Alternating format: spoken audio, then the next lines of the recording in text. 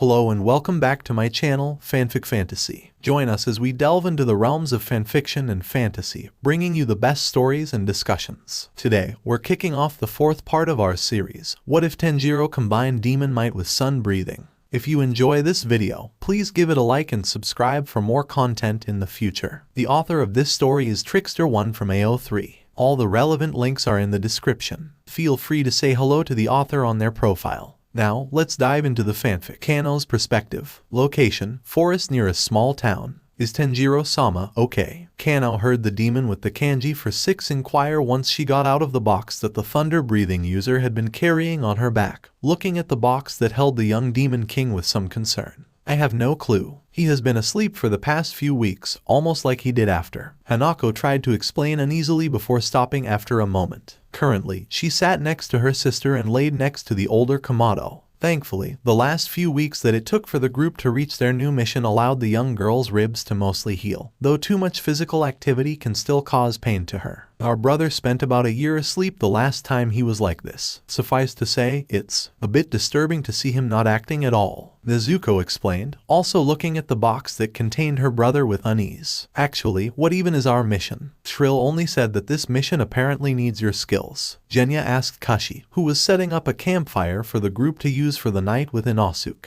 The mission is to simply gather intel. A lot of children have been going missing in a pretty popular town that focuses on art, and we are heading there to figure out if a demon is behind the disappearances, she explained as the Naginata user placed a fallen stick back onto the pile before them and Inosuke finished securing it to make sure that the forest around them doesn't potentially burn. Besides, even if the mission does end without a demon being in that town, we might still be able to help out the situation a bit, the ice-breathing user added in his own thoughts, causing a small smirk to appear on Kashi's face. Do you know what the place is called? Nezuko asked, making Kashi hum for just a moment. I think it's being called Shabuya thanks to a family that lived over there back in the Edo period. It has become a popular place for those who want to express creativity, though it has been leaning more to the side of fashion for a good while now, the dragon-breathing user told them, getting Suzumaru to speak up excitedly. Oh, do you think that we could take a few things from the village? I mean, she could certainly get a change of outfits. Suzumaru spoke up and pointed at Satoko, with the demon with the kanji for 3 in her eye chuckling a bit nervously as the group turned to her, though Inosuke and Genya quickly looked away at the state of her clothes. Thankfully, those two weren't perverts, especially since Satoko's civilian clothes have almost been torn to shreds at this point, though enough of her kimono and pants remained to cover her private parts comfortably. Would appreciate, Satoko says before getting up and heading into her own box for privacy, which nobody could blame her for. Honestly, Kano was surprised that she even came out of her box at all, though the Slayer supposed that it was simply to see if she was needed to make the campfire. Who knows, perhaps it might help the both of you think of a name for yourselves. Hanako spoke up, referring to the 2 spider demons that have now joined their group. Though this caused them both to flinch a bit uncomfortably, and honestly, Kano couldn't blame them since the abuse from the current lower moon 4 caused them to forget their names, even if they took up a different one after their demonic transformation. Maybe. The demon with the kanji for 5 in her eye spoke quietly, hugging herself as she shrunk down into the size that was apparently her true height when she was turned. Being entirely honest, it disturbed Kano, as this was simply evidence that some of the demons she and others have killed may have been only children, and that thought has been stuck in her head ever since Mukego gave her guess about Suzumaru's age when the Temari demon was turned. However, as Kano looked at the demon's eye and looked at the kanji within the eyes of the other demons in the group, she was left confused. After all, why was it that among the 5 demons with them, that none of them possessed the kanji for 4, especially if their kanji numbers held the same weight that it did with a member of the 12 Kazuki? A possibility could have been that Tanjiro held that position, but his position as a demon king and having no kanji within his eyes disproved that theory almost instantly. Looking down at her coin, she flipped it. Heads, she would point out this odd fact, and if she got tails, she would keep quiet. With that, she flipped that coin, and once she caught it, the thunder-breathing user frowned when she got tail. Can you 4 keep an eye out for the night? We are going to be needing sleep right now. Kano heard Nezuko speak, turning her head to the demons that were currently out of their boxes. Sure thing. Besides, I'm surprised that you didn't need us to watch over everyone sooner since you humans aren't built for night like we are, Mukego says with a smirk on her face. With that, the humans within the group got into their futons and slept a whole night for the first time in a good while as the demons kept an eye out. However, no one noticed a demon with a kanji in its eyes looking at the group for just a moment with a look of consideration, and then disappearing. Nezuko's perspective. Location, Shabuya Crossing. What are these? Hanako asks in excitement as she looked at some large vehicle in the distance, with Nezuko also being a bit curious once she spotted them. In all honesty, they appeared to almost be like bigger versions of those car things she briefly saw back in Asakusa. Those are trains. They are used to travel across long distances with a large number of people at once. Kanao spoke up, taking Nezuko by surprise until she saw the coin in the girl's hand. Seemed that she flipped it before deciding to speak up once again. Well, it doesn't really matter. For now, we should focus on trying to find out what the hell is going on here, Genya points out, causing Kashi to nod her in agreement. Genya is correct. Since we have a few hours before night falls, we'll split up and try to cover as much ground as possible. Once you get all of the information that you can, meet up at the hotel we passed by, and we can go over what we have found. Kashi orders everyone, getting them all to nod their heads. With that, the group split up and Nezuko mainly listened into different conversations, but none of them were talking about missing children. But why? Certainly, kids going missing should be that talk of the town, even if it's in hushed whispers. The eldest daughter of the Kamado family couldn't help but think in confusion as she walked down the street. But she ended up bumping into someone and caused them to drop a vase onto the ground and it shattered instantly. Oh, I'm so sore. Nezuko began to apologize before the person she bumped into grabbed at her Haori and began to shake her in a mixture of terror and rage. What have you done, you bitch? You have any idea what you have done to us both? The man screamed right in her face, taking the teenage girl by surprise. What was this man's problem? Hey, calm down. It's just A. She tried to calm him down as she grabbed at his arms and got him off of her Haori. But the absolute rage and terror in his eyes only became 100 times more intense as he pulled back from her. Just a vase. Well, guess what, you brain-dead idiot. That vase just signed our death warrants when he finds out. He continued to scream before then attempting to punch her, but Nezuko easily sidestepped him before grabbing hold of his arm and made use of her opponent's momentum to flip him over her back and slammed him into the ground before quickly restraining him. However, as the second-born child of the Kamado family did so, she was left a bit confused at the crowd of people who were looking at them both with pity while looking at the shards of the vase like it was a severed head. You said when he finds out. What do you mean by that? Nezuko shook her head before focusing on the restrained man beneath her and asking curiously, to which he tried to spit at her but failed miserably. It doesn't matter. The second it's night, that art-obsessed freak will make our deaths excruciating and will probably turn our corpses into unrecognizable pieces. He told her with a voice of pure defeat, telling Nezuko that he was talking about a demon. Excuse me, missus. She heard a new voice speak up, catching the Kamado's attention as she turned her head and saw a young girl that looked to be around her age with short black hair and a flowery designed kimono. I think it's best that you come with me. It is getting late after all, the girl told Nezuko, making her look up to see that the sun was going to set soon, and she could tell that she would be unable to the hotel that the rest would meet up at until it was too late. That, and her intuition was screaming danger at her once she put together that there is a demon nearby. Very well, I thank you for your kindness, Nezuko told the young girl as she followed her into a small house, looking at some burning incense curiously before returning her attention back to the young girl. Don't worry, I am very much aware of demons, Slayer-san. The incense burning outside is from wisteria, so they tend to avoid my home at night. The girl explained, causing Nezuko to smile at her, honestly impressed with the use of wisteria that would deter demons from a long distance. You're certainly resourceful. And Nezuko Kamado, can I ask for your name? Nezuko introduced herself before asking, making the young girl smile at her and nod her head in acknowledgement as she grabbed some food for the both of them. Of course, I don't really have a last name because of a mistake I made, but you can call me Seo. Now then, feel free to ask anything you need to. Perspective. Shit. That fucking bitch. If she is targeted first, then AGHK. The young man who Nezuko bumped into frantically began to shove any necessary items for survival from his room into a bag as he prepared to run.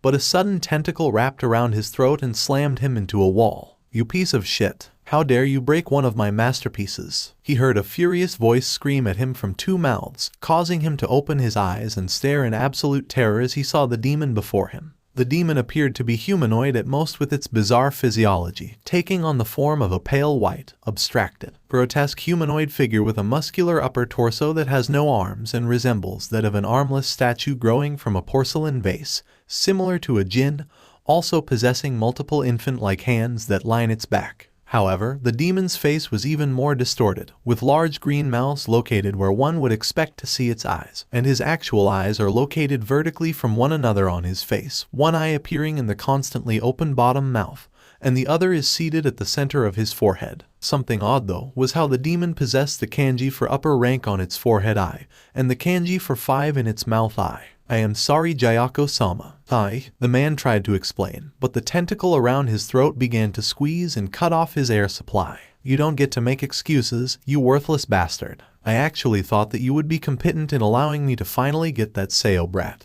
But you failed and destroyed my artwork. The demon named Jayako told him furiously, veins across his head bulging, eyes seemingly ready to pop and spitting as he yelled. Grabbing another pot with his many arms, Jayako used it to trap the man within a vase-shaped water construct, making the man panic within his prison as his lack of air and water prison was already killing him quickly. You aren't even worthy of being used as material for another one of my art pieces, Jayako declared before teleporting through his pot and left the man to drown within his own home. A fate that he was doomed to the second that the pot was destroyed, and the entirety of Shabuya knew it. Hanako's perspective. Excuse me, missus, but can I buy that kimono over there? Hanako asks a woman near a counter, pointing at a kimono that was magenta in color, but possessed a blue and white colored wave pattern rising up from the bottom of the clothing and reached up halfway. It was fairly simple, but Hanako could tell that its fabric was a bit more durable than normal, even if not to the same extent of her haori or uniform. Of course, little one. Though, why are you on your own? The woman asked curiously,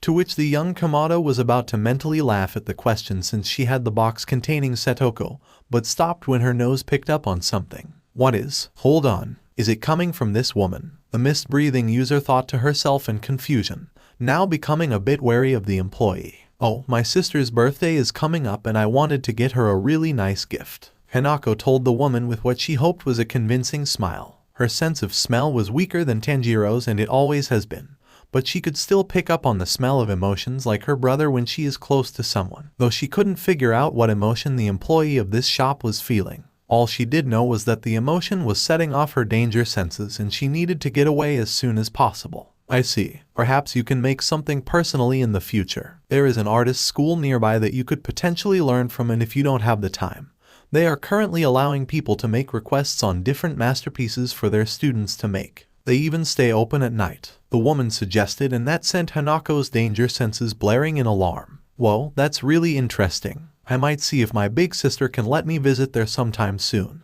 Hanako said before quickly giving money for the kimono and taking it and getting out of the shop as fast as she could. She didn't know what the woman was trying, but she did know that this entire town may know something about the missing children if the worried and pitying look sent her way was anything to go by. Wait a minute. Could it be that these people were actually working for the demon that took the children? Nuakairo and Jiyu told me in Nechen that some people give humans to demons in exchange for favors or to be left alone for a while. The mist-breathing user thought in horror to herself as she walked down a road, looking up at the sky to see that it was beginning to get dark. Hey Satoko-chan, do you feel like you can safely come out? Hanako asked the demon within the box, keeping her voice low to avoid any ears trying to listen in on her. As a response to her question, she heard the female demon within tap against her box once, indicating that the answer was yes. Now knowing that her friend can come out, Hanako quickly hid in an alleyway faster than the normal human eye could hope to track and hid deep within, quickly allowing her friend out as she quickly grew to normal size. Here you go. I hope that it's to your liking, Hanako told the kanji-eyed demon, getting a gentle smile in return and receiving a pat on her head. Thank you.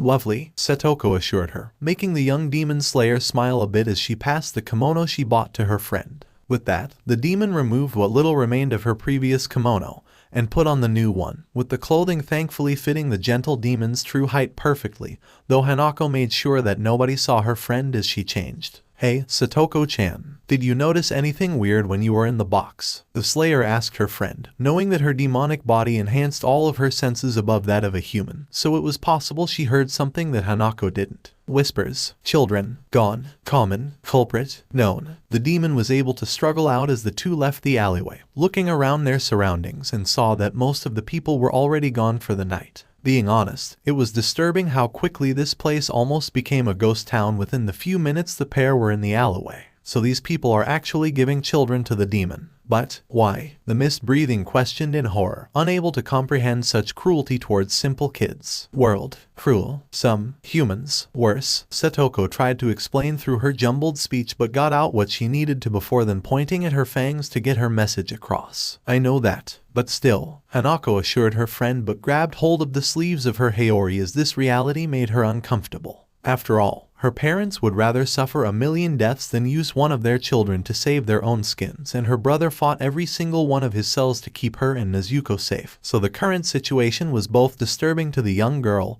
and really come to terms with. What now? Satoko asks, with Hanako knowing that the gentle demon was trying to distract and draw her attention away from her current line of thoughts. I think we should investigate a bit more. That woman tried to direct me to an art school, so it might be the demon's main lair and we could potentially get vital intel on what it is exactly. Hanako decided, her voice a bit unsure, but her decision was solidified by the encouraging look that the kanji-eyed demon sent her. Then, we'll follow, she assured the young girl, making Hanako smile in gratitude. With that though, the mist-breathing user reached into a pocket on her uniform and drew out some paper and a pen, quickly writing down a message, and waited for a moment until Yukogi flew down and gently landed on her shoulder. Hey Yukogi, thanks for coming down so quickly, but can you give this letter to one of the others? We may have discovered something important about the demon we are hunting, and we need to investigate immediately, especially since this area has short nights. Hanako asked her little friend, who began to chirp in a way that the young girl sadly couldn't understand.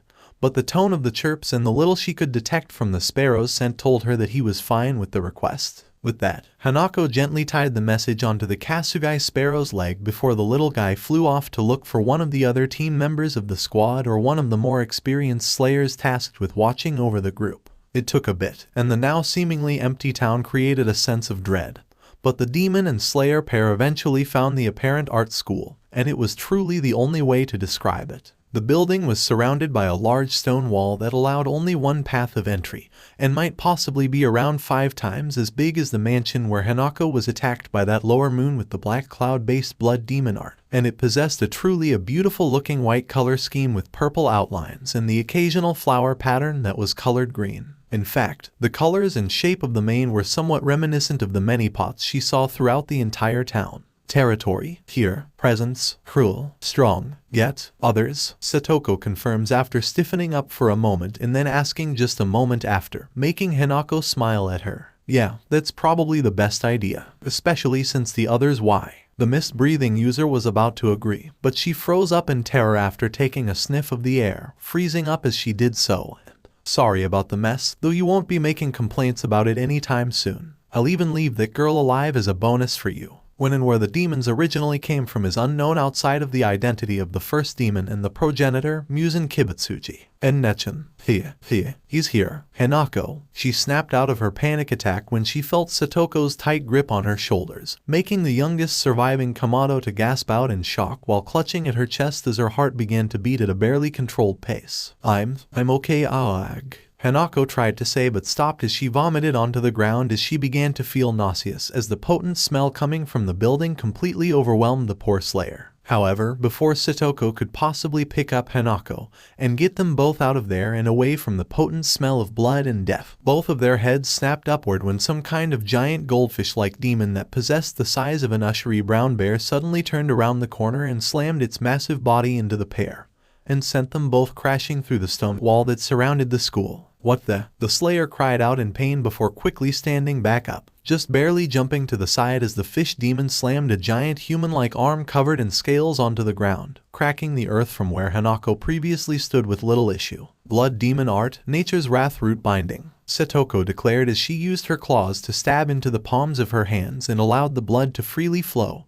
and fall onto the ground, allowing her to take control of the roots buried within the ground and sent them straight at the enemy demon and successfully bound it. This breathing first form, low clouds, distant haze. Hanako yelled out as she made use of the opportunity to quickly thrust her blade forward and successfully decapitated the demon. However, instead of the body falling limb and beginning to disintegrate, an extra arm on the demon's back reached and grabbed hold of the demon slayer and began to squeeze. Gighh. But how? I decapitated it with a Nichiren blade. the female slayer thought in shock, the head beginning to regenerate somewhat, though at a slow pace. However, Satoko was not idle as she jumped forward and kicked off of the pot on the back of the demon and used her claws to destroy the extra limb and save Hanako. Won't die. Perhaps. Different. Weakness. The kanji-eyed demon suggested to Hanako, causing the misbreathing user to nod her head at the suggestion while getting the pace of her breathing under control again and fighting against her lightheadedness. Our best shot. Can your instinct sense any potential weak spots? The slayer of the pair inquired as she got into a defensive stance as the fish demon broke out of its bindings and finished regenerating the skull and teeth of its head. Thought, odd, try, there, the female demon said, making Hanako nod her head before seeing the demon charge forward. As it got close, Satoko used her blood demon art to make more roots grow out of the ground and sent them flying forward at their opponent in an attempt to shatter the pot. But both girls were surprised when Skull of the still regenerating head opened its jaw, and a powerful stream of water shot out and destroyed the roots instantly, with Satoko just barely dodging but still lost her left arm from below her elbow in the process. However, as this was happening, Hanako ran to the side and jumped forward and over the demon, giving her the opportunity to destroy the pot, and she took it while also cutting off an arm that attempted to grasp her as well in the process. Because of this, the fish demon began to disintegrate from the spot where the pot once was and quickly destroyed the rest of the demon in an instant. Something off, correct? Satoko questioned as she walked to Hanako curiously, getting a nod once the misbreathing user to a sniff of the air. Yeah, that was definitely a demon, but something about its scent was odd. It also was different from what I smelled earlier, the female slayer mentions, tilting her head curiously when two new voices spoke up in unison from behind both girls. That's because that little guy so happened to be a part of my blood demon art, and you destroyed something I actually put effort into. The voices spoke in perfect unison and with the same tone and everything. But once they yelled at the pair, a sudden pressure appeared and forced girls onto their knees. I can barely breathe. Hanako thought in terror as the oxygen in her lungs almost felt like they were ripped right out of her body, the pressure being more potent than when her brother detected Musen, but somehow, its nature was less imposing somehow. However, before Hanako could hope to possibly stand up and get out of there, she saw multiple octopus-like tentacles come out of another vase that was held by a small white hand and shot out towards the two girls. But Satoko was quick as she made use of her blood demon art Nature's Wrath, wood-locking wall technique to surround Hanako with a dome made from the roots in the ground to protect her, blocking the Slayer's view. However, Satoko's scream as she was likely grabbed by the tentacles were just barely heard over the sound of the tentacles slamming against the wood, and it was all Hanako could hear for the next hour as the blood demon art of Satoko held strong. TCH, the sun is rising soon. I'll be sure to get you soon, brat. She heard the demon speak before she could only assume that they disappeared when she felt no sign or hint of his presence anymore. Soon after that though, the wood created by Satoko's blood demon art quickly burst into flames and disintegrated, allowing Hanako to leave and see the sun rising from down the street. Guess that blood demon arts also can't survive in sunlight. Satoko-chan, where are you? Hanako yelled out in the hopes that the kanji-eyed demon may say something, but was given no response. Her friend was truly gone, and it was all her fault for deciding to investigate when she should have at least gotten one of the Hanako. She heard a yell from behind, causing her to turn around and see Inosuke. However, with her mind having gone through the whole night without sleep, the strong smell of blood and death still reaching her nose, her PTSD attacks, and now the guilt of losing her friend finally became too much for the misbreathing user, passing out in exhaustion. But not without hearing her Nai-chan's voice speak within her mind. It isn't your fault, Hanako. But it truly was. Kashi's perspective. Location, Seo's house. Is Hanako okay? Nezuko asked Inosuke as he exited the room that currently had Hanako in it, drawing Kashi's attention as she entered the living room of the small house. She should be fine. She isn't really hurt, but she was clearly pushed to her mental limit, and honestly, her sense of smell, the signs of PTSD she showed back at Asakusa, and the powerful demonic presence she was close to makes it easy to understand why. The ice-breathing user explained to the eldest daughter of the Kamados, causing Nezuko to sigh in relief, though the water-breathing user was still clearly tense. Did she tell you anything? Genya questioned, causing the more experienced Slayer to nod his head. Yeah, it wasn't much, but she said that the demon who attacked her and kidnapped Satoko had some kind of tentacle ability, and could summon demons that can only be killed by attacking a pot on their back instead of their heads. Inosuke told them, and not even a full moment afterwards, the sound of a plate shattering rang out across the room, drawing everyone's attention and making them all turn to Mukego, Who was the one to drop the plate? No way. Out of everyone, it had. We need to leave, now, Mukego told them all, shocking everyone due to the amount of sheer terror and desperation in her voice. Whoa, calm down. What's going on? Sayo asks as she came downstairs and looked at Mukego questioningly, though Kashi didn't blame her as she saw the civilian girl quickly hide behind the demon slayers of the group, mostly hanging behind Nezuko since she knows the Kamado the best. Something about Shabuya felt familiar, but I couldn't remember what. Now though, given how there is a pot around practically every corner in this place, on top of a blood demon art able to create demons with pots on their backs, we are in the fucking territory of the fucking Upper Moon 5. Who, might I add, happens to be one of the most twisted and sadistic assholes that you could ever conceive of encountering, and is really easy to piss off. The former Lower Moon 4, making sure to stress that last bit, though it only confused Nezuko slightly while the rest of the slayers and demons in the room were honestly a bit terrified. So, another one of the 12 Kazuki. I know that Rui was tough, but if we are to call in a Hashira or two, surely it would be. The eldest daughter of the Kamado family began to speak but was cut off by Inosuke. Calling in the Hashira might not even help. According to the combined speculation of Kani and the insect Hashira, Shinobu Kacho, it may take the combined might of 3 Hashira to beat a single Upper Moon. The fact that throughout the entire core history, not a single demon slayer has ever killed an upper rank as well only adds evidence to their belief. The ice-breathing user tells Nezuko, only getting a nod from Mukego as well. He's right. Hell, the current lineup of the Upper Moon demons hasn't changed for over 100 years at this point in time. Rui might be able to give the Upper Moon 6 a fight, but Upper Moon 5 is a superior to number 6 in almost every way. The kanji-eyed demon said to reinforce the power of the Upper Moon, to which the demon that with the kanji for 5 in her eye spoke up. I think I heard Rui mention his Upper Moon counterpart before. Isn't he the one obsessed with pots that he makes? The former spider demon questions, causing Sayo to raise an eyebrow in curiosity at this before realization set in. Wait, so you mean to say that the pots surrounding the entire town were made by this demon? What would even be the point of that? She questioned, though it was Suzumaru who groaned as she put her hands on her face. I personally don't know, though he was a sadistic ass. Apparently, he somehow amalgamated people and demon together in a way that leaves them alive, but molded in a way that isn't natural in the slightest. The demon with the kanji for 2 in her piped up, causing Mukego to nod her head. She isn't wrong. The bastard enjoyed showing off literal people statues and saying crap like you lot will never be worth anything.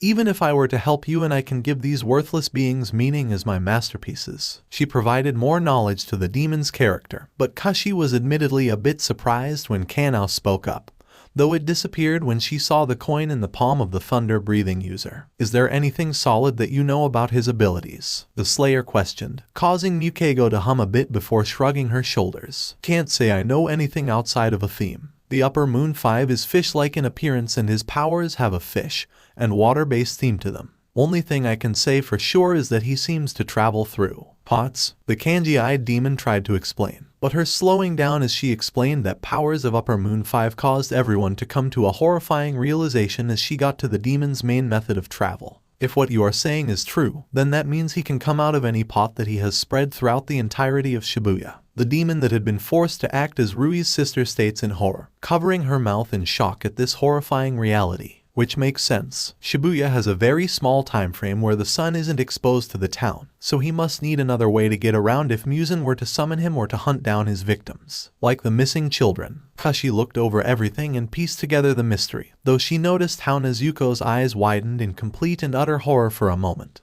Is something wrong, Nezuko? Inosuke questioned, making the Kamado nod her head grimly. Yeah, back when I was investigating, nobody was actually talking about the missing children and even looked at me in pity when I bumped into a man and caused it to shatter, making the man go ballistic with both terror and rage. I think this entire place is aware of the demon but are giving the Upper Moon children to save themselves, she told them, causing Genya to scowl in disgust. Fucking bastards. So, because of them, countless kids are dead. We have need to deal with the 5th most powerful demon after their original king. Said demon can appear anywhere throughout the whole town and not even calling in the Hashira may be enough to survive. What's more, the asshole has Satoko with him and who knows what kind of masterpiece he is trying to turn her into. The breathless Slayer states in barely contained anger, practically outlining only a few of the things that have put the squad at a disadvantage. Well, we are still going to do something. Heck, the bastard probably won't expect us to take the fight to him and we can save Satoko while we are at it. Nezuko proposes the idea, causing the demons and the slayers to turn their attention to Kashi,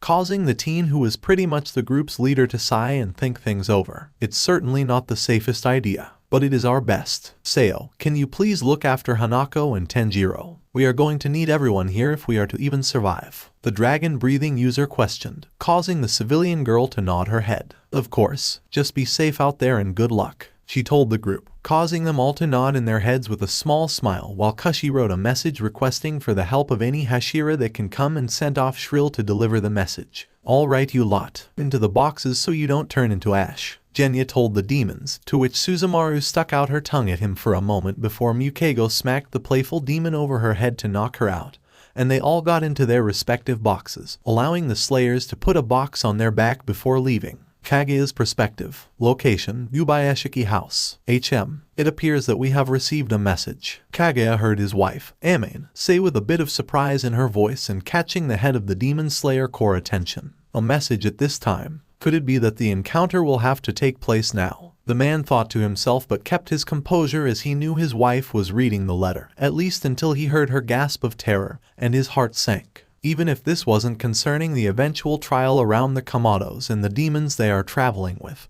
he wished that she didn't read what she did. Not for the first time since the curse that has plagued his family took his sight and pushed his father into taking his own life. Kaguya couldn't help but damn it for preventing him from reading the letter and keeping his wife from the apparent horrors of its contents. Honey, please, tell me what is wrong. Kaguya pleaded to his wife, feeling her presence approach him, allowing the cursed man to reach out and place his hand on hers. Dear, the new slayers under Inosuke and Kashi's care have entered the territory of Upper Moon 5, being Shabuya itself, she told him, causing the leader of the corps to frown. In that case, inform Gyomai and Jiyu of this information and send them to save those children. Also, I think it's time we call in those already affected by the Kamados, Kaguya told Amane, causing his wife to nod as she quickly sent out Kasugai crows to inform both the stone and water Hashiras of the situation before calling in a couple of lower-ranked demon slayers to seek out those who have crossed paths with the fledgling squad. Hopefully, those children would survive, and the Kamado boy will live to see another day despite the uniqueness of his situation. Nezuko's perspective. Location, artist school. Okay, this is just plain gaudy, Suzumaru says once she got out of her box and looked around their current environment, and honestly, Nezuko had to agree. While over the top, at least the outside of the building appeared to be somewhat modest, but the inside was just a mess of what she assumed to be art spread out everywhere. First off, like with the entire town, there were many pots spread throughout just the entrance room alone, and she assumed that was going to be the case with the rest of the building. Next was all of the golden statues spread throughout the area, usually taking the shape of odd amalgamations or what appeared to be people mashed together in impossible ways, actually causing Nezuko to feel a bit sick as she imagined actual people in the state that the statue depicted. The final thing that made the Slayer agree with Suzumaru though was how the walls were lined with gold or rare-looking metals in various shapes and patterns. So unflashy, this one is clearly compensating for something if this gives it joy, Kashi comments as she puts her ear on the wall, causing her to scowl a bit. Well, I can hear what I assume are the demons that the Upper Moon 5 can create. Inosuke, can you use your sense of touch to find out where the Upper Moon and Satoko are? The dragon-breathing user asks, causing her friend to nod his head before her thrusted his open palm onto a wall, and frowning after a moment. I can't detect anything outside of similarly shaped demons. Though, I think that I have found Satoko, but we need to be quick, Inosuke warned them, causing Genya to draw out his gun and smirk a bit. In that case, let's go save our friend,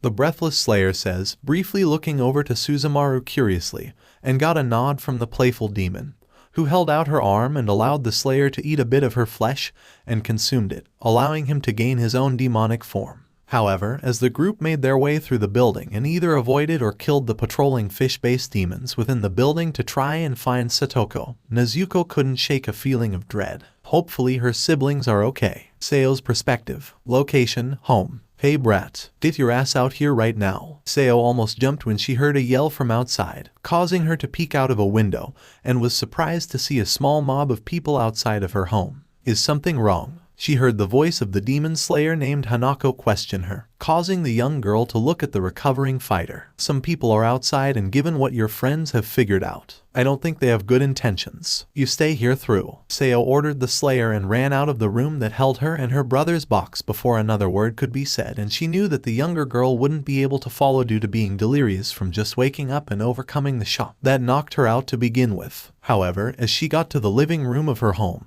the door was knocked down and she saw a fairly large man standing there with an axe. "TCH, there you are, you little shit." The man scoffed when he noticed her and began to slowly walk towards her, causing Sayo to slowly walk back upstairs while making note of how the rest of the mob were waiting outside, assured of their victory. "What is it that you want from me?" she asked him, hoping to buy time for something to save her. Thankfully, the man began to talk, but he didn't stop moving for a moment, because the boss wants you for food. He happens to enjoy eating children the most, but he hasn't gotten you in the few weeks you have been here thanks to that stupid incense of yours and Driston shattering his pot when he was supposed to sneak it into your home. The large man told her, to which Sayo began to turn around to try and reach the room with Hanako in it to perhaps grab her weapon when the large man reached out and grabbed hold of her arm and tossed her, easily restraining her. "Also, don't think we are unaware of the girl upstairs. Once we bring you to Jayako, feeding you both to him should get him off of our backs for a while," the man told her with a smirk on his face, causing terror to consume her as she attempted to pull away.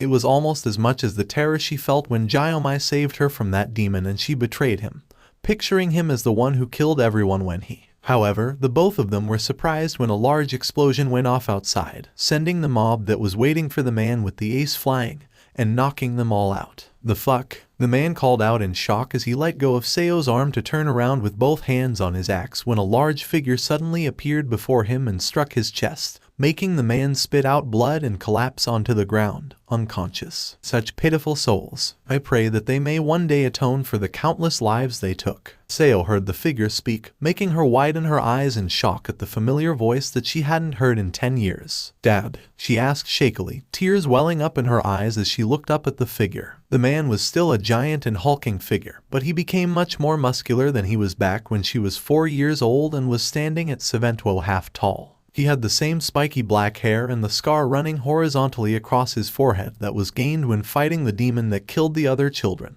with his milky white eyes having not changed to demonstrate his blindness. As for his clothes, he was wearing what Sayo felt safe in assuming must have been the uniform of the demon slayers at this point, with bandages over his shins resembling Kyahan and white Zori with an olive green happy draped over his shoulders. The collared frame of the happy contains the kanji for the Japanese Nyanfo, Shin Buddha chant from the top down, along with the separate kanji all over cloth at the back. He also sports a large beaded necklace around his neck and was carrying a juzu in his hands, which were currently in a praying position. "Sayo, is that actually?" The man who she now knew was Jayomai began to question in shock, causing Sayo to practically leap at the man and wrapped his large frame into a hug as much as she could. "Dad, I'm so sorry. If I didn't, please forgive me," she pleaded to him, tears flowing down from her eyes with no sign of stopping, unable to process that this moment has not only come, but she didn't know how to express her regret for her past mistakes. However, she was almost snapped out of it when she felt tears drop onto her head and was pulled into a gentle hug by the man who raised her and the other children back at the temple. "There is nothing that you need to apologize for, young one.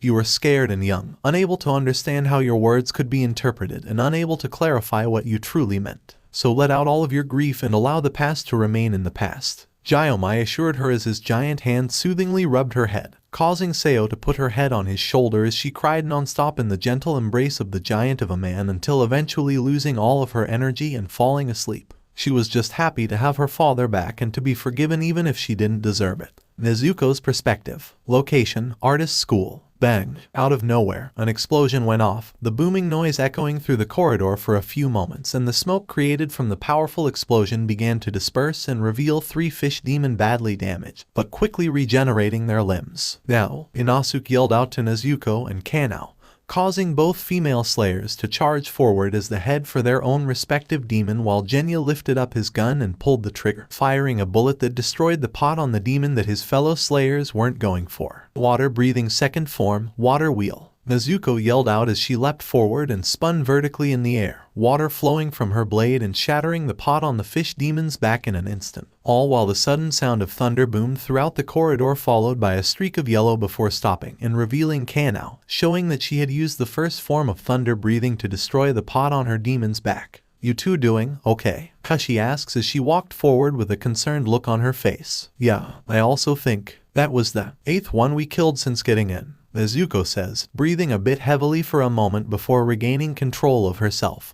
and started using recovery breathing to conserve her strength as much as possible. "Are we close in Asuke-san?" Kanao inquired the ice-breathing user, breathing a bit heavily as exhaustion was hitting her much harder. Idly, Nezuko couldn't help but wonder if her fellow Slayer was even trained in maintaining total concentration breathing for long periods of time like her and Hanako. "Satoko should be just at the end of the corridor, but I still haven't felt the upper moon 5. He told them, clearly on edge as he looked at each of the surrounding pots suspiciously. If it's any consolation, the bastard is arrogant to the point of only seeing Muzan as any being besides himself worthy of respect. In short, he'll announce his presence to us, especially when you consider the number of pots we destroyed," Mukego told them, making Genya smirk a bit. "Well, if he bitches and complains about it, then that is his problem and not ours," the breathless Slayer told the demon, making Suzumaru laugh a bit. "He's right. Besides, it has been fun destroying the pots. They are like giant moving targets thanks to those fish demons." The Temeri demon laughs out with a large grin as she tosses a Temeri ball in between two of her hands, keeping her extra 2 sets of arms away for the moment. "But, are we going to be okay? This is a demon even stronger than..." The demon who was forced to act as Rui's mother commented nervously, very uncomfortable with the idea of fighting not only a member of the 12 Kazuki, but one much stronger than the very demon that tortured her for some time. "If need be, the both of you can simply hide and only interfere when we need you," Kashi says as she put away her bow and drew her naginata before they continued through the corridor, keeping an eye out for any more fish demons as they moved along, though they thankfully didn't find any more and found themselves in front of a large door. "This is it. Satoko should be right through this door," Inosuke told them as they stood before the door, looking over at the demons in the group. "Because of how the upper moon 5 travels, I can't feel him with my sense of touch. So can your demonic instincts feel him or something?" he questioned, causing the demon who formerly took the role of Rui's sister to roll her eyes. "Us demons may be able to detect each other's presence more easily than you humans, but it isn't an omnipresent awareness. The only exception might be Muzan, and if a demon has gotten to know a specific presence," she told him with a bit of a frown and a tone of annoyance, causing the experienced Slayer to flinch a bit. "Sorry for coming off as insensitive then," the ice-breathing user said shyly, causing Mukego to chuckle a bit. "Don't worry, even a few newborn demons make that mistake. For now, though, does it look like we can open the door?" the kanji-eyed demon asked curiously, with Nezuko trying to push open the door, quickly realizing a small fact about it. "Wait a minute, this isn't a door. It's a painted wall to make it look like one," the eldest daughter of the Kamado family told them in annoyance, causing Genya to scowl. "So, the bastard took advantage of his pot shtick to prevent other humans and demons from getting to places he doesn't want us in. You think one of the bombs your dad gave you has enough force to blast through?" he asked Kashi, who hummed in thought. "Perhaps, though I don't know how," she tried to estimate before pausing and looking at Suzumaru, who was humming happily as she tossed a Temeri ball up and catching it with one hand. For some reason, Nezuko felt a shiver run up her spine, and she didn't even need her intuition to know that her teammates also felt the same sense of dread that caused it. "Hey, Suzumaru, come over here for a minute," Kashi called out, catching the female demon's attention as she walked over, with something being whispered into the kanji-eyed demon's ear that made her grin like a mad woman. Once Kashi was done, a bomb was placed in the demon's hand, and after just a moment, she tossed the bomb so hard at the wall that not only did the concrete wall get pierced through with ease and exploding upon impact, completely pulverizing the wall instantly. "Hey, Satoko, you in here?" Suzumaru called out giddily, skipping along through the created smoke before freezing, with Nezuko seeing what caused her to freeze and gasped in horror at what she saw. "What the hell?" Genya yelled out once he saw the state Satoko was in. The poor demon girl having her limbs rearranged into different places, her head taking the place of her right arm while pain tears flowed from her eyes, her left arm replacing the spot of her head and her right leg stealing the spot of her left arm, and so on and so forth, with the 4 misplaced limbs having the hands or feet stuck inside a plant pot. However, the most horrific part of Satoko's practically mutilated form wasn't the many gardening tools such as scythes stabbed through her body that caused blood to freely flow out, nor was it how her body slowly attempted to regenerate and put her body back together correctly.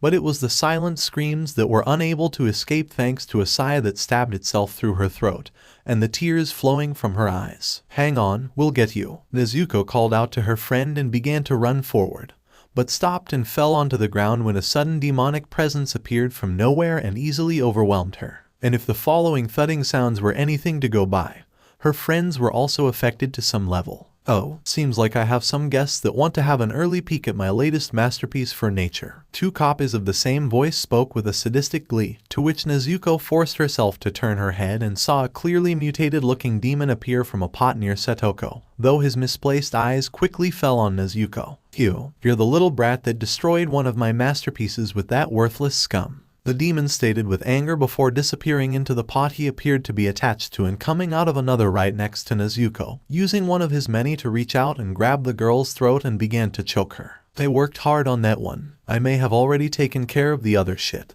but I'll be teaching a brat like you what happens when you destroy my work." The Upper Moon 5 yelled at Nezuko with spit flying out of his mouth and landing on the Slayer's face. However, Nezuko couldn't help but feel shocked and then realization as she put together who the demon was talking about. When she bumped into that man when she was investigating yesterday, she truly signed his death by causing him to drop the vase he was carrying around. "Get away," she heard a yell and was honestly taken aback when flaming strings were sent out and cut off the powerful demon's arm. Not wasting the opportunity and taking advantage of the Upper Moon's shock, Nezuko quickly grabbed her sword and swung out.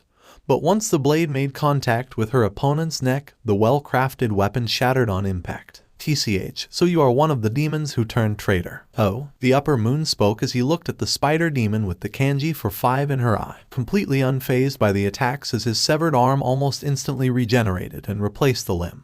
But he quickly noticed a certain demon barely getting onto her knees. "Ah, Nukego, Muzan-sama was convinced you were killed, though turning your back on him and us was probably a worse fate. Perhaps I'll send you to our master in a little that. Well, you will look nice despite the not-so-pleasant experience for you." "Ha ha ha ha." The demon began to laugh as he taunted the former Lower Moon before drawing out a pot. "Fuck you, Jayako," Nukego growled out, sending out her shadow in panther shape as it charged it towards the now-named Jayako, or more specifically, his shadow. However, the demon's two mouths twitched into a smirk each as multiple tentacles suddenly sprouted out of the pot, shifting in a way where the shadows of each tentacle wrapped around the panther shadow and restrained it with ease. "How pathetic. You do remember that you were only a mere lower IIGGGHHH. Jayako began to mock Nukego before suddenly screaming in pain when a sudden large root rose up with wooden stake-shaped end that was shoved into the back of the Upper Moon, catching him off guard and making him scream in pain while causing the pressure he was putting on everyone to disappear. "Now," Satoko screamed out to them, holding out a bloodied arm over a pot with soil,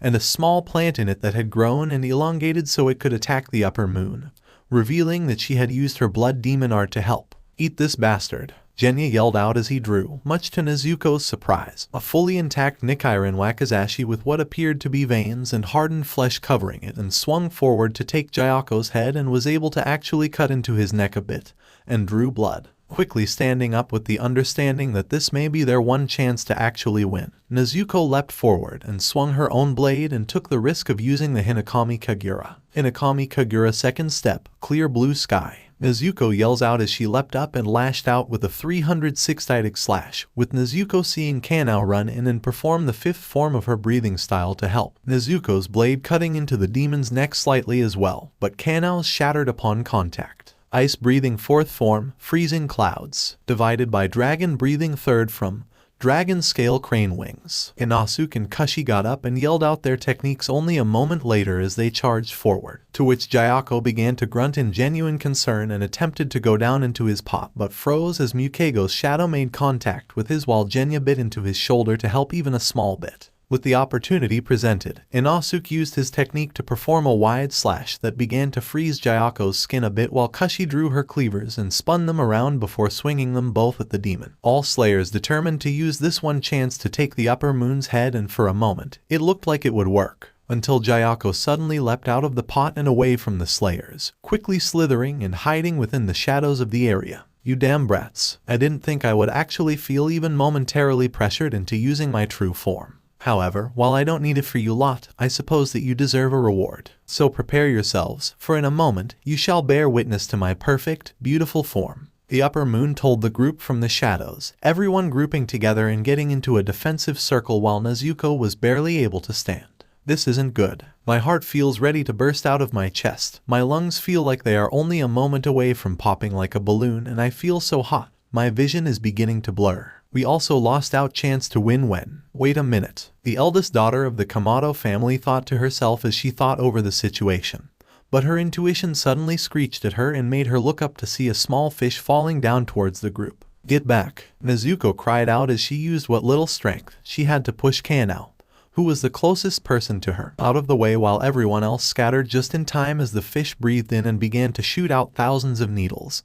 But one thing left Nezuko a bit confused as she watched the attack. I can track this just fine, she whispered to herself in surprise, but quickly snapped out of it as she used the remainder of her strength to take in a breath and perform one last technique. Water breathing 11th form, dead calm. The Slayer stated calmly, allowing her body to effectively move on its own to a degree as her blade lashed out and was able to perfectly block every last attack, but collapsed after the final block. Oh, seems like you are the first that needs to go, kid. She could barely hear the demon's words as her vision began to become blurry, but she was able to make out something charging at her from above. Mist breathing 7th form, obscuring clouds. Suddenly though, Hanako's voice yelled out as a mist began to fill the room, with Nezuko feeling a small body charge into her and knock her out of the way while Gyako slammed a fist into the ground Nezuko was once standing on, many fish materializing on the spot she stood. Oh, another little brat, and the ones I couldn't get before. Well, it's not like you will make much of a difference when anything hit by my fists are turned into fish. And even if you little she. The upper moon began to speak cockily when two things happened at once and stunned Nezuko. The first was Tenjiro suddenly kicking open the box currently on Hanako's back, disappearing in a sudden burst of speed, ripping off both of Gyako's arms instantly. The second was the demon's head suddenly getting sent through the air,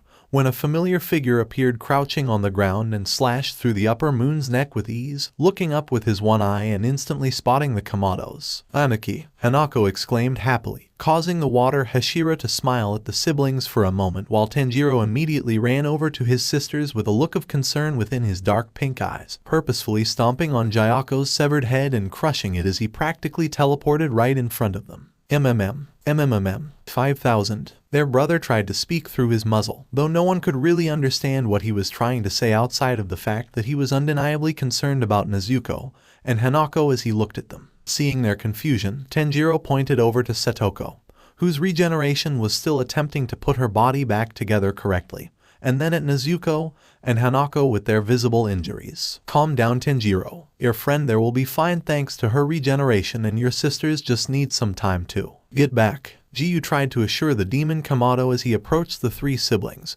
but yelled out in alarm as he spun around and used the 6th form of water breathing to deflect an axe and spiked flail that attempted to pulverize Tenjiro's head. Tomioka, why are you protecting a demon? Blood Demon Arts. Tenjiro's number 5 demon equals puppetry flame webs. Abilities equals this blood demon art was created due to this demon's natural abilities being reawakened and combining with the powers developed and granted to her by Rui's blood. Because of this, she kept her standard ability to make web-like strings that can attack to a target, and allow her free manipulation over the body so long as the strings are attached, even increasing the physical power of a person caught by the webs and allowing it to function even if the target's body moves in an unnatural way, and is able to create little spiders with a similar biology to her that can connect the strings and remain somewhat hidden. However, with Tenjiro's blood in her system diluting Rui's and freeing the demon from Rui's influence, the former spider demon has developed pyrokinetic abilities that her dormant original blood demon art possessed, allowing her to set her strings on fire for greater damage and can harmlessly or painfully affect those that she actively chooses while still keeping the power to create small spider-like demon minions that can create these same webs. Genya's absorbed blood demon arts. Blood roots equals granted to him when he consumed the flesh of Satoko. Genya is able to infuse up to a few drops of his blood within his gun and store it inside his Nichiren bullets. When embedded into the target, Genya is able to use the blood stored within the bullet now inside his opponent to grow roots from within the opponent's body. Though it is only enough to restrain 2 of the limbs of the hit demon and can be overpowered by a drastically stronger opponent. Koksu bullets equals granted to him when he consumed the flesh of Yahaba. Genya is able to fire a bullet that is attached to a Koksu arrow that only he can see. Though powerful enough, demons and humans are able to detect the presence of the invisible arrow despite being unable to see it. Genya is able to use the arrow to control the direction of the bullet without decreasing its speed. Though it should be of note that Genya can only control one of these arrows at a time and can fire a Koksu arrow without a bullet attached, though it is unable to affect drastically stronger opponents. Molting weapons equals granted to him when a bit of the Spider Father's blood unknowingly entered Genya's mouth during his failed decapitation attempt. Genya can cover his Nichiren weapons in demonic flesh by detaching his cells and coating them along them. With it, the durability and attack potency of the flesh-coated Nichiren weapons is greatly enhanced and can repair some damage to his Nichiren blade so long as it isn't broken. Though doing this will slow down the effectiveness of Genya's own regenerative abilities. Equals Jiyu's perspective. Himejima, if you put down your weapons and give me a moment to explain, this will make sense. The water Hashira told the giant of a man, who frowned a bit as his muscles tense and Jiyu couldn't help but sweat. While the idea of him and Muakiro potentially being stronger than Jaiomai had entered his mind since they gained their respective marks, it was one that he didn't want to test. Leave Tenjiro-sama alone, buddy, another demon called out as she stood in front of the demon slayer and the Kamado siblings. But before Jiyu could speak, Jaiomai spoke. Little one, why do you refer to a demon in such a way and why do you defend it? The stone Hashira questioned gently as tears began to flow down from his eyes, with the response confusing the water Hashira. This girl was clearly a demon, so how is it that Jaiomai can't? Hold on, she doesn't have a demonic aura at all. But how, especially when I can feel Tenjiro just fine? Jiyu thought in confusion as he looked around with his one eye critically and noticed an interesting detail. The demons that seemed to be with the Kamado siblings were all wearing a necklace while Tanjiro wasn't, and what he suspected may have been the young demons lay shattered on ground with a cut string a few centimeters from Jaiomai. Hey, that you are referring to is my Nai-chan, and he hasn't harmed anyone and has fought to protect humans. Hanako yelled at Jaiomai with a fury that honestly surprised Jiyu a bit, though he would be lying if he said that the stone Hashira's comment towards Tenjiro didn't at least get on his nerves. I don't care who you are, but if you think we'll stand by and let you hurt our brother, then you have another thing coming.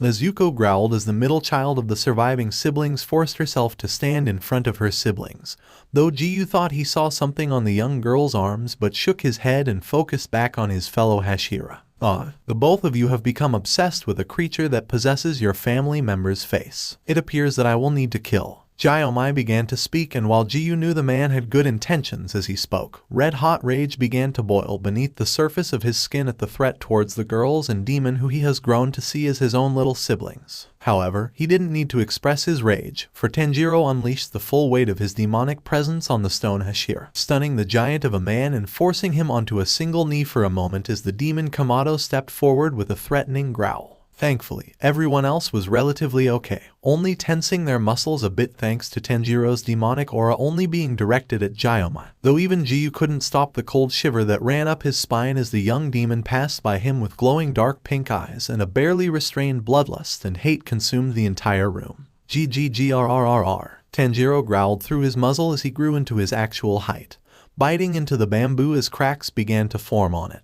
But he quickly snapped out of his rage-induced trance when he heard a whimper, drawing everyone's attention as they all saw 2 of the other demons in the group collapsing onto the ground and breathing heavily as if they were experiencing a panic attack. Guess those 2 must have been the demon victims of Lower Moon 4 that Kani and Mitsuri mentioned. I think I recently got a message from the siblings about these 2 in particular recently as well. Jiyu thought to himself and was unable to stop himself from feeling amused as he saw Tanjiro begin to panic, and immediately ran over to the female demons that are panicking and brought them into a hug and soothingly rubbing their backs, with Nezuko and Hanako quickly following their simple-minded older brother. Is he? Jaiomai began to speak in a voice filled with shock and awe, looking in the direction of Tenjiro as if he did something completely impossible. Then again, Jiyu himself had certainly reacted in a similar way when he first met the Kamados, especially thanks to the many times a demon has barely forced themselves away from family in the past. The situation surrounding Yi and her father, Matazo, briefly flashing within his mind as he thought about that day 2 years ago. Helping them? Yep, and the rest of the demons here are loyal only to the Kamado, Kashi replied with a smirk as she walked forward, the rest of the slayers also stepping forward. She ain't lying. Besides, the stubborn brat and the demons he saved have helped us save people quite a bit. Genya spoke up next, seeming a bit uncomfortable doing so, but his voice clearly held conviction that seemed strong enough to take the stone Hashira by surprise. Tenjiro-kun has even saved my life and resisted Merchai blood. You'll have to go through us if you wish to harm him. Finally, was a girl wearing yellow, who even went as far as to hold out her broken blade in a defensive position in front of Tanjiro, with the demon Kamado looking at the situation cautiously and curiously. Jaiomai took a moment to feel out the presence of everyone before standing up and relaxing his guard a bit, though the other Hashira kept a firm grip on his weapons still. I assume that Oyakata-sama is aware of this unique situation, the giant of a man questioned cautiously, causing Jiyu to nod his head. Indeed, I believe Hashibara and Yuzui here have evidence of this, Jiyu responded, looking over at the 2 caretakers of the Kamado family's squad, who both smirked. Tomioka-san is correct, Himejima-san. We were given direct orders by Oyakata-sama to not harm Tenjiro unless he unjustly attacks a human or attempts to consume one, with the rest of the demons here having his approval in regard to their continued existence. Inosuke explained as he walked over to another demon that was shifting her body, snapping her left arm a bit as if to help her relocate the limb after she was turned into a misshapen mess. Thank you, Tenjiro-sama. Save me. Pure heart. The final demon, who he assumed was Satoko based off of how she was talking, explained with a bit of a struggle. Looking over the stone Hashira, Jiyu could clearly see that Jaiomai was uneasy, but their attention shifted to a Kasugai crow that flew through an open window and caught into the large room the many slayers and demon were in, its following announcement echoing through the room. Ka, Jaiomai, Himejima and Jiyu Tomioka. Direct order from Oyakata-sama. You are both assigned with the duty of bringing the demon named Kamado Tenjiro to the headquarters of the Demon Slayer Corps and any demons allied with him. Ka, the slayers in charge of watching over these demons are to also be escorted before the master. Ka, the crow announced to everyone, instantly causing Jiyu to take his eye off of Jaiomai and walked over to the Kamado siblings as the 3 began to successfully calm down the panicking demons. After all, even though Jaiomai may not be happy with the presence of the many friendly demons, he knew that the gentle giant wouldn't defy this order. Come on, we should be able to arrive in just under a week if we set out soon at a steady pace. Jiyu informed everyone as he finished looking over the siblings, looking over to the rest of the Kamado family's squad to see if they were also injured. Don't worry, us lot are just fine, and the boxes are for these Mukego, Suzumaru and those 2 are near the entrance while Satoko's should be back at Seo's home. Kashi informed the water Hashira, causing the powerful demon slayer to nod his head as they all left the now desolate artist school, and got all of the demons into a box, Satoko and Tenjiro sharing the demon Kamados for the moment. Though, he was confused on why the stone Hashira decided to bring this Seo with them after they picked up Satoko's box and got her in it, but he chose not to comment. After all, they seemed to have something personal concerning their past given Seo's somewhat tense posture, and he had no place in asking about it. Jaiomai's perspective. Time skip, 5 days. Location, unnamed forests. Jaiomai heard the sound of one of the new demons he was traveling with approach him and Seo as the young girl slept on his lap while covered by a futon. Everyone else sleeping peacefully and tense while the demons mainly talked to each other surprisingly quietly despite their nature within the otherwise peaceful night. Honestly, the only reasons Jaiomai refrained himself from drawing his weapons was the surprisingly calming sound of crackling from the campfire before him, the presence of the child he was reunited with next to him once more, and the reminder of the order given by Oyakata-sama through a Kasugai crow. What is it that you want? The Hashira asked the demon suspiciously as he heard the demon stop moving. While Jaiomai was blind thanks to the fever he had as a child, this merely meant that his loss of one of the 5 basic senses all humans and demons possessed forced his remaining 4 senses to heighten, giving him an enhanced sense of hearing in particular that was different from Tenjin. After all, the sound Hashira's enhanced hearing was more obviously suited to combat, and assassination given his lifestyle prior to joining the Corps for redemption, allowing the former shinobi to predict his opponent's movements and find people more easily through his MST and echolocation abilities respectively, while Gyomai himself had developed his hearing to easily detect lies should he pay attention and somewhat see the world's layout through sound. MMM. Hearing the second sound, Gyomai now could tell that this demon was the demon Kamado of the group and approached him for some reason.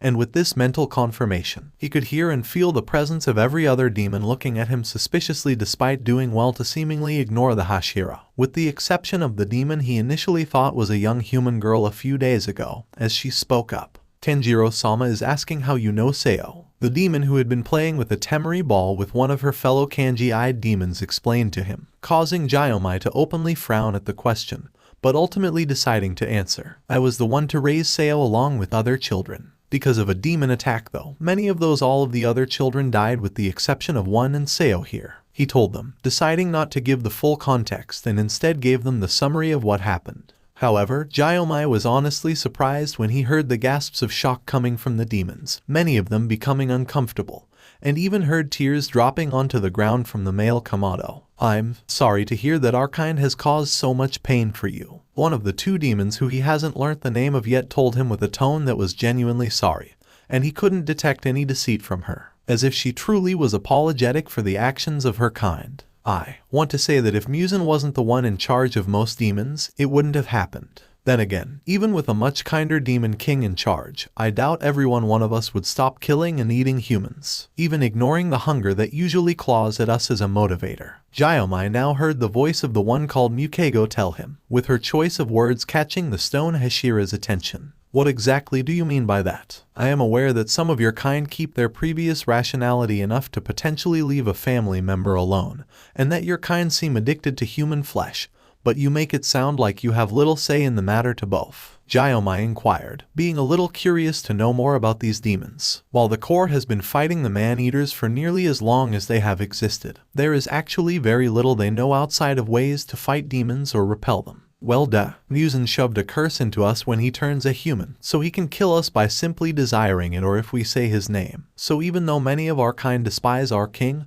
we have no choice but to listen to him. Only reason why we are alive right now is Tenjiro-sama broke his curse and freed us from it himself. As for the hunger, our very cells crave human flesh and blood normally, so think about those drug addicts a part of your race, but we have practically no way of breaking free from it. Not permanently anyways, Suzumaru tells him with an eye roll, talking like this is basic facts that he should know. Actually, now that you mention it, I haven't felt hungry in a good while. Heck, I ate humans before Tenjiro-sama saved me, but I feel full despite not even drinking a drop of blood. Does that make sense? Now the voice of the other unnamed demon spoke in confusion, and if he recalled correctly, this one called the first unnamed demon mother uneasily at some point. Though, her confused statement was interesting. Fine, hungry, but, blood, appeal, not. Now the one called Satoko said through some struggle, and the honesty of this statement genuinely caught him off guard. He could feel and hear the honesty within the somewhat jumbled sentence. Tenjiro-sama has proven that a lot of what we know is going to be tuned on its head since he is a new demon king.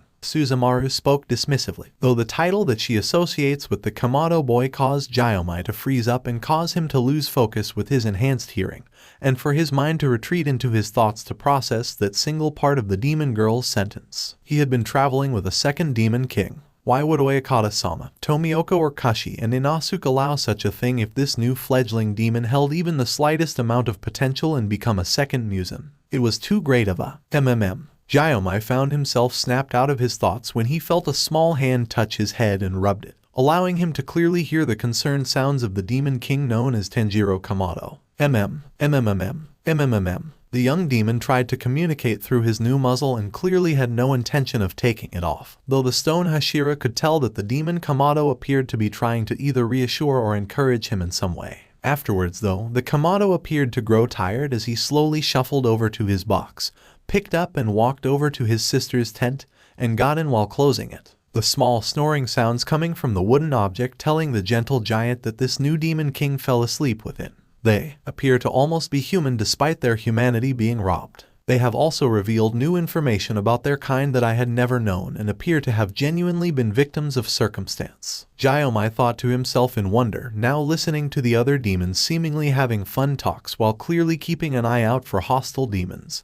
Gyomai himself, and their new king that was resting within a small box. Then suddenly, a new question appeared in his head. You lot, why did you become demons in the first place? If you do not mind me asking at least. He questioned the female demons, causing their sounds to become uncomfortable as they shifted about in place. Honestly, we either don't feel comfortable sharing our stories with or can't remember everything. But one thing that we all have in common is that we didn't become what we are today by choice and were forced to by Kibutsuji. Hell, Suzumaru and Number 5 here were turned as little kids. Sadly, they are not uncommon victims of being turned by Musen. Mukego told him tensely and gave him a good scope of the kinds of demon victims out there, and muttering the last bit under her breath, horrifying Gyomai into silence. Just how many demons killed by the core throughout the many generations and even himself were innocent children or victims, effectively becoming prisoners in their own bodies thanks to Musen's cruelty and their own cells. I pray that you all are now safe within the afterlife and your next ones are truly happy for the injustice committed against your souls. And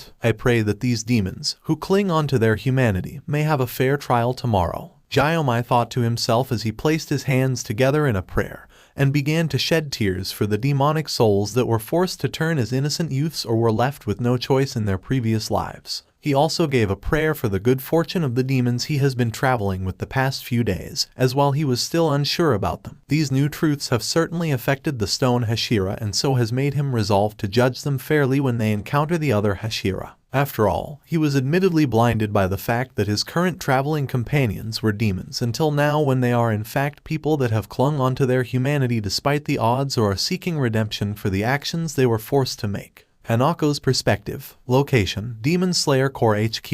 Alright, I need you both to listen to what I'm about to say. Hanako heard Jiyu speak up, drawing her attention instantly as she lifted a bit at the intense look within one of her big brother figure's only eye. Most of the other Hashira absolutely despise demons and so, they won't see Tenjiro and your new demon friends as people, but monsters that need to be put down. Because of that, they will likely dismiss almost anything you say because of bias or twist the narrative if given the chance. The one-eyed Slayer explained to the sisters as he knelt down in front of them, with Gyomai opening a door and entering to both wait for them and likely join the other Hashira. What? But why? They don't know Nai-chan, so why would they do that without even seeing what he looks like? Hanako asks in surprise, causing Jiyu to sigh sadly. Hanako, almost everyone in the core have lost a friend, loved one or family member to a demon and have seen a recently turned demon eat their own family in the past. So, while it is frustrating, they are going to be controlled by their emotions and will need a large supply of solid evidence to convince them all. He gently told her, allowing one of his rare smiles to cross his face to help her. Wait, then why did you have the others leave and take the rest as well? Wouldn't the sight of multiple good demons and the words of our team help?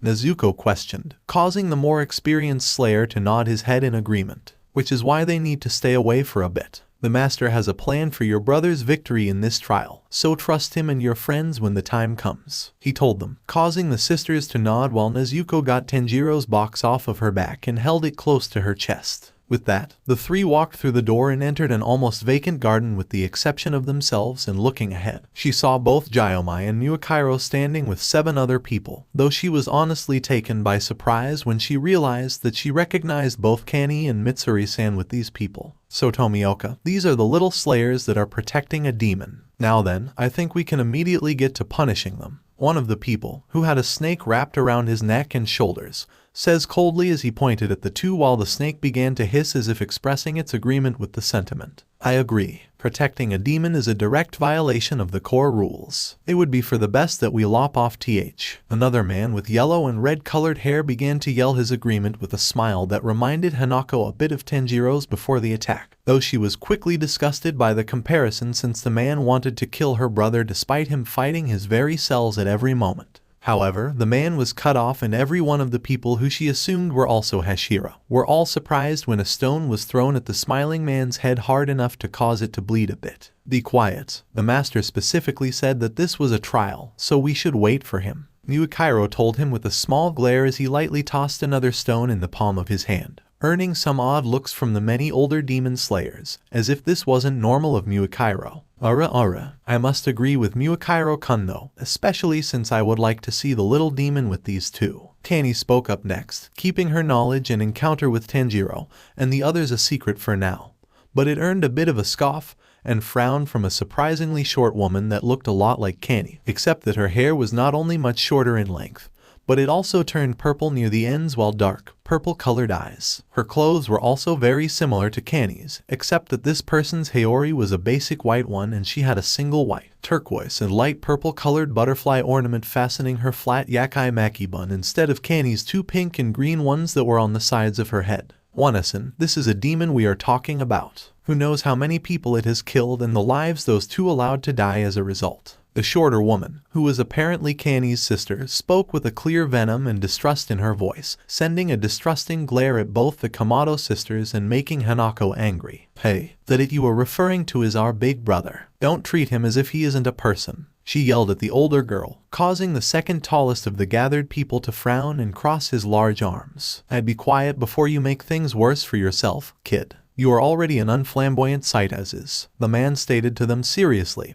to which Jiyu stepped in front of the siblings. Enough Tenjin, Miyakairo is correct. Oyakata-sama specifically requested for us to come together for a trial. Because of that, these two and their brother will not be harmed. Their older brother figure warned the larger slayer with a one-eyed glare, causing a chuckle to be heard from behind the sisters. Sai, this seems interesting. Hanako heard the voice speak in a way that convinced her that the person behind her and her family was somewhat unhinged, and turning around to get a look at the person only solidified this belief. The person standing slowly walking towards the Kamado sisters and Jiyu was a tall and muscular man with spiky long white hair and large pale purple eyes. His face and body are covered with scars, and he had a crazed expression with a large grin, his eyes almost looking ready to pop right out of their sockets, though he appeared to oddly have no eyebrows. For his clothes though, he was wearing a green-tinted version of the standard Demon Slayer uniform, unbuttoned to expose his chest and abs with a white long-sleeved shirt over it with the kanji for kill etched on the back, white buckles around his shins and tabi socks with a pair of white zori with green straps. Well, seems like have some brain-dead brats. Newsflash you dumbasses, but demons and anything related to those monsters will be nothing but a blight on this world. They yelled at them, and at a speed that Hanako could barely see, the scarred man leapt forward towards her sister, almost snatching the box containing Tenjiro from Nezuko had Miyakairo not leapt forward between the vicious man and his family, grabbing the man's outstretched arm and tossing him over his shoulder right next to the other Hashira. What the hell was that for brat? The white-haired slayer demanded of the more experienced mist-breathing user, who actually glared back, and to Hanako's surprise, she saw some red markings suddenly appearing on Miyakairo's face. For the last time, Oyakata-sama specifically requested for a trial, you stupid wolf. Plus, these two are my sisters and I won't let you hurt them, he openly admits, taking all of the gathered slayers by surprise besides Mitsuri, who began to cover her mouth with both hands and let out a muffled squeal. I didn't know that you had siblings, Takedo. Even so, your family has gone directly against the core rules by not only sparing the demon within that box but carrying it with them. Who knows how many people have been killed by the beast? The smiling Hashira stated with a tone of clear disapproval, enraging both Kamado sisters and causing Hanako's slightly older brother figure to scowl a bit. They are not my sisters by blood, but they are my family, and Tenjiro is included in that. The young Hashira warned as he actually placed a hand on the handle of his weapon, with the white-haired Hashira grinning while he actually drew his own weapon. Saying me, don't. Miyakairo and Jiyu are correct, and honestly. Kani began to intervene but stopped when the now-named Demon Slayer scowled a bit, though he appeared to calm down slightly when he looked at the female slayer. Don't say anything, Kani. Your dream might be a nice one, but it is only that. Besides, I'm only going to prove that these dumbasses are being nothing but delusional fools and knocking both Miyakairo and Tomioka off of their high horses. Seimi exclaimed at the end as he slashed at his own arm and created a cut that caused a fair amount of blood to freely flow from the self-inflicted wound without being life-threatening. 7,000. Hanako was almost caught off guard and likely would have jumped out of her own skin if it was physically possible once she heard the muffled but very pained scream of her older brother from within the box, causing Nezuko to almost drop it in shock while Miyakairo and Jiyu scowled. The little shit is already hungry, I see. Come on, demon, why don't you show these two your true colors so we can kill you all, foe? The Hashira began to speak as if her brother's screams of pain were instead confessions for crimes he didn't commit. But almost as soon as the mention of killing them left Seimi's mouth, a sudden unease came over the entire garden and everyone besides Hanako, Nezuko, Jiyu, Muakairo, Gyomai, Mitsuri and Kani to collapse onto the ground and began to breathe heavily, though even the ones not currently on the ground couldn't stop an uneasy shiver from running up their spines. WHW, what the hell happened? The one with a snake wrapped around him gasped as he struggled to breathe and fell out of the tree. He was in. My big brother. Even as a human, he was always protective of our family, and as a demon, well, let's just say he makes his displeasure at threats to us much more physically known. Nezuko explained with a small smirk, walking over to some shade so she can place down the box holding her brother and let Tenjiro out. Once he was safely in the shade created by the roof of the surrounding building, Tenjiro opened the door to his box and slowly crawled out, his pink eyes glowing with righteous fury and veins bulging across his face. There was also a bit of drool dripping from his muzzle and his body was shaking as if every cell in his body was in pain. But it was being overwhelmed by pure, unrestrained rage. Oni-chan, it's okay. We are safe and we aren't going to get hurt. The eldest daughter of the Kamado family assured the eldest child of the family, causing Tenjiro's rage to cool down until the bulging veins were completely gone and with it, the pressure that had covered the entire garden. Tenjiro hummed in concern as he looked over Nezuko with concern clear within his demonic eyes and sniffed at her a bit, appearing to gag for a moment before shaking his head and focusing on his task once more. Tanjiro-kun's concern for his sister is incredible. Mitsuri was unable to stop herself from gushing in awe, making Gyomai stop praying for a moment as he raised an eyebrow as he turned his head in the direction of the pink-haired Hashira by following the direction of her voice. You have already been aware of the boy, he inquired, causing the love Hashira to laugh a bit nervously and sweat a bit, but Jiyu spoke up. Let's just say that we either kept a detail or two about the encounter with both Upper Moon 3, and one a secret or outright fibbed a little. For example, the boy that we reported helping us that day just so happened to be the demon Kamado before us now. Jiyu explained while smirking a little, catching all of the other Hashira off guard at not only the reveal that the demon boy actually helped humans and even saved 3 Hashira and a retired one. TCH, it's bound to be a trick. The one with the snake dismissed while looking at Tenjiro with a suspicious look, with Hanako being able to smell a strong emotion from both the small man and his snake but couldn't figure out what. However, this dismissiveness proceeded to earn him a sigh from Kani. Tenjiro-san, the boy had hours to eat 3 Hashira and a retired one that couldn't fight back and were potentially too wounded to do much,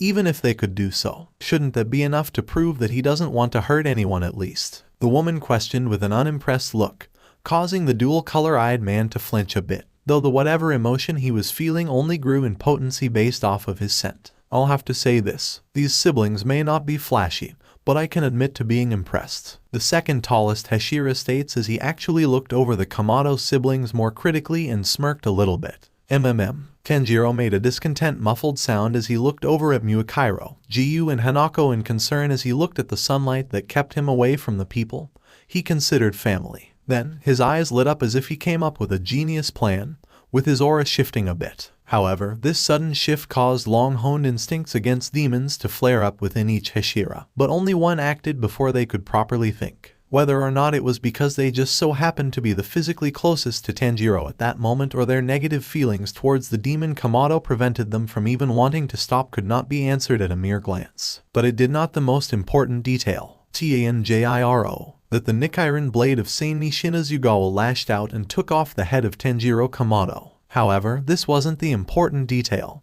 but what led to it for you see. GGGRRRR. The important detail was that, as his head flew in the air and spun around, a sudden pillar of solid blood burst out of the lethal wound and connected with the decapitated head of Tenjiro Kamado, and pulled it back so that Tenjiro's hard head smashed right into the Hashiras, causing Seimi to fly back and slam his back into the ground while his forehead bled, and he entered unconsciousness. Tenjiro let out a muffled growl as he jumped out of the shade and into the sunlight, summoning his tendril to grab Nezuko and hide her, as well as Jiyu, Muakairo and Hanako behind him as he grew in size and looked at the Hashira with suspicion, clearly ready to attack at a moment's notice. What the fuck? Tenjiro's perspective. Location: Demon Slayer Core HQ.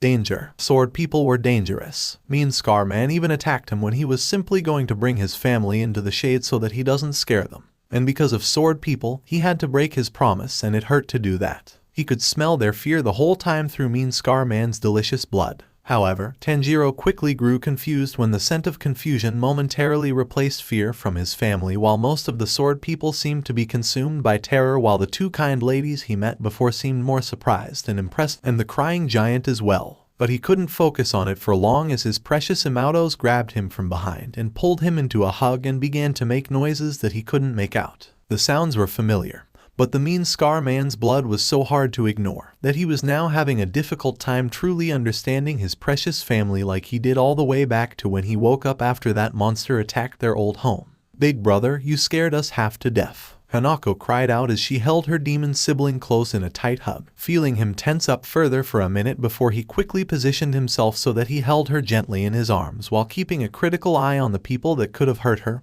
and Nezuko. "He is standing in the sun. But that should be impossible for a demon. He needs to be killed before he can fall into Musen's hands." The one with a similar, but much angrier scent than Kani spoke up with clear panic in her voice as she drew her weapon, causing Tenjiro to growl out a warning as he perceived this action as a threat to his sisters, but calmed down slightly when Jiyu stepped in front of them. "And do you really think you can kill Tenjiro? He has conquered the sun, Shinobu, so our Nichiren weapons are useless against him since they only have the power to kill demons by decapitation thanks to their stored-up sunlight." The one-eyed man tells her calmly, causing Nichiren to speak up next. "And besides, he fought off 2 upper moons for a time. Suffice to say, he will need a powerful regeneration to accomplish such a feat, and I doubt the poison carried around in your sword is going to do much against a demon with that kind of power," his younger brother seemed to point out, making the short sword user flinch a bit. "Well, what are we supposed to do? That is a demon, and it needs to be killed with it able to stand in the sun," another short person with a snake on him said with scorn in his voice. But Tanjiro was sure that he smelt something when the dual-colored-eyed man turned his attention the eldest Komodo, but couldn't figure it out because of that damn delicious blood.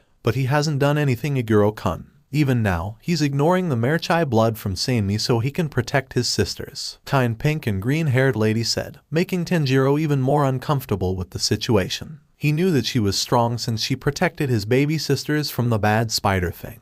But the idea that she wasn't close to him so he could repay his debt and protect her from the mean sword people unsettled him.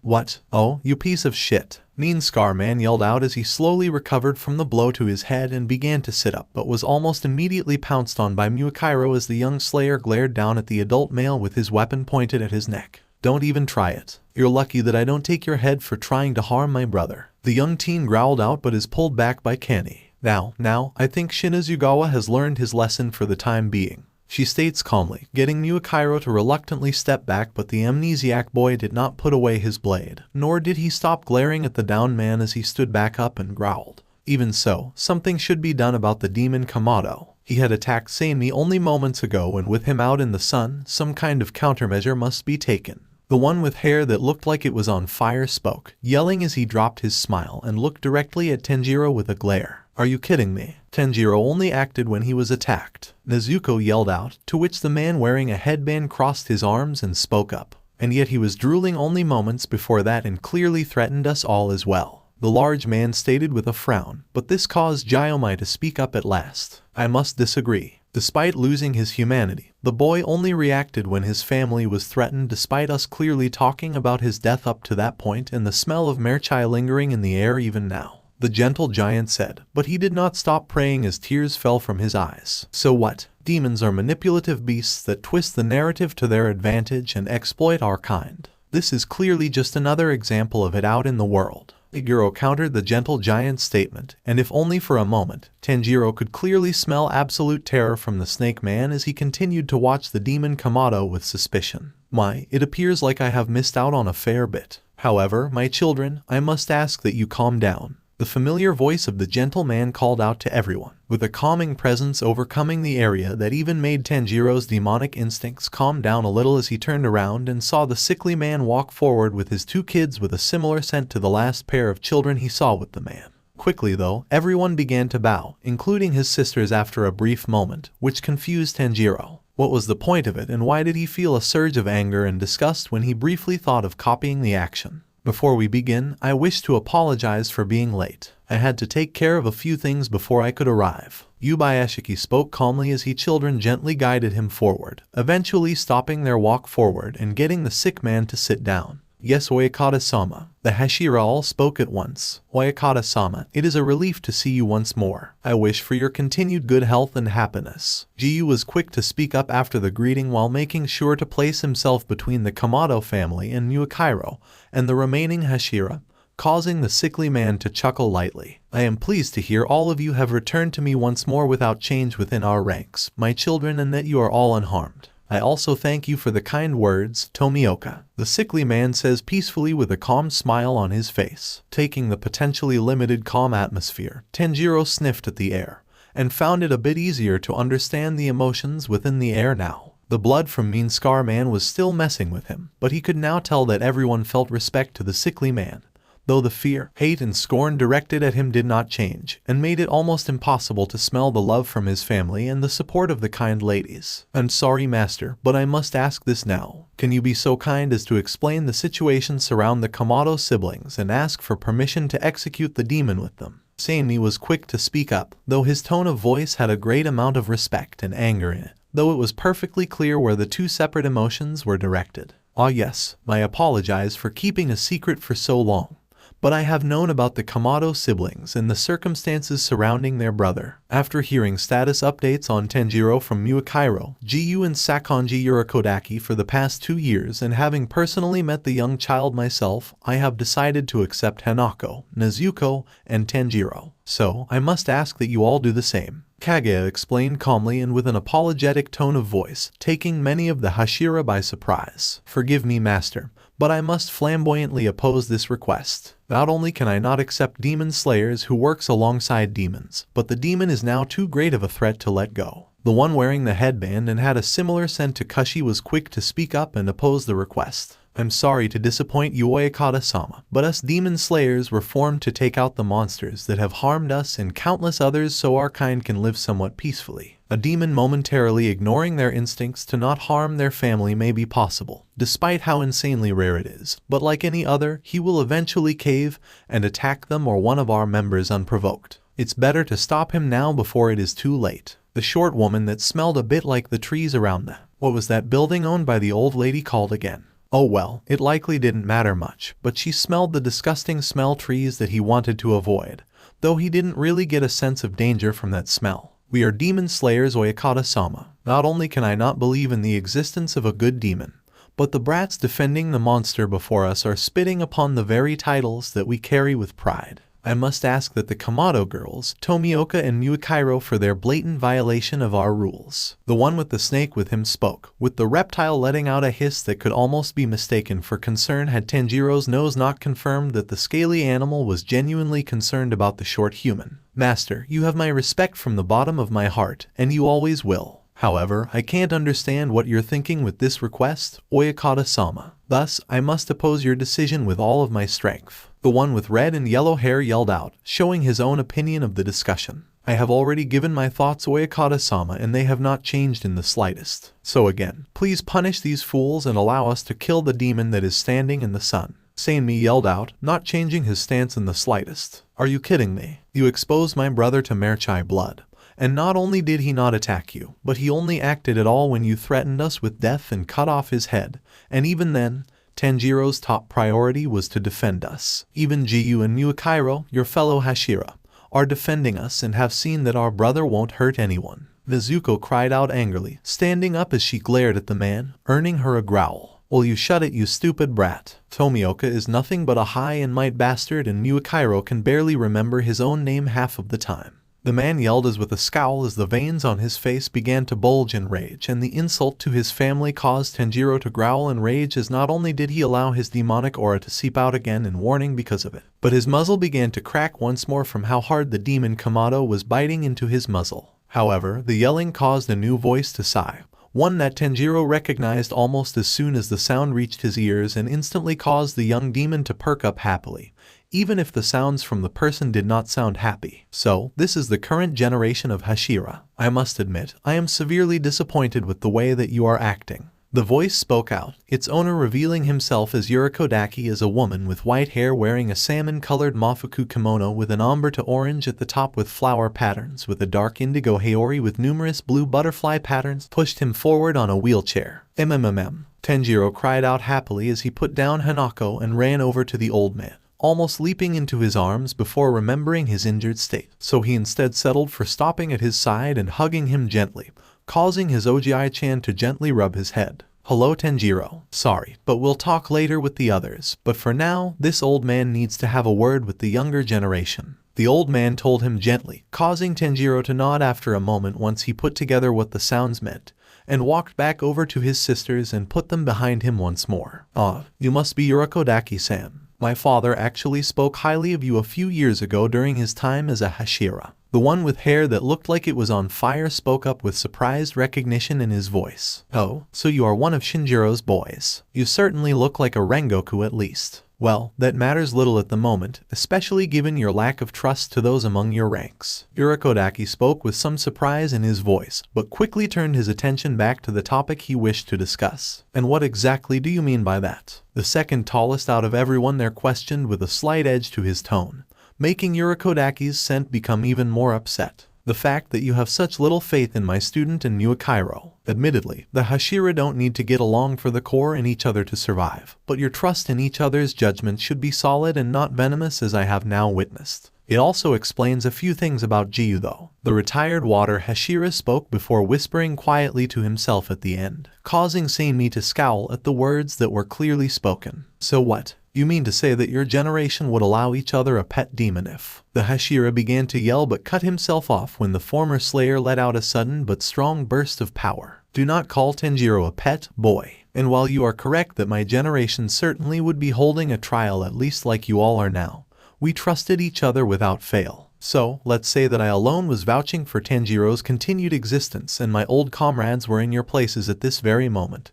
They would have heard me out without their bias and emotions controlling them, which you are failing to do now. The elderly man told them calmly and with full confidence in his words, but this caused the man with the snake to speak up. Funny that you are the one speaking of bias. Those girls are the demon's sisters and you, as well as Muakairo and Tomioka, have clearly gotten attached to the monster. While you may be a former Hashira and those two are a part of our current lineup, I can't trust such blatantly skewed views on such a matter. The man spoke up as a counter-argument. I'll give you credit since I do have my own bias to this situation. However, unlike you, I have evidence of Tenjiro ignoring humans and defending them. In fact, didn't Jiyu just reveal to you that the boy has saved 3 of your current Hashira and healed their wounds? Yurikodaki easily countered the dual-colored man's point, causing the woman who smelled of poison to speak up with a frown on her face. Forgive me if I sound disrespectful, but you have to understand why we are so disbelieving. A demon will always harm and kill humans and now we have one standing out in the sun. Such a thing makes the boy too much of a threat, she told him, but it merely caused Yurikodaki to scoff a bit. And yet Tenjiro has not only refused to consume human flesh and blood for 2 years, has been watched over by 2 of your fellow Hashira with them deciding that he is a friend, but had saved my life from Upper Moon 3 and held off that demon in Upper Moon 1 long enough for Jiyu and Muakairo to arrive. Add on to how you yourself have witnessed the boy ignore Merchai blood to protect his family and is still ignoring it at this moment.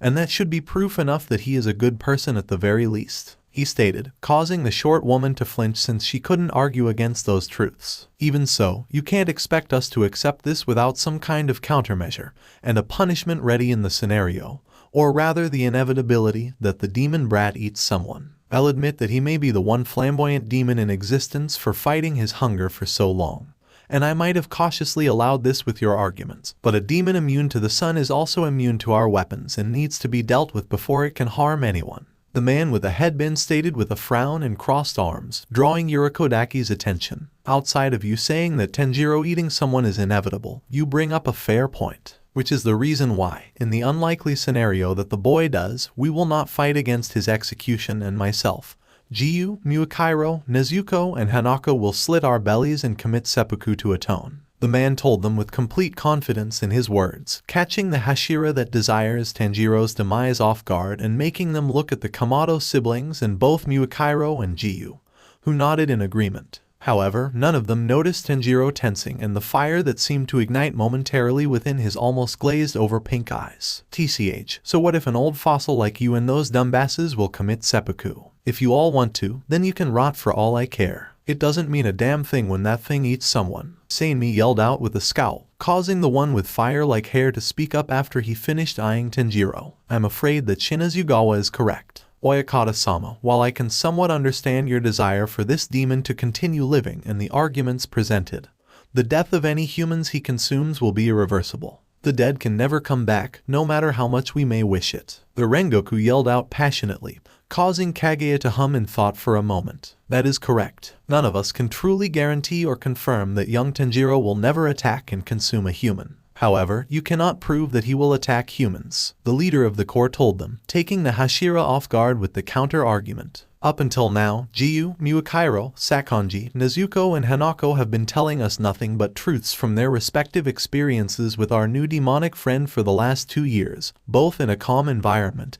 and even in combat. And not only has Mitsuri already vouched to him having saved her life on 2 separate occasions while Kani has personally interacted with him, but 5 people have bet their lives on him. The sickly man told the Hashira, further shocking them at the fact that even more of their members have had extensive interactions with the demon and that Tenjiro saved the life of the love Hashira twice. And as a reminder, our report about the encounter with Upper Moon 3 and 1 was slightly altered. In reality, Tenjiro had fought at least one of them on his own for a while, and potentially held them both off at once. After our very brief fight with the demons, it was Tanjiro who dragged us to safety and treated our wounds to the extent that our lives were no longer at risk of dying. Muakairo spoke up now to hammer in the point further, making Mitsuri nod her head. He's right. It was actually the first time he saved me, and I couldn't harm him after such an admirable deed, she confirmed, the confirmation seeming to hit both Rengoku and Iguro in particular in some way. So, in conclusion, if you wish to reject young Tenjiro's existence, you must offer evidence concerning him harming humans unjustly and something greater than their promise. If you still disagree, there are a couple of other people that have their own thoughts that they would wish to share regarding this particular subject. Kaguya told them, but his choice of words had caught a certain woman's attention. Harming humans unjustly. Why do you say that specifically, Oyakata-sama? Kani asked curiously.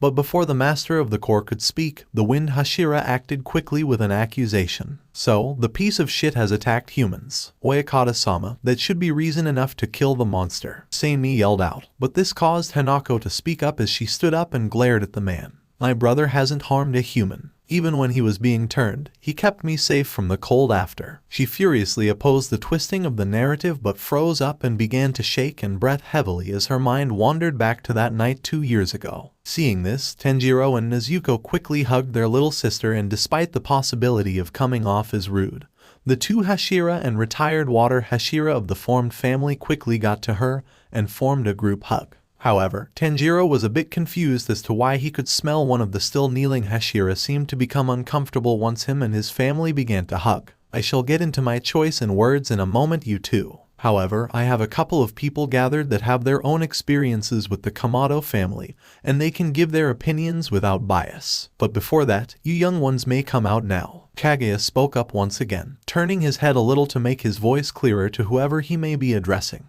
Tenjiro-sama, are you all? What the heck? The concerned voice of Suzumaru cried out as she practically ran through the door that she was waiting behind, moving forward but stopped as she saw the demon Kamado in the sun. Afterwards, she took a moment to process this information and screamed in shock and began to panic a bit, though her presence certainly got a reaction from a certain Hashira. A fucking lower moon demon. How many more of these abominations are here? Sanmi yelled out in rage, and it was abundantly clear that the only reason he did not stand up and decapitate the kanji-eyed girl was the looks he received from the found family, Kani, and the presence of the master. Not a lower moon asshole. But in terms of any other demons on Tenjiro-sama's side, and including myself and Suzumaru here, there are 5 of us. The voice of Mukego spoke up, walking forward with the rest of Tenjiro's demons walking forward proudly. These lot are demons who young Tenjiro has freed from the control of Muzan Kibutsuji. And I have some people who many of you trust that can share their opinions on their own existence, and those who will not be clouded by bias. The master of the core told them, causing everyone but Jiyu, Muakairo, Yurakodaki, Mitsuri, Kani and Jayomai to be taken by surprise. Except me, turned Tenjiro-sama, Satoko shyly explained through her hampered speech, making the one with flame-like hair to widen his eyes in shock. He turned a human. But the only beings capable of such a thing are Muzan and potentially one of his 12 Kazuki members. Rengoku yelled, even standing up and turning to glare at Tanjiro with a frown and causing the pink-eyed demon to growl out a muffled warning. Wait. Tanjiro-sama didn't even mean to. He simply wanted to help Satoko-chan when his blood entered one of her wounds, making the blood react to that desire and turn her. The demon with the kanji for 5 in her eye exclaimed, clearly terrified and worried. Listen here, Firehead, my brother has the gentlest heart that anybody could have, and he saved Satoko's life. Nezuko told the Hashira with a glare, making the man with the snake speak up while his serpent hissed almost venomously at the Kamado. And how exactly is that any reason to excuse the transformation? She has undeniably eaten someone, as the likelihood of there being another demon who hasn't eaten a human is practically impossible.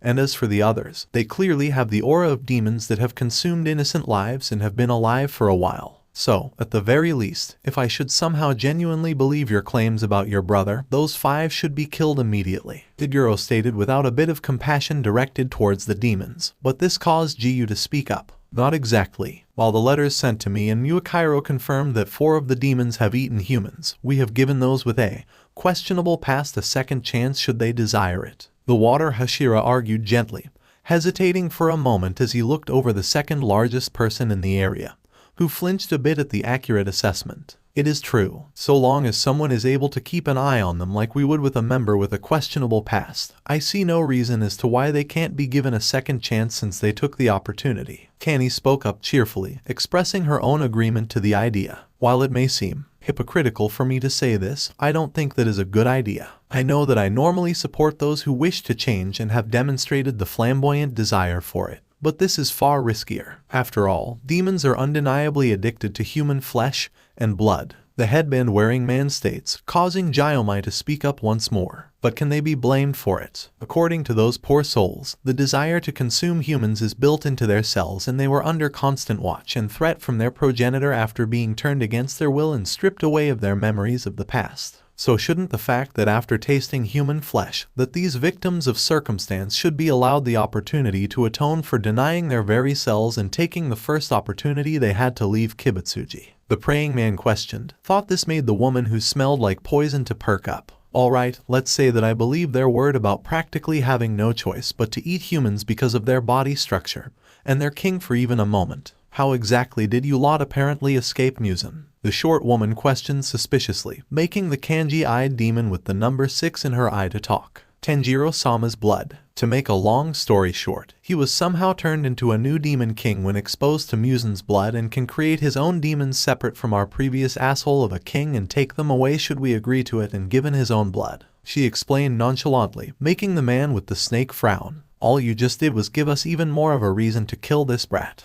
If there is even the slightest chance that not only would he eat a human, but also become as powerful of a threat as Muzan while being immune to the sun, then he must be eliminated. Even more so if his blood may allow you lot to walk in the sun as well, Iguro claimed, turning his head to glare at Tenjiro as the demon boy began to yawn and shrink down to the size of a 5-year-old, but was still clearly on guard in case anyone attacked his demon friends. I must agree with Iguro. Even to this day, the core has been unable to slay an upper moon, and Muzan is undeniably much stronger than his demons. The fact that through the demon Kamado, we face the potential threat of another set of Muzan and upper moons that may all be immune to the sun far outweighs any good they can possibly do, assuming that they genuinely wish to help us. Rengoku expressed his own agreement, getting the woman who smells of poison and Sanemi to nod their heads. Killing demons is a part of our jobs. Hell, the kanji for our very weapons states this and makes those idiots a disgrace to the core and all of its efforts. The scarred man yells out, causing Muakairo to shake his head. You really are a dumb wolf. The kanji on our blade says destroyer of evil demons, not destroy all demons. So, if anything, wouldn't that make all of you a disgrace to our organization, especially since these lot are not evil and the few that have done bad things against their will took the opportunity to be free and now seek redemption. The mist Hashira countered the argument, making Mukego nod with a smile. He does have a point. Besides, us good demons have always existed. The problem is that you lot or Kibutsuji killed us off so quickly. Our existence seemed more like a fantasy than anything else. Doesn't help that any demon who would wish to defy Muzan was quickly found out and killed using that curse. The former lower moon states, her tone becoming bitter as she scowled at the end. Wait, a curse? What do you mean by that? The headband-wearing man asked, to which Gyomai spoke up as his enhanced hearing picked up the 5 demons' unease. According to them, Muzan places a curse within the very cells of all his demons, allowing him to kill them with only a thought or should they speak his name, even in the presence of those who know it besides the Demon King himself, which is even more horrific when you consider that all he demons here were children when given Muzan's blood and turned against their will. The gentle giant informed them, actually horrifying all of the other Hashira besides Jiyu, who was already aware of that information. And before you say anything, kids are actually some of Muzan's easiest targets for a potential demon. Suzumaru was turned when she was 10 and I myself was turned before I was as old as her and then. The one with the kanji for 5 spoke up once again, beginning to tear up and pant as she was showing signs of a panic attack. Noticing the distress of the actually very young demon, Tenjiro quickly grew into his normal size and ran over to her, pulling the kanji-eyed demon into a hug as he rubbed that back of her head soothingly, eventually getting the girl to fall asleep in his embrace as she shrunk down to the size of a girl around 7 or 8 years old. That's, how could anyone do such a thing? Mitsuri spoke in horror, almost everyone being stunned into silence at the statement and the proof now presented to them. Given everything that bastard has done, does this really seem all that far-fetched? Nezuko asked with a scowl, though the question seemed to have an effect on the stunned demon slayers in the area as a single question floated through their minds. How many demons have we slain that were actually children? I can see that many of you still have a strong opinion on this topic. So now, I would like to bring in those with experiences with the demons gathered. You may all show yourselves. Kaguya spoke calmly, causing some of the slide doors to open and reveal the rest of the squad, Kaigaku, and a good number of the people they saved through the sibling trio from that mansion and Seo. Though, Tenjiro was able to smell Gyomai's sudden emotional shift in his scent once the older demon slayer revealed himself, with contempt clear on Seo's scent as the girl glared at Kaigaku. What the? Kushi? The large man with the headband yelled in shock, making the dragon-breathing user rub her head nervously before composing herself. Hey dad. And yeah, I have some experience with these lot, she said, speaking confidently while the woman whose smells of poison looked at Inosuke in shock. Inosuke-kun, you actually... She was unable to finish her sentence, clearly too stunned to process everything. Hey Shinobu-san. But yes, I kept quiet about my new friends and honestly, I don't regret giving them the chance, the ice-breathing user told her confidently. Genya, what the fuck? Sammy practically screamed his head off as he addressed the scarred teen, who flinched at the volume of the yell. Hey Sammy, the breathless slayer stated nervously, looking away from his older brother but refused to move the spot he stood on. You see, when we discussed the idea of putting our slayers in squads more often, I took the opportunity to have these lot watch over the Kamado family at the same time and tasked them with informing those who they saved of the possibility of being brought here for this trial. Go on children, why don't you share your experiences? Kaguya informed the Hashira before addressing the squad members, who all bowed to the man besides AI. At least until Kushi hit the boar-head-wearing girl over the head and made her show respect to the Demon Slayer Corps Master. Well, Oyakata-sama, I can confirm that Tanjiro-san hasn't eaten a single human during our time together and in fact has saved our lives many times, directly and indirectly through the demons he has converted into his own. Inosuke told the man, turning his attention to Kanao and motioned for her to speak up, causing the yellow-wearing girl to do so. Back when Suzumaru was under the control of Muzan, she nearly killed me in battle with the aid of another demon. However, Tenjiro saved my life by kicking away her attack and has shown concern for my well-being many times since then. The thunder-breathing user stated, speaking nothing but the truth, and the Hashira knew it. They have also helped me fight a number of times. You see, Genya began to explain before stopping and looking over at Sanmi, Gyomai and Kenny for a moment, all three widening their eyes as they realized what he intended to do. A while back, I was attacked by a demon, and I consumed their flesh as I fought back. In doing so, I gained demonic traits and a few abilities like a lesser version of their regeneration, and Gyomai-san helped calm me down from it. If I can use a demon's power to help the core and stay in control of myself as a human, I know these lot either will never harm a human or will work hard to make up for the lives they took.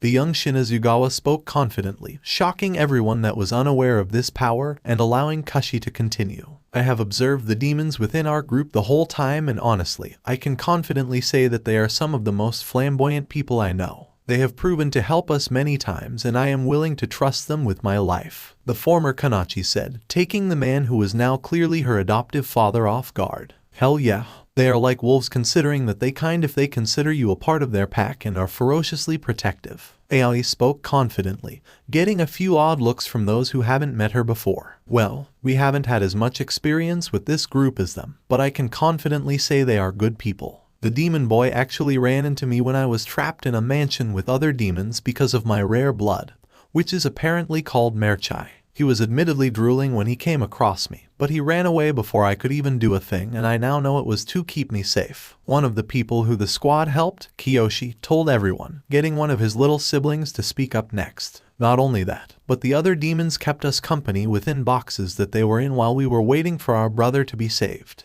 the girl, Teruko, stated happily, and causing her other brother nod in agreement. "They even warned us when the lingering scent of our brother's blood seemed to be getting the better of them, and actually calmed us down when we were getting really worried. Heck, they even stopped us from heading into the building our big brother was trapped in ourselves," Shoichi added in as well. "I ran into the demon brat and actually attacked him when I thought he was a normal demon. He did nothing but run from me and dodge my attacks whenever I tried to decapitate him. After those lot stopped me and I saw that him and the rest of the demons were not to be hurt, I spent time around the group, and I can definitely say they are good people and deserve a chance." Kaigaku sighed before giving his own thoughts and motioning to the Kamado sisters, Kanao and Kashi, as he referenced being stopped, making sure to look away from Jayomai and Seo as the man's scent was covered in a silent fury, but also a little bit of hope. However, Seo's scent was still consumed by a rage that was targeted specifically at the thunder-breathing user. As for me, I didn't really get the opportunity to interact with them much. However, back when I let them stay in my house in Shabuya, they were all incredibly polite, and even when Suzumaru broke something, she did what she could to clean it up and wouldn't stop apologizing for nearly an hour. Heck, on our way here, they kept an eye out while the rest of us humans slept during the night. Seo took the opportunity to speak once she controlled herself, but turned back to glare at Kaigaku,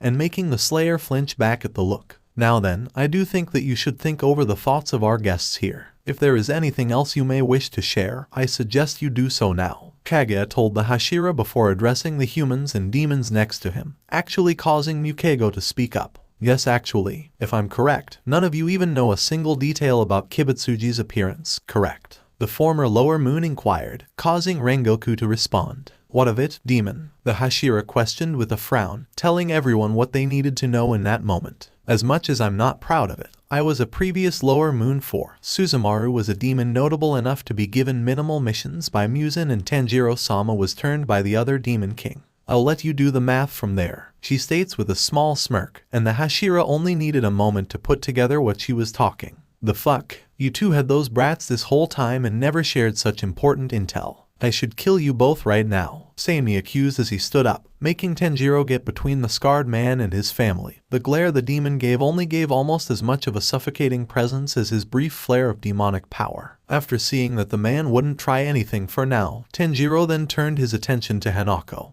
who was beginning to have a panic attack going off of her quick and panicked breathing, and gently brought his baby sister into a hug. "My sister watched the bastard kill our family and turn our brother asshole. So, we didn't ask, but the last time we tried, she nearly passed out from a panic attack." Nezuko yelled at the man, who took a moment to look at the youngest Kamado and flinched a bit. However, when the other Hashira looked like they were about to speak, they silenced themselves at the sound of Kaguya shushing them, giving him everyone's attention. "I do ask that you leave the young girl alone, considering the trauma that Kibutsuji has inflicted on her, my children." However, as you can see, the demon progenitor that we have been fighting for countless generations has finally shown his tail to us, and perhaps for the first time in his life, has encountered an obstacle he could never have predicted. "Do you understand my wishes now?" the master of the core asks of the Hashira, who all appeared to be truly stunned, but Seimi appeared to recover first. "Forgive me, master, but I cannot. Letting a human to live is one thing, but fucking demons, especially ones who have admitted to eating humans, and another that has conquered the sun,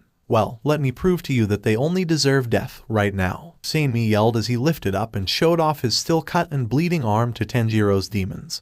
But the reaction was not one anybody expected. DBLLARRGG. For each of the demons' faces quite clearly began to become green and quickly puked out any contents within their stomachs, running over to the side to not only get away from the very blood that caused this reaction, but also to not dirty the building out of respect for Kaguya. However, this rush to get away caused Suzumaru to slip on a bit of vomit that was already on the ground thanks to one of the other demons, making her collied into Mukego, then Satoko, and the two demons that were forced into Rui's twisted family as they all fell into the sunlight. They're also immune to the sun. The one who was apparently Kushi's father yelled in shock as he watched the demons on the ground. Though, despite the monumental ability they now apparently had, the reveal was almost completely destroyed by the fact that the 5 demons were on top of each other and were now covered in vomit to varying levels. While I can assume that the sight isn't exactly the best, I do think the fact that all 5 running away from Merchai blood is the final thing that needs to be discussed today. Please, my children, share your thoughts, though I feel safe in saying that Jiyu, Muakairo, Mitsuri, and Kani are sticking to their initial intentions of supporting our demon friends. Kaguya states, a bit of amusement in his voice as he talked as he quickly got sounds of confirmation from the named 4. Though his voice did take a sympathetic note when referring to the demons now standing up and covered and sick, with Tanjiro moving over them as he took off his Haori and began to clean them as best as he could with it. They're demons, Oekata-sama. That is answer enough. Seimi scowled out, still determined to have the sun-resistant demons executed. I still don't believe that there will be many good demons, and I doubt many of their claims. But I can admit to being impressed. So long as one of us is watching these lot, I'll skeptically allow it. The woman that smelled of poison states her somewhat changed opinion, uneasily watching the gathered demons, and ignoring the beaming smile she got from Kane. These poor souls have either kept a tight grip on the last shreds of humanity in them or took the first opportunity to the path of redemption. They have my support, Jaiomai says, instantly confirming that the group have won the trial, resulting in the Kamado sisters cheering as they brought Tenjiro into a hug, confusing the young demon on why they seemed to be so happy as Jiyu, Yurikodaki, and Muakairo joined in. I must still flamboyantly oppose this, master. However, if they can prove themselves to me, then I'll allow this. Kushi's father loudly stated his disapproval but softened his voice and quickly added that last bit as he saw the shocked and sad look in his adoptive daughter's eyes. I'm sorry, master, but demons are undeniably the enemies of humanity and the core. This is an undisputable fact, and to invite so many, it would spit on the faces of those who gave their lives in this long battle against Kibutsuji. Rengoku loudly states his disapproval, though Tanjiro was confused by the man's uneasy smell. It was like whenever he looked at the demon Kamado, the Hashira could only see something else, and it was something the swordsman did not like at all. It wasn't exactly fear, but Tanjiro couldn't place what emotion the firehead man was feeling through his scent, at least not accurately. However, with 9 of the incredibly powerful swordsmen and swordswomen giving their vote, it only left the Hashira with the snake left. However, Tenjiro already instinctively knew the answer as he smelled the short man's terrified scent, and how it increased as he looked at the demon Kamado and his demons. No way. Demons are nothing but vile abominations that manipulate and twist families for generations, and now they're targeting you all for the exact same tactics. Iguro states, though they all knew the result of the trial once Jaiomai gave his own support for the Kamado family. I see. I thank you all for being honest with your votes, but with the votes coming in with 6 of you vouching for their continued existence, 1 that is willing to change his mind and 3 against, it seems like our new demon comrades will now be allowed to live and aid the core in the future. Kushi and Inosuke, I would wish for you both to continue watching over this fledgling squad for a while longer,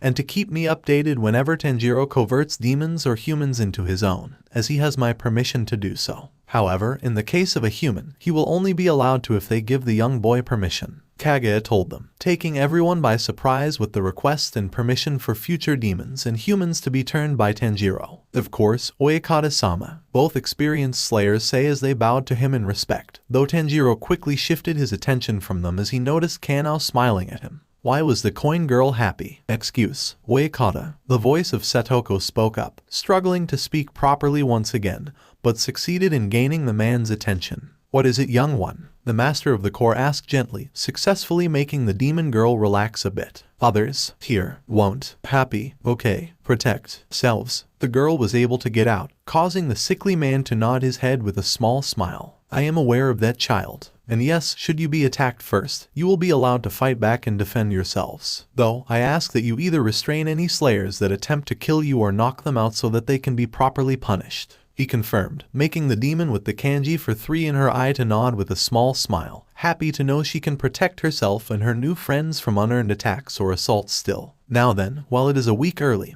why don't we all start the Hashira meeting with you all gathered here? Shinobu and Kani, if the both of you wouldn't mind. Kaga asks them, making the sisters nod their heads. Of course, Oyakata-sama, they say at the same time. With people wearing clothes similar to the uniforms, nearly everyone had coming out and approaching the citizens and the squad of slayers and demons, clearly becoming uneasy around the demons of the group. Hold on, that jerk needs to pay for beheading Nai-chan. Hanako angrily yelled, fighting against the pulls of the masked people as she tried to move towards Sanmi. TCH, I'd like to see you try something, brat. The man yelled at her with a maniacal grin on his face once again, to which he was hit by a stone that was kicked over at him by Nezuko so hard that it caused him to bleed a bit. Oh yeah, well, I can promise you that when I get the chance, I'll rip out your spine and strangle you with it. The usually kind girl yelled as she struggled against her own set of masked people trying to drag her away, with one walking over to Yurikodaki in the meantime and beginning to wheel him away. It's alright, you two. He'll be punished later, but for now, you should go and recover from the encounter with Upper Moon 5. Jiyu told the sisters, who reluctantly calmed down and began to leave with the masked people, with their older brother figure deflecting the yells of shock and confusion that came from his mention of the powerful demon for the moment so that they can focus on the following meeting.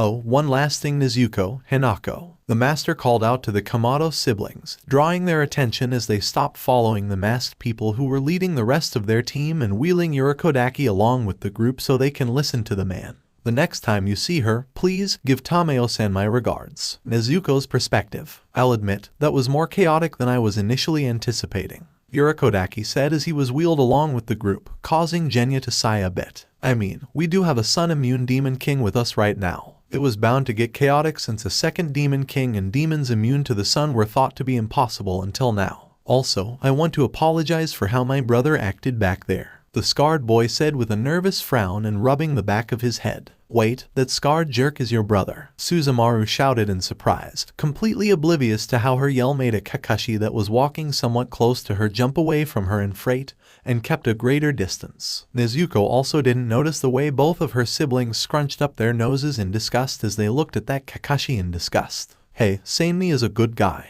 It's just, for those who were around before the shit involving that spider abomination, you should realize why he was acting that way around Tenjiro. He explained a bit slowly, causing those who knew about his past to flinch a bit in response. I guess I can understand why he was that way with Nai-chan then.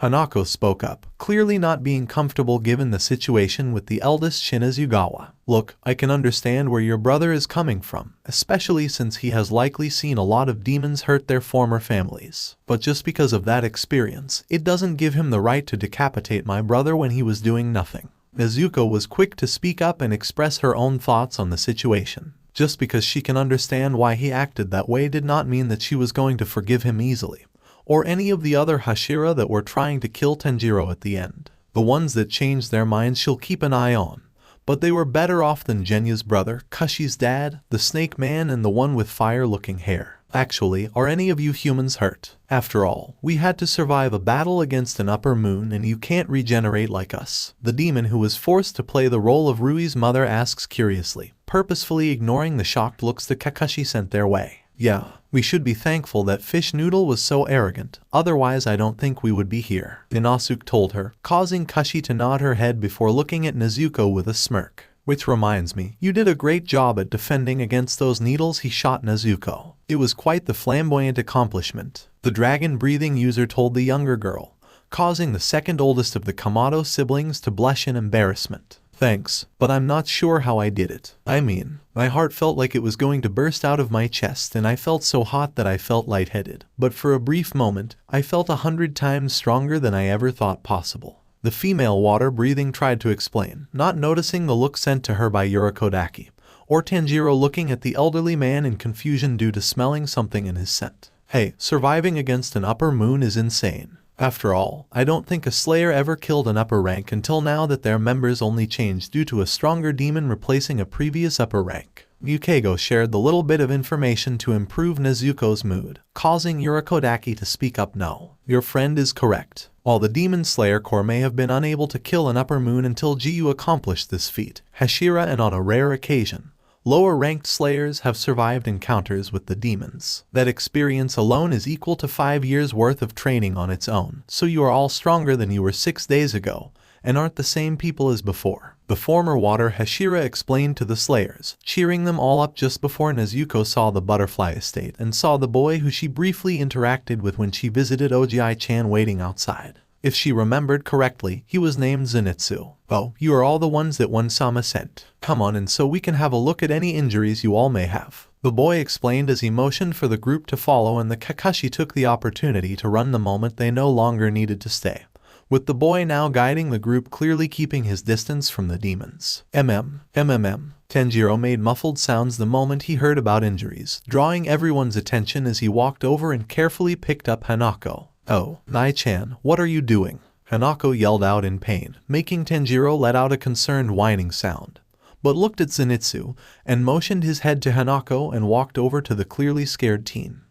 What is he trying to do, Inosuke? The fidgeting boy asked the ice-breathing user, getting Inosuke to laugh a little. It's nothing bad. It's just that none of us really got hurt but Nezuko, so he is probably trying to tell you that. So take Hanako-chan here and tend to her. I'll go look for the girls and start everyone's rehabilitation training. The experienced slayer told Zenitsu, who nodded his head, and while he was clearly not comfortable around Tenjiro, the young demon only smiled behind his muzzle and gently placed Hanako on the ground and gently nudged his sister to the other boy. You can trust him, Hanako. He was the one in charge of my care while I was here, and he did an excellent job. Urakodaki assured the young girl and looked over to Nezuko as he spoke, assuring her as well. Yeah, Minishi can be weird around ya, but he's nice. Even helped teach me how to properly repair my stuff so I can continue using them and help get that poison out of me. AI yelled out confidently, which allowed Nezuko to fully relax while Zenitsu had Hanako follow him so he could check on her injuries. So, what do? Satoko spoke up next, pointing herself and the other demons, who all clearly looked confused on what to do. Well, everyone but Tenjiro, as the demon Kamado began to shrink down and crawled into his box once more to sleep. Honestly, I'm not too sure. My best advice is to wait for Shinobu and Kani to come back so you can learn about what you are allowed to do and to avoid any injured slayers in here. Thankfully, they should already know that you guys aren't to be harmed without going against the master's orders, Inosuke advised before then moving to look for the people he mentioned earlier, causing Genya to sigh a bit. Well, good luck with the training, the breathless slayer says as he begins to walk away from the group, to which it was surprisingly Kanao who spoke up. You aren't joining? She quickly inquired, causing the scarred boy to shake his head while still continuing to walk. Does that have anything to do with him eating demon flesh? The demon with the kanji for 6 in her eye asked Kashi curiously, getting her to nod her head. You are correct. Not only can Genya not use a breathing style in general, but he can't make proper use of total concentration breathing to increase his power. Thankfully, Gyomai-san taught him some alternative that gives a similar boost to total concentration breathing and further substitutes a breathing style with his consumption of demon flesh. Now come on you lot, it's time some of you finish your total concentration breathing constant training or get started with it.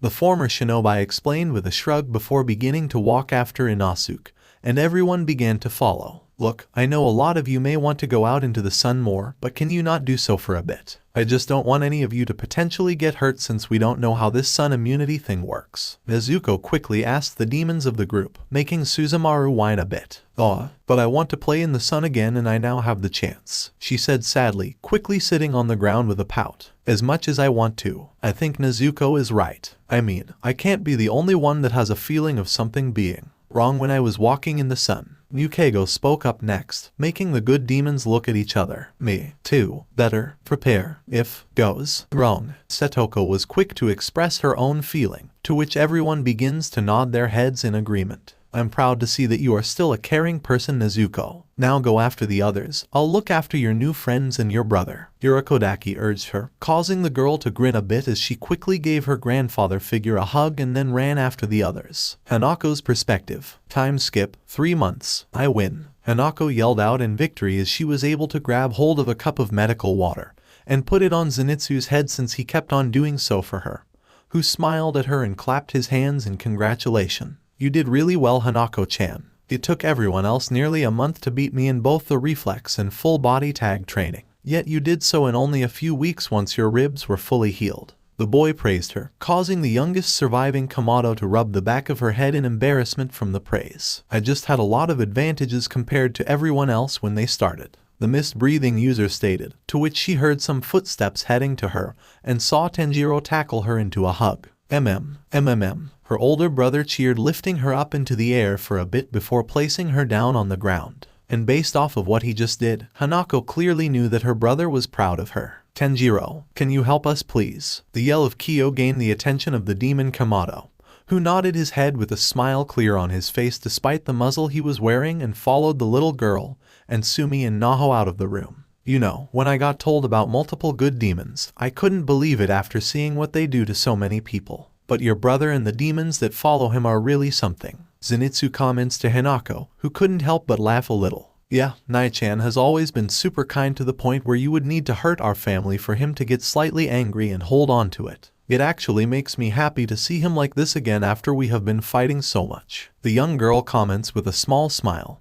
which became bigger as she saw her sister walk in, slightly exhausted but clearly still filled with plenty of energy. Hey Amato, did you beat Zenitsu? Nezuko asked as she walked over to the both of them. Hey Nechan. And yeah, I was just able to win a few minutes ago, Hanako told her, causing her older sister to rub her head affectionately. That's incredible, Hanako, especially so soon. I'm guessing that her total concentration breathing constant training will start next. The older Kamado asks the butterfly boy, who nods his head. Yeah, though I'll be leaving it to Kyo, Sumi and Naho for the same reasons why I did with you and the others, Zenitsu explained, looking away with a blush on his face, which confused Hanako. Good. Now Hanako, want to grab something to eat, Nezuko says with a firm tone, though not forceful. Once she spoke to Zenitsu though, she turned her attention to her sister and asked the question curiously, causing the younger Slayer to look up with a big grin on her face. Yes please. Do you think I can try ramen though? I haven't had it and AI has made me curious, the mist-breathing user asks, causing Nezuko to nod her head with a smile as she lead her sister away to the cafeteria of the Butterfly Estate. Suzumaru's perspective. Location, Butterfly Estate. It feels so amazing to be out in the sun. Suzumaru cheered out in glee as she ran around the back of the estate that was owned by those Kacho Hashira girls. The only thing that slightly bummed her out about this miracle was that those Hashira siblings tried limiting her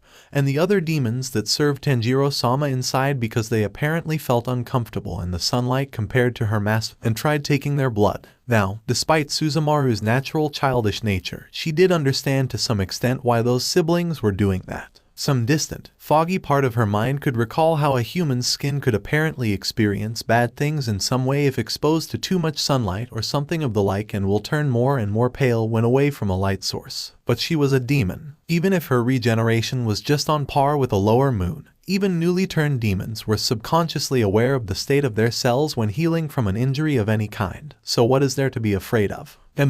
Quickly hearing the muffled sound of her new and far kinder master, Suzumaru turned around with a grin on her face, summoning one of her temeri when she saw the second demon king a few feet from her, and also standing in the sun without the same paranoid fear that the others seemed to have, all while noting how the incredibly powerful was in his child-looking height right now, probably to conserve energy after those meanies screamed about killing his sisters and not feeling safe yet without him being aware of everyone. Hey Tenjiro-sama, do you want to play for a bit? The demon with the kanji for 2 in her left eye questioned as she tossed the ball up into the air and caught it in her palm, hoping that her master would say yes. A moment after, the young demon seemed to understand her intentions as he nodded rapidly in an excited manner and running around in a circle before stopping, which made the female demon giggle happily. At least she won't have to hold back against her master like she would with the humans of their group, particularly Hanako-chan, since they are practically the youngest out of everyone. Almost got you, Tanjiro-sama. The female demon yelled out in pride as he last toss flew by her master's head, but the demon king dodged just in time and caught the ball with his tendril,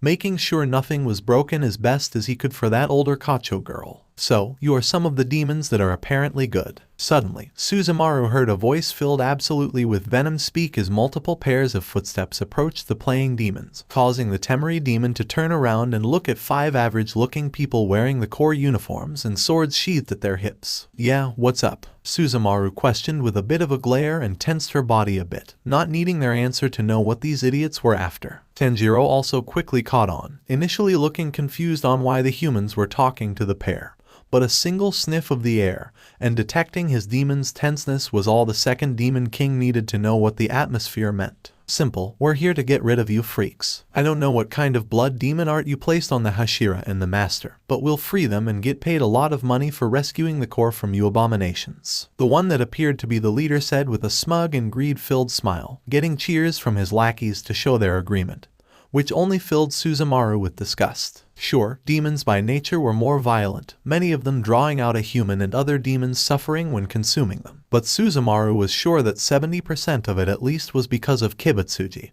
and now that she was free from Musen's control, she can admit to feeling dirty after the many things he made her do. But she was not blind to the fact that countless humans were either just as bad than most demons, but in many ways were even worse. After all, what excuse do humans have to justify cannibalism, slavery, discrimination, and rape when most of them haven't been brainwashed or had their very cells demand for human flesh and blood and cutting off alternate food sources? And in her eyes, these bullies were no different. Are you brain dead? We're immune to the sun, you idiots. That means even your little swords mean nothing. Tenjiro-sama here is a literal demon king. The number 2 of Tenjiro's demons said incredulously, unable to understand how these humans actually thought they could win. And even if they somehow did, they would be severely punished by a lot of people that would be out for this group's blood and instantly discover who they were. Oh, I think enough of this will take care of that. The only female out of these idiots spoke with a smirk that reminded the Temeri demon of a lower moon she encountered a few years ago before reaching into a pocket and pulling out a wisteria flower, with her companions doing the same. Suddenly, Tanjiro made a muffled sound that Suzumaru was sure expressed the fact that he was both unimpressed with these humans and to show that he wasn't affected at all by a simple flower as a demon king. Look, you're just wasting all of our time. Now scram before things get ugly. Suzumaru spoke up for her fellow demon, to which one of the 5 slayers with brown hair scowled at her. Why, you little bitch, he screamed at her before trying to throw a punch with the hand that held the wisteria flower in his hand. But faster than he could react, Tenjiro's tendril moved at speeds that surpassed lightning and wrapped around his throat, cutting away most of the Slayer's air supply and lifting him up into the air. So, what do we have here? A voice that was slightly familiar spoke out, taking Suzumaru by surprise as she instinctively jumped to Tanjiro's side as an incredibly tall man seemed to appear next to her from thin air. Looking him over, the demon with the kanji for 2 in her eye recognized that he was actually Kushi's dad thanks to that meeting from a few hours ago. Yuzui-sama, thank Kami you're here. These demons attacked me and my comrades, the leader of the group said quickly before Suzumaru had a chance to speak. But before the female demon could respond, the Hashira merely scoffed at him. Meanwhile, Tenjiro used his tendril to throw the restrained slayer at the feet of his comrades, being able to smell the powerful human's intentions and seeing no reason to push himself anymore now that he was getting very sleepy. Don't try to bring me down to your level, you unflashy idiots. I saw and heard the whole interaction, and due to the orders of Oyakata-sama, these 2 had every right to defend themselves, and it is clear to me that the Kamado went for a knockout at worst. In fact, I'm impressed with their patience with dealing with fools like you, Yuzui said with a frown and letting his presence for a fight be known, utterly terrifying the slayers that were bothering the 2 demons. Or run, one of the idiots with green-colored hair screamed as he and his partners in crime began to run. However, not wanting to deal with them again and feeling petty after they interrupted her game with Tanjiro, Suzumaru slipped off the top of her kimono to grow her 2 extra sets of arms and soon after doing so, spawned a Temeri ball in 5 of her 6 hands and threw them at the fleeing slayers, hitting them in the back of the head hard enough to knock them all unconscious. Surprisingly flashy for a demon. The Hashira spoke up with a small amount of respect in his tone, walking over to the unconscious humans as he took away the Nichiren blades and wisteria flowers held by the slayers that went against the orders of the master of the core before tying them up and doing something to each of their hands. What is that supposed to? Why does something feel GGGHHH? Suzumaru began to yell out, but quickly began to slow down in talking as her skin began to feel tingly. Soon after though, as her brain began to register a sudden and unexplainable sense of danger, Suzumaru felt her flesh ignite with fire that was so hot. Her regeneration had no hope of healing her body before she died within a minute at best. Overwhelmed by the pain as she was, the girl who was turned into a demon at an incredibly young age passed out, her world turning to black and unable anything but the flames that covered her body. Time skip, 1 day later. Ugh, what the hell happened back there? Suzumaru questioned as she rubbed the back of her head in pain, everything around her looking super blurry and anything she could hear was muffled. The young demon also idly noted that she was wearing the clothes that some injured humans had over at the butterfly place. Ah, it seems that you are finally awake. You're lucky that Tenjiro used his Haori to cover your body and protect you from the sun and Tenjin getting you inside as fast as he did. She heard a vaguely familiar voice reach her through her ringing ears, causing the demon girl to turn her head to look in what seemed to be the source of the voice, and given that she now saw a blurry figure, Suzumaru assumed that she was looking in the right direction. After spotting the figure, the kanji-eyed demon began to blink away her blurry vision, and after a bit, she succeeded and saw the smaller Kacho sibling putting away a vial filled with blood inside of a small box that held other vials of blood in them. "What? Wait, I'm not dead?" the demon inquired in surprise while she was a little confused about everything, even with her senses beginning to fully recover, still on the fence on if that would be a bad thing or not. But no, though with how quickly you were burning, your fellow demon and Tenjin acted fast, though you have been out for nearly a whole day. Understandable considering the burns you had to heal and the fact that your flesh was melted off to the point that some bone was exposed. The female Hashira initially whispered the first sentence in the hopes that the female demon wouldn't hear her, before then informing Suzumaru, making the girl sigh in relief and ignoring the initial remark. Seemed like she owed Tenjiro-sama one for saving her life from certain death once again. "Wait, how did I burn up out there? I thought I was immune to the sun like the others," Suzumaru asked, confused on why that happened. She spent hours in the sun completely fine, so what changed? However, the question makes Shinobu sigh as she turned to look at the kanji-eyed demon with a bit of agitation and annoyance. "Well, it was something that we all discovered after you almost died. You see, after experimenting with blood samples I took from you and the other demons on your side and exposing them to varying levels of sunlight, I discovered that every one of you besides your muzzled king are more sun-resistant than anything. So going out into the sun for about 3 hours or so for you will overwhelm your resistance to the sun, while another of you demons like Shizen-san, who seems to have the highest resistance to the sun out of you kanji-eyed demons, would last 7 hours in the sunlight." The young woman explained with some annoyance in her voice before picking up the box holding the different samples of blood. "Huh? But why does Satoko-chan have so much more time in the sun than me?" the Temari demon asks in a bit of annoyance, feeling a bit cheated. "I don't know why that is the case and I don't control something like that. My best hypothesis based off of the last few hours of testing each of your blood samples is that since Shizen has the Kamado's blood in her without Muzan transforming her beforehand, she has the best potency of Tenjiro's sun-immune blood in her system since it isn't diluted by having to fight Kibutsuji's blood in her body like it did when he turned you into his demon. The others of your group will be visiting in a few minutes, so make sure you don't break anything while you are all in here. I need the equipment in here for my research after all," Shinobu said with some bite in her words before opening the door to the room and closing it behind her, leaving Suzumaru to her thoughts, and one couldn't help but stand out in her mind. "What's that lady's problem?" Spider Demon-esque perspective. Location, Butterfly Estate. "Here you go, girls." The spider-themed demon spoke with a gentle smile to the 3 little girls that occupied the Butterfly Estate the group of slayers and demons were staying. Using her webbing to reach some medicine bottles the young demon did not recognize or could identify and brought them down to the butterfly girls, one of the 3 taking it with a happy and thankful smile on her face. "Thank you so much," one of the girls, Sumi if the kanji-eyed demon was remembering correctly, said with a bright smile. By the way, I'm sorry if this comes off as rude at all, but what is your name? I don't think you have told anyone before now," the girl named Kyo asked politely, causing the demon that was forced to act as Rui's mother to flinch, and that made the 3 butterfly girls concerned. "No offense, girls, but we don't have a proper name yet," another voice that the spider demon was very familiar with spoke up, drawing attention to another of Tanjiro's demons, specifically the one that was forced to act as Rui's sister and had the kanji for 6 in her eye. "Huh? But why?" Naho asked in confusion, causing the other spider demon to also flinch a little but quickly rubbed the young human's head. "Well, to put it simply, me and her were treated badly by someone for a very long time and forced an identity on us. Add on the memory loss that comes with being turned into a demon most of the time, and we lost our old names while our new ones. Well, let's just say that is something we wish to forget about entirely," the kanji-eyed demon explained as gently and simply as possible, which the butterfly girls seemed to understand if the concerned looks they sent to each other, and then the 2 demons said anything.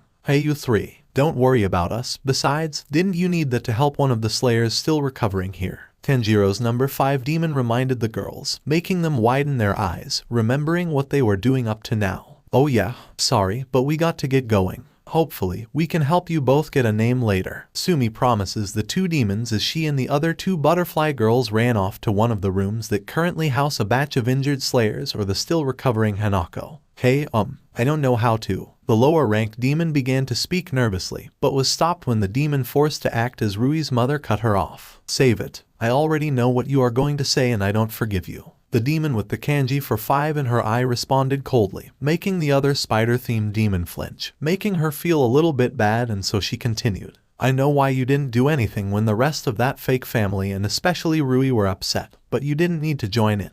Even if it was only through the use of your words. I don't hate you, and for the sake of the others, I won't let our past get in the way of protecting those I genuinely feel comfortable calling family. But you will need to work hard for forgiveness, she further explained, walking away from her fellow victim of Rui. Blake, I decided that my name would be Blake. Thought you should know since we are in the same situation in that regard and thought I could help you. The spider demon, who now got herself a name, spoke sadly, looking away from the still unnamed demon and walking away, fully aware that the reaction she gained was because of her own actions, even if it was influenced by her fear of Rui. Heading outside and now making use of her time in the sun for the day, the spider-themed demon went to a set of trees that provide enough shade for her to be mostly untouched by the sun and relax by a small stream a bit away from the butterfly estate but still in the general area of the core. Damn it, why did any of that have to happen to me? And, just who are you? The kanji-eyed demon began to question everything, wondering why it is that the universe and the gods was cruel enough to turn her into a demon and fall into Rui's spider web of cruelty and control. But what caused her heart to hurt is that as she stared down at the reflective water of the pond before her, and saw the figure of a black-haired boy wearing a maroon-colored haori in the reflection instead of her own, the reflection's mouth moving as if the person it was showing was trying to talk to her. Didn't think that anyone else used this place to calm down. A new voice spoke out, causing the spider demon to look up and see a female slayer that was honestly a bit bland looking compared to her colorful friends and fellow demons. Only real noticeable thing about her besides the fact that she was wearing a version of the demon slayer uniform with a white tint to it was the oddly shaped sheath that held a Nichiren sword with the same shape inside it. Only really discovered this place yesterday and found it calming. When did you discover this spot? The good demon responded to the comment, returning her attention to the pond while idly questioning the slayer. About a month or so ago after a particularly scarring mission thanks to a demon that could control someone like a puppet. The name is Ozaki, by the way, the current Suguko of the serpent Hashira. The now named Ozaki introduced herself with a gentle smile as she walked over and sat next to the demon, not noticing the slight widening of her eyes. No, you're probably overthinking things. Besides, I doubt anyone from that mountain survived given how paranoid me and Rui were. The kanji-eyed demon thought a bit bitterly to herself, dismissing the idea that this girl may have been one of the puppets Rui gave and she directly controlled.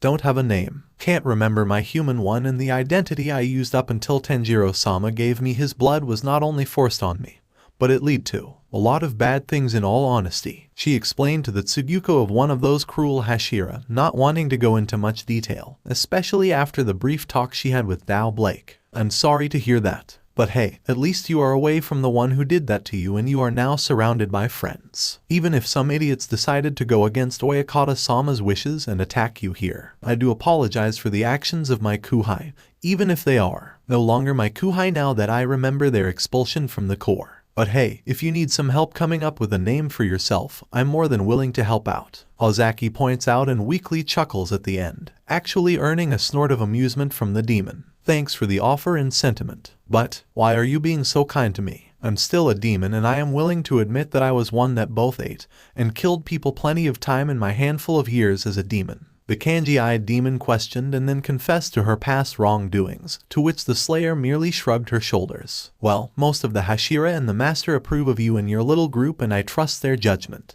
My teacher may not, but he is at least tolerant to the situation given that most of you are still killable if it comes to it and you are being observed by 2 Hashira at all times at the very least. The human decided to explain why she was ultimately okay with the demons first before then looking at the good demon with a small smile. Besides, I believe in second chances. After all, I was a thief who even killed people before and now I'm a slayer defending my kind. So, it would be a little hypocritical of me to not allow you the chance to redeem yourself, particularly when you were forced to do horrible things by Kibutsuji or may have been turned unwillingly. Ozaki admitted, surprising the spider demon a little. I see. Have any ideas for a name that I could use? She inquired, making the swordswoman hum as she thought over any ideas. Well, I don't really know you too well at the moment, but how about naming yourself after your blood demon art? Should be fairly simple, right? Ozaki suggests, making the nameless demon hum and though before looking at her hand. Activating her blood demon art, spider-like threads quickly spawned and connected in between each of the demon's fingers and formed a web above her palm before quickly igniting them, seeing blue fire dancing harmlessly across the threads before a name came to her. Blaze. I think I will use Blaze. The now named Blaze says with a small smile, deactivating her blood demon art, earning a clap from her human companion. That's a really beautiful name. The Tsuguko exclaimed happily,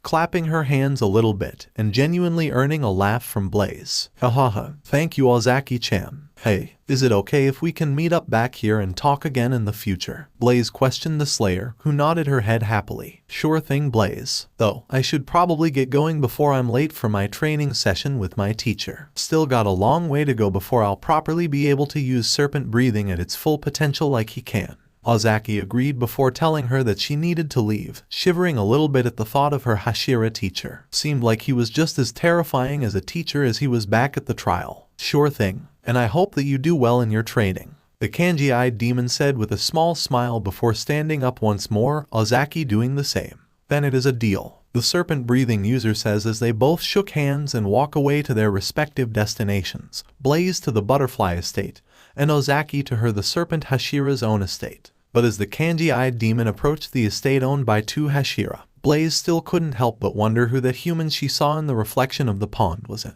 Why did she feel guilty interacting with Ozaki? Tenjiro's perspective. Location, Butterfly Estate. So, what do? Satoko's muffled voice asked, causing Tenjiro to snap out of his sleepy daze and look around curiously. He was currently in the isolated room that his imatos were in, separated from most of the others because the people in the main room that were hurt were incredibly rude. Standing up and growing to just below his normal height, Tenjiro quietly walked over to the window of his imato's room and peeked out, quickly spotting a small collection of his demons outside in the middle of the night. Don't look at me. Suzumaru practically dragged me out of my bed, saying that I would want to be here. Looking a bit more to the side when the other familiar voice spoke, Tenjiro saw Genya standing off to the side with his arms crossed and an annoyed scowl directed at the Temari demon, wearing only a pair of pajamas. You might not be a demon like us, but I thought you would love to join in. I'm just curious as to where Mukego is though since she asked me to grab ya. Next to speak up was Suzumaru,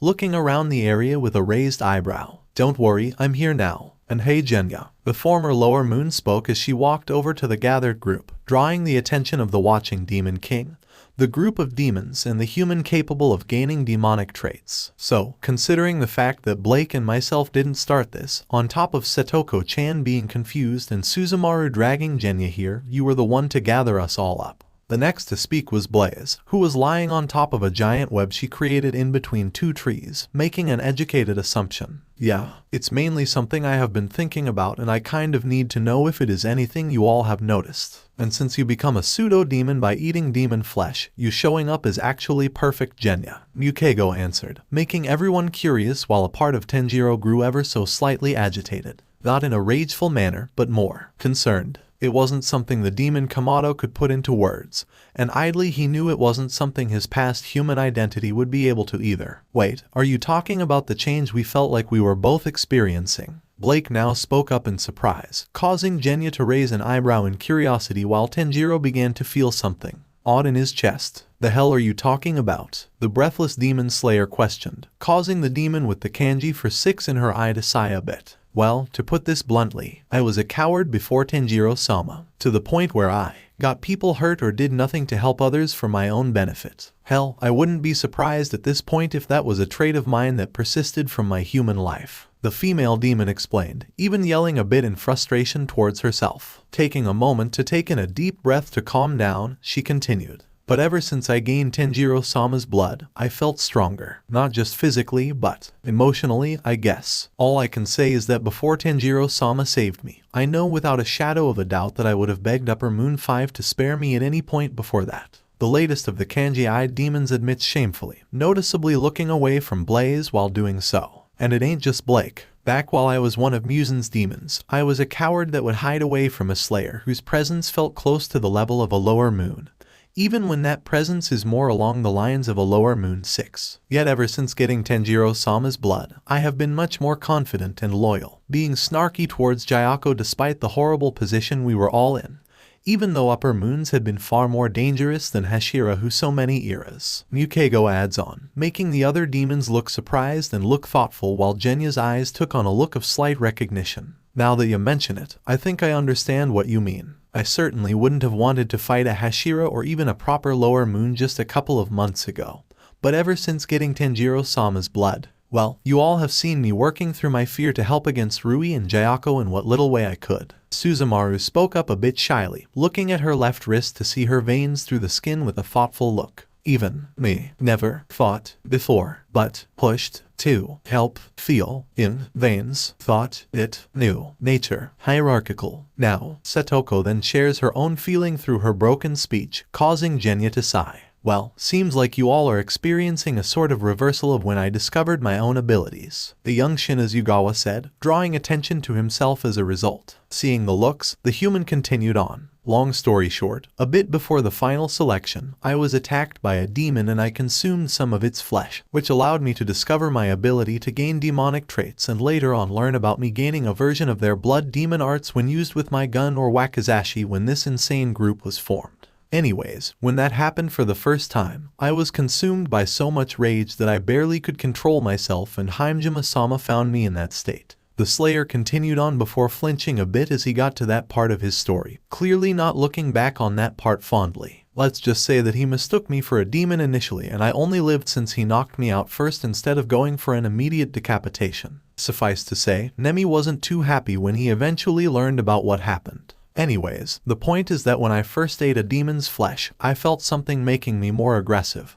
And Kanni's theory was that it was because of Musen's blood since I have seen what he does to kind people when turning them. Genya finished, the comparison causing Tenjiro to tense as a voice that was disturbingly similar to his one whispered in the back of his mind. Are you doing the same thing as that monster? The uncomfortable voice questioned the demon Kamado, causing the eldest child to quickly, but quietly, run out of the room and go outside, sweat dripping from his face and breathing becoming heavy as he moved as fast as possible. No, he couldn't be as bad as that vile bastard. Not after he hurt his Imados so much, harmed his family and they're slipping away. The voice spoke an ugly truth. The faces of his sisters remained crystal clear within the young demon's mind, even a few memories of them from when he was apparently a human. Heck, after waking up and meeting his new brothers in Oji-chan, he began to remember the family loss they lost. But now, it was slipping. He could no longer remember the faces of his deceased brothers or mother. Even Oto-san's face was becoming blurred within his mind. Realizing this, the fact that he was such a horrible brother that he was forgetting his family, Tanjiro fell to his knees with tears continuing to flow from his eyes, despair consuming his soul at the thought. Tenjiro, looking up in the direction of the familiar voice, the demon Kamado was able to see and recognize Kanao, who was wearing a set of pajamas provided by the butterfly ladies in charge of the building, through the tears that was making his eyes blurry. 4000, practically launching himself into the confused and surprised girl's arms, quickly gripping onto her clothing as he buried his face into her shoulder, unable to stop the tears that were practically pouring out of his eyes. What the? Kanao clearly spoke up in confusion, her scent making it clear that she had no idea what to do for Tanjiro. Feeling her move, the young demon looked to the side and saw the Slayer reaching into her pocket and drew her usual coin, looking at it thoughtfully, almost as if she was pleading to the small object for an answer to her current situation. While still having tears in his eyes and still upset at himself, Tanjiro couldn't help but try to speak through his muzzle, pointing at the coin and tilting his head curiously. You want to know about my coin? The thunder-breathing user questions the young demon king slowly and curiously, causing Tenjiro to nod his head. After doing so though, the female Slayer's scent shifted in a way that the demon Kamado wasn't able to properly understand though. I simply use it to make decisions. Nothing more, nothing less, was the young girl's answer, making the young demon stare at the small object held within Kanao's hand. Help her. The uncomfortable voice spoke to Tanjiro once more before it completely disappeared, making the Demon King's eyes glow with determination. Acting faster than Kanao could react, the poor slayer was left stunned as Tenjiro took the coin from her and looked it over. Soon after, he pointed at her chest, with the thunder-breathing user realizing that he was specifically pointing at where her heart would be, before then pointing at his ear and showing the head side of the coin. However, before the swordswoman could try to understand what Tanjiro was trying to communicate to her, she was taken aback as she saw him flip the coin, stiffly seeing it spin in the air until gravity began to bring it back down, but couldn't see what the result was as the young demon king jumped up and grabbed it in the air. Then, almost as if the world's fate would be determined by the result, Kanao watched as the Kamado opened the palm of his hand, revealing the coin to have landed on tails. Seeing the result, Tenjiro made a muffled sound of displeasure, making it clear that whatever he wanted to happen through the coin landing on heads, he wasn't happy with it landing on tails and being denied. But as Kanao reached out to take the coin back from the teenage demon, she was unable to stop herself from gasping in shock as he once more flipped the coin, as if doing so broke all logic that was in the world before now. This pattern went on for a short bit of time, with the coin continuously landing on the tails side. After a full minute though, the coin eventually landed on heads, causing Tenjiro to jump up into the air with a happy little cheer, clearly delighted at getting the result he was trying to get this whole time.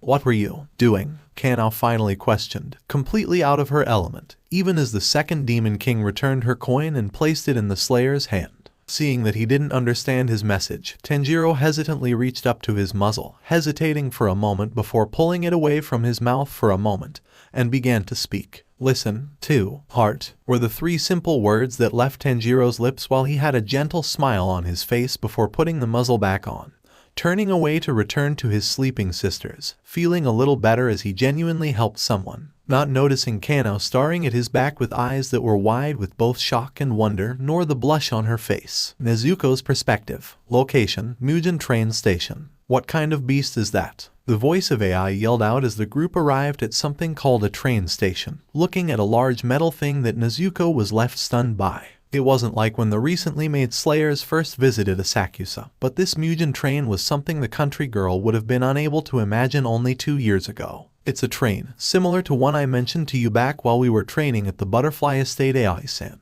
Kanao responded as he returned to the group with 7 small pieces of paper, snapping Nezuko out of her thoughts a bit and looking at the thunder-breathing user in surprise. Now that I think about it, she has been more talkative since last week. The eldest daughter of the Kamado family thought to herself before smiling at her fellow Slayer with a happy look, glad to see her improve since they first met. Oh yeah, I think I remember you mentioning it at some point. Still, I thought I would only ever see something like this in one of the books Nai-chan would read to me back when he was human. Hanako was the next to speak up, smiling at the incredible invention while AI huffed, before tilting her head a bit to the side, walking forward with her usual confidence and now no longer hiding behind the backs of the rest of the group. Can it fight? The wild girl questioned, causing Muakairo to turn his distant gaze and look at Hidul Swordswoman with a look that both Kamado sisters knew was the mist Hashira's way of expressing the phrase "Are you an idiot?" without needing to say a word. It is only useful for getting a large number of people from one point to another. While us Slayers can run faster than it can move, we will grow exhausted from the strain it will put on our muscles, so it is still helpful. So no, it can't fight, and if it can, it would be too weak to do so. Kanao adds on, helping AI understand the man-made creation a bit more while making sure that she won't draw too much more attention to themselves. Besides, that is not why we are here. Muakairo comments, walking forward and leading the group onward to the actual train itself. Why come here? Satoko questioned, her and Tanjiro being the final members of this group lineup.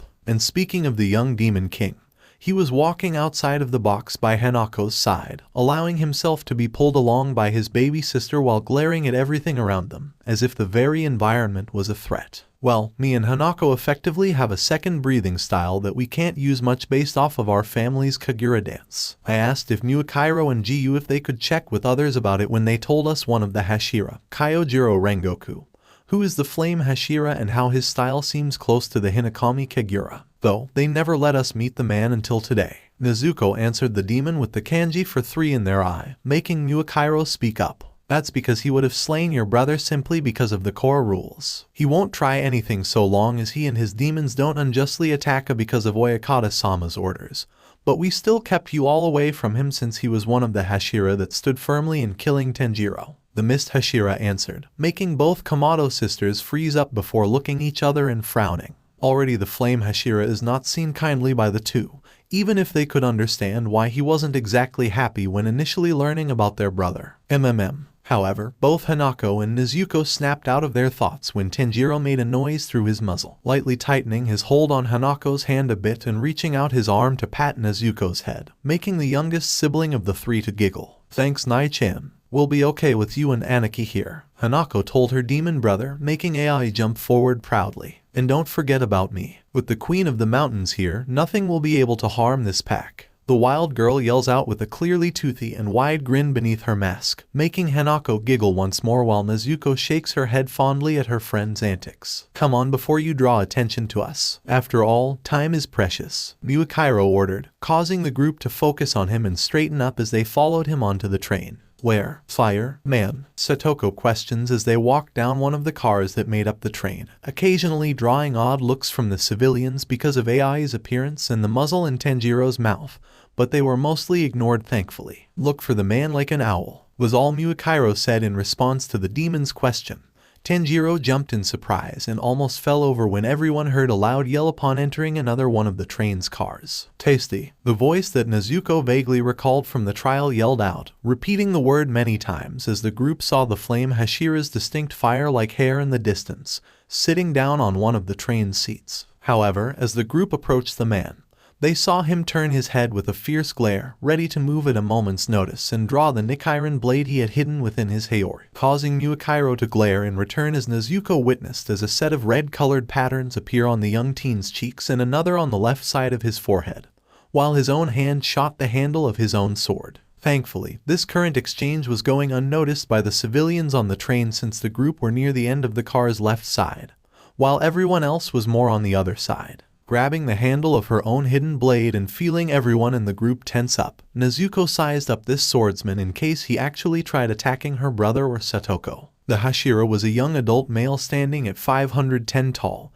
and possessing a muscular athletic build. He had long bright yellow hair with red streaks akin to flames along with 2 shoulder-length bangs and 2 chin-length bangs on the side of his head, black forked eyebrows, and golden eyes that fade to red with white pupils. As for clothing, he had the standard issue corps uniform with a paler brown tinted color to it, consisting of a brown Gakuren jacket, a white belt around his waist and Tatsuke Hakama pants. Over this, he wore a Haori with a white-yellow gradient pattern and red flame-like ridges at the end and a pair of red Kaihan with yellow flames erupting from the bottom up, with pale brown tabai socks and a pair of white zori with red straps. As for his Nichiren sword, it was currently sheathed in a white and gray colored sheath, but it was drawn just enough for Nezuko to see not only the kanji written on it, but that the metal of the weapon was colored black with a red flame pattern along its blade. And for a few tense seconds, the group stayed like this, everyone ready to draw their weapons at a moment's notice while Satoko prepared to dig her claws into her palm to use her blood demon art and Tenjiro stepped forward, using his body to try and block his sisters from view while veins began to bulge on his head, a clear signal that he was also ready to attack if the swordsman tried anything.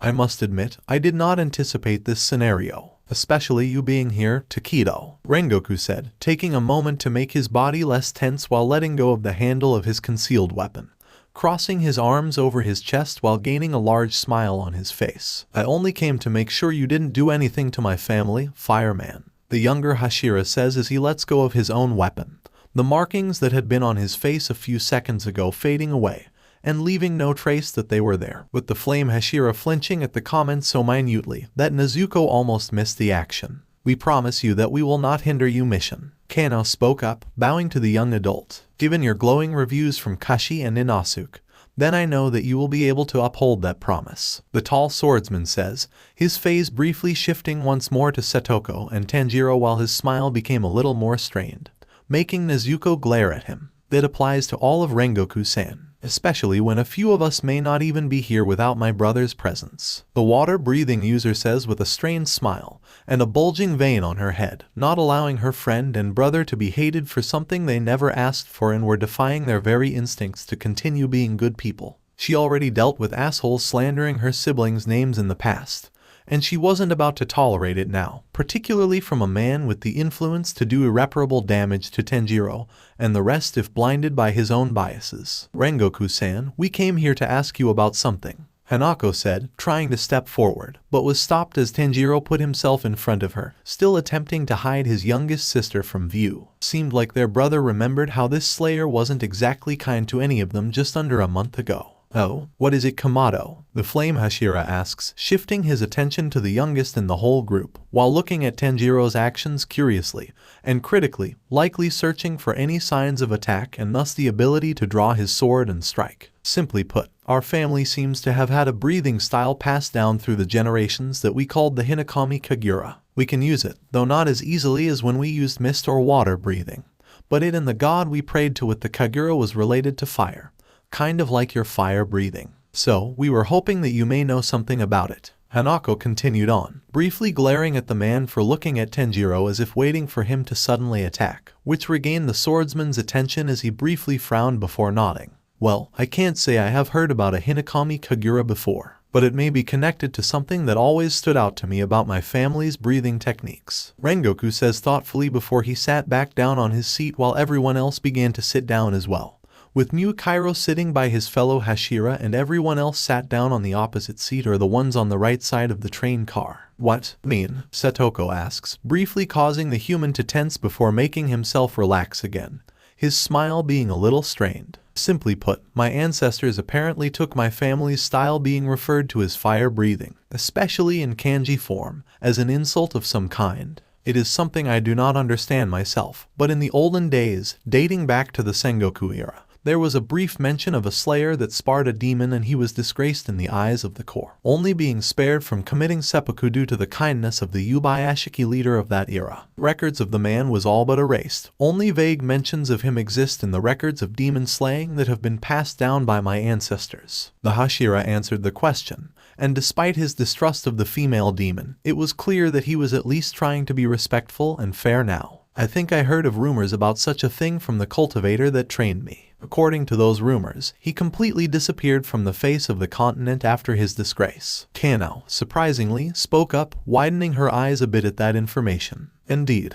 if I were to make a guess, then perhaps this man was an ancestor of yours, Kamado, since the Kagura you mentioned seems to be a breathing style that has been passed down for a long time. And assuming that he was also a practitioner of what is now referred to as flame breathing today or some branching style of it, then given his actions all that time ago, that is probably why my own considered our style being called fire breathing an insult. The flame Hashira praised the thunder breathing user, even clapping a little bit at her knowledge before continuing on with his explanation and hypothesis. Nechin, do you think that demon was Tameo-san? Hanako whispered to Nezuko, gaining the older sister's attention as she honestly thought over such a possibility. It's definitely possible. We'll ask her about it the next time we have the chance to send a letter. The older sibling responds, taking a chance to look at Rengoku, who appeared to be unaware of the whispered conversation. Hey, I'm a bit curious, but which of you two is stronger? AI questioned loudly, making Rengoku hum in thought. Well, there are certainly many factors to consider regarding that topic. For example, while my flame breathing is superior to mist breathing since it is one of the original 5 styles of the core, which consists of water, flame, thunder, wind, and stone breathing, and the branching breathing styles are naturally weaker than the original ones that they branch from. However, Takedo here has awakened a new power that hasn't been seen by the core in the past, so the outcome is certainly up for debate. Rengoku answered cheerfully, just before the train lurched forward, giving those with no experience with the vehicle a bit of a scar and almost causing Tenjiro to fall had Kanao's hand not shot forward to grab his arm. What the? This giant piece of metal is alive. AI yelled out, and would have stood up and drawn her swords had Kanao not sat the wild girl down and began to explain things to her in a way that the nature-breathing user hopefully understood. I suggest you all prepare yourselves. A demon is likely on this train as we speak and has been responsible of a number of disappearances on this vehicle. It is the reason I was sent here to begin with, but it should be simple with our numbers and 2 Hashira here, Rengoku warned, gaining Muakairo's attention as he looked around, his hand drifting over to the handle of his weapon while remaining on guard. Probably a lower moon. I can't easily feel their presence after all. The mist-breathing user comments as a man approached the group, almost shambling along before looking at everyone with a tired look that made Nezuko's intuition scream. Please, allow me to inspect your tickets, the man said with a tired voice, with everyone handing their tickets to him as he punched a hole into each one. But as Tenjiro jumped up from his seat and snarled at the man the moment this process began, catching Nezuko by surprise, she couldn't hope to do anything before a sudden wave of exhaustion hit her, and she fell into a deep slumber, not even realizing what had happened. Nor did she hear the sound of bodies collapsing onto the ground. Muakairo's perspective. Location, Mugen Train. Snapping his head to the side at the sound of a woman's scream, Muakairo bore witness to a fairly large demon with green skin grab a man's neck and lifting him up into the air, making Muakairo get off of his seat and instantly draw his sword. Rengoku only a moment behind, but him and the rest were too slow compared to the mist Hashira himself. Mist breathing fourth form, shifting flow / Muakairo spoke, feeling the mist that appears with the use of his breathing techniques and charging forward at a speed that proved how deserving he was of the title of Hashira, getting below his opponent before delivering a slash upwards that not only sliced off the demon's arm that was suffocating the woman, but took the beast's head clean off its body, causing its corpse to collapse onto the ground before quickly turning to ash. I must admit, Takedo, you have certainly improved greatly since the last time I saw you in actual action. Rengoku praised the mist Hashira, stepping to the side as the Kamado siblings all ran over to him. That was incredible, Aniki. Hanako cheers as she jumped forward and almost tackled Muakairo into a hug, making the older teen blink in surprise before smiling slightly. Thank you, Imauto, Muakairo said while returning the hug a bit, with the Hashira spotting Tenjiro growing to his usual size and bringing everyone into a hug, causing the mist Hashira to move into the warmth provided by his siblings. This was something he could always keep. Enmu's perspective. Location, Mugen Train. I punched their tickets and put them to sleep just like you asked. Please put me to sleep soon too. Please, let me see my dead wife and daughter. Please, I beg of you. As Enmu stood on top of the moving train, feeling the wind crashing against his face, he couldn't stop the sadistic grin that appeared on his face as he saw through the hand detachment of his. It was a newer ability granted to him thanks to the generous blood donation given to him by his lord, meaning that he could effectively use his blood demon art at a greater distance and granted the lower moon one to see and hear things without needing to be within that specific location, making it so much easier to recognize slayers as they got onto this train and subduing them long before he began to feast on his victims. As you wish. You did well. Now, sleep and meet your family in your dreams. Enmu spoke, willing the detached hand to use his blood demon art on the conductor many years ago. To be honest, deciding to spare this man was such a good idea, as not only was this human and the others under his command so desperate for any form of happiness, that they willingly condemned the rest of their kind for a few blissful hours of happiness. Seeing the body of the pathetic human collapse, Enmu had the eye turn around to stare at the other humans under his metaphorical thumb, ignoring the girl that began to speak and interrupting her almost instantly. In a little while, the sleep will deepen, so wait here until then. Malevolence or any signs of demons will awaken demon slayers with good instincts. When you close and to tie them up, be careful not to touch them. I, on the other hand, must remain in the front car for a little while. Until then, do your best while I prepare my preparations, and you may have sweet dreams too. The lower moon spoke with a malice-filled grin on both his real body and the hand duplicate that he was using to communicate with his human puppets, who all nodded in understanding. All right. The demon heard his 4 minions inform him through the hand duplicate, to which a smile appeared on Enmu's face as he began to giggle in sadistic delight, allowing the hand to disintegrate. It doesn't matter how strong a slayer is or if you have one of those 2 Hashira that awakened that little power that Musen-sama warned me about. A human's motivation comes from the heart, the spirit. All that is needed to take you all out is the destruction of your spiritual cores, and just like that. And even if there existed a human that could actually kill my lord, and they shall be reduced to a breathing corpse that is easy to kill. Admittedly, this task can be a pain to go through on my own, but with my proxies being human, your instincts are far less likely to defend you slayers, and with how a spiritual core is even more frail than glass, anyone can destroy them if given the opportunity. Enmu says, holding out his arms in front of him as the veins on his head began to bulge in sadistically excited glee before he began to giggle. Oh, how he will love to show those slayers their precious dreams become nightmares. Kano's perspective. Location, Dream World. Oji-san, I have someone here I want you to meet. Kano called out to her mentor, drawing the attention of the elderly man who had been reading a book only a moment ago.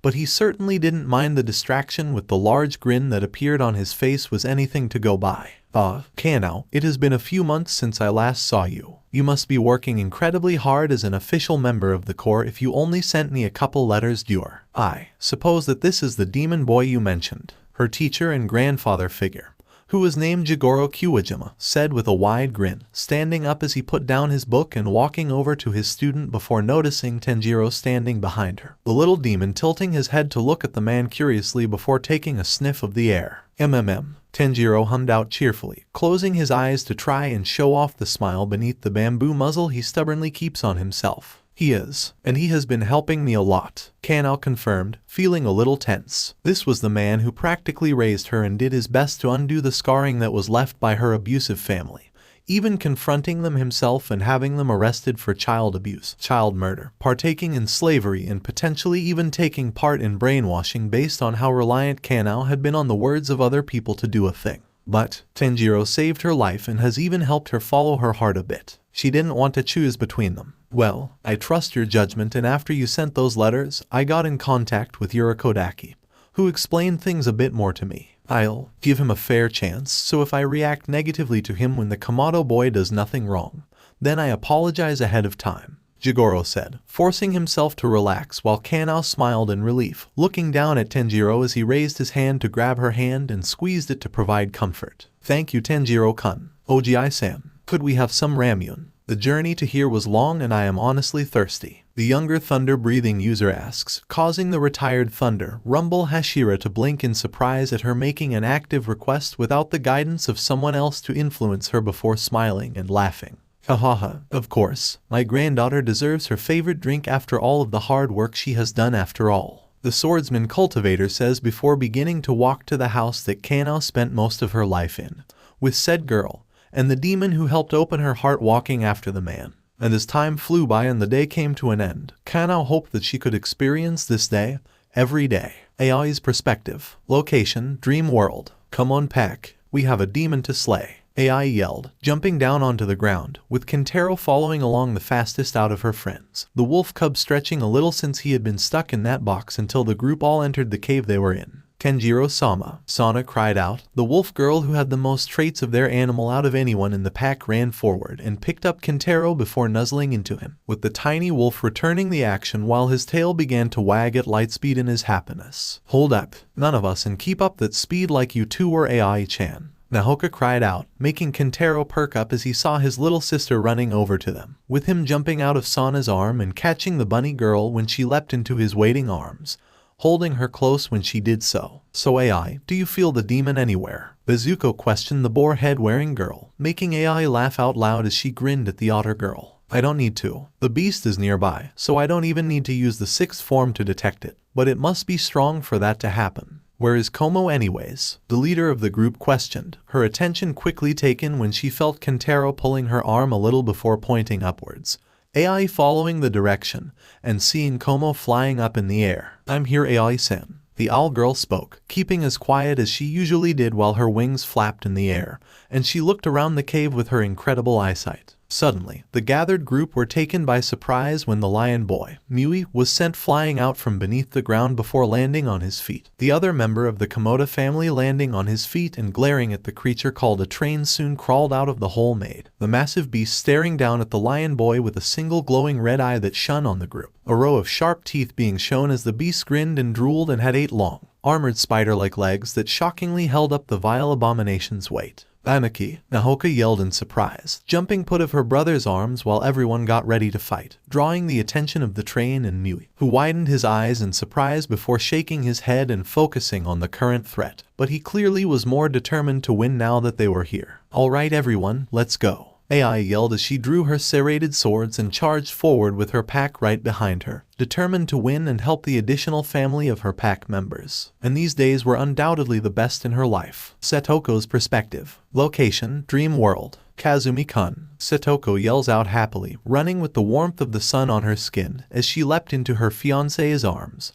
who in his shock just barely caught her and held the now human tightly in his arms, as if afraid that she would shatter like glass out of nowhere or will drop dead. Satoko-chan, you're alive. Kazumi spoke in shock, feeling himself tear up before tightening his hold on his love. I'm so sorry that I left, but I couldn't be here because of so many reasons, such as me having been a demon until recently, and I didn't want to risk hurting you or our families. The former demon explained, tearing up herself before Kazuko lifted her head and wiped away her tears with a sad, yet still happy smile on his face. It's fine, Satoko. Come on, let's go home, her love told her, making Satoko nod her head as they both walk back to their home village. Agreed. But eventually, I would like you to meet the people who helped me, Satoko said, feeling a bit excited to have her fiancé meet the others, especially Tenjiro-sama. That will be a day she looks forward to. Hanako's perspective. Location, Dream World. Anki, smiling happily and ignoring the exhaustion of her body as she saw Rokuta running over to her happily,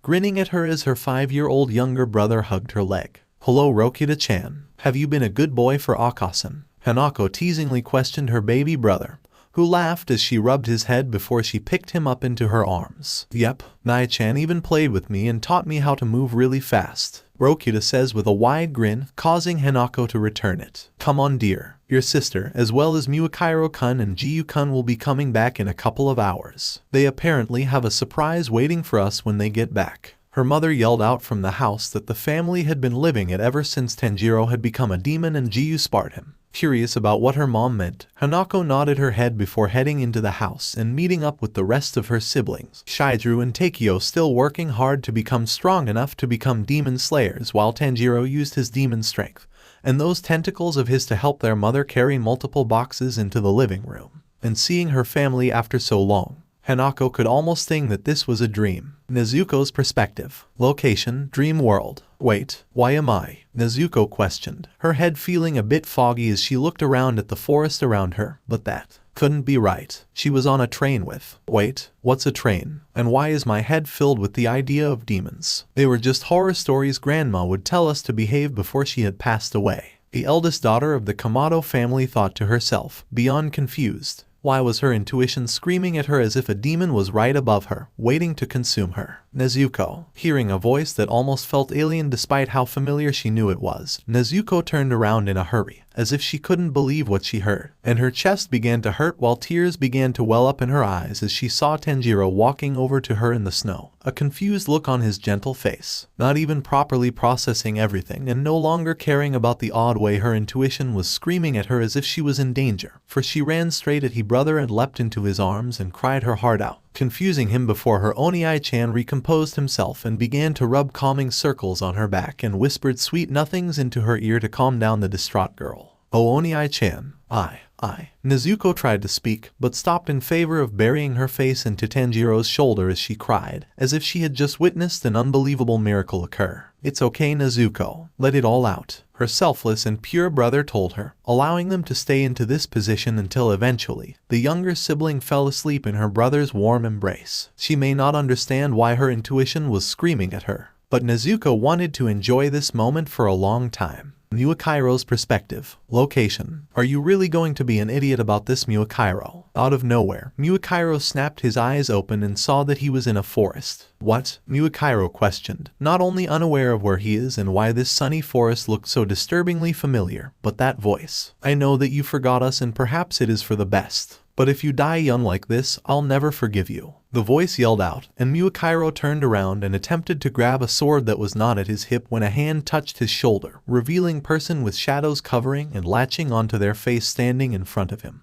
But what especially caught Muakairo off guard was the sudden sense of safety this strange person gave him, as well as tears welling up within his eyes. So please, baby brother, don't die like an idiot to that monster, the person yelled out, tears dripping from their darkness-covered face before their figure began to fade. But not before saying a few last words to the stunned Muakairo. You already know how to break free. After all, you are a Hashira, they said, the shadows disappearing to reveal a face just like the Hashira's own, causing Muakairo to widen his eyes as memories flooded his mind.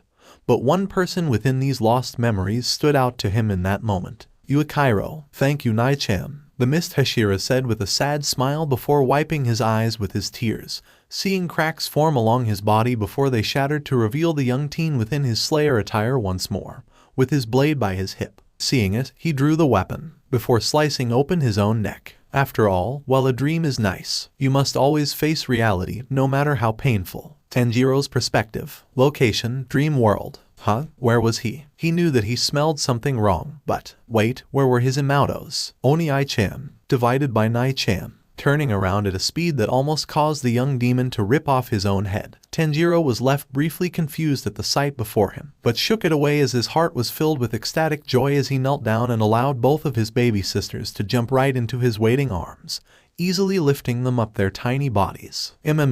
Tenjiro spoke through his muzzle happily. Enjoying the hug, he quickly enveloped his little siblings into and began to nuzzle into them affectionately. Nai-chan, are you going to follow us soon? Oji-chan is gathering everyone for a get-together. Hanako asks him, causing Tenjiro to become confused. Weren't they on some really long metal thing that was moving? Oh well, he trusted his Imatos and they knew more than he did, so perhaps he was remembering wrong. Come on Oni-chan, I want to show you something before we meet up with the others. Nezuko called out, tugging on his Haori's sleeve and making the older sibling snap out of his thoughts before looking at her curiously before nodding his head, making both of his precious sisters cheer ecstatically before he put them on the ground and allowed them to take his hands, putting up no resistance as they dragged him along. Eventually, after a couple of minutes of walking that almost seemed to pass in an instant, Tanjiro found himself by a beautiful lake with his Imatos, Nezuko using some wooden thing that wasn't a wooden sword with some weird thing that was like blaze threads when they weren't on fire. But despite not understanding what it was or even knowing what it's called, he knew that his baby sisters were happy playing with it and bringing weird creatures out of the water. So he was happy to just watch them have fun while keeping a slight eye out for any danger. However, he quickly focused on both of his sisters when he heard them yawn in exhaustion,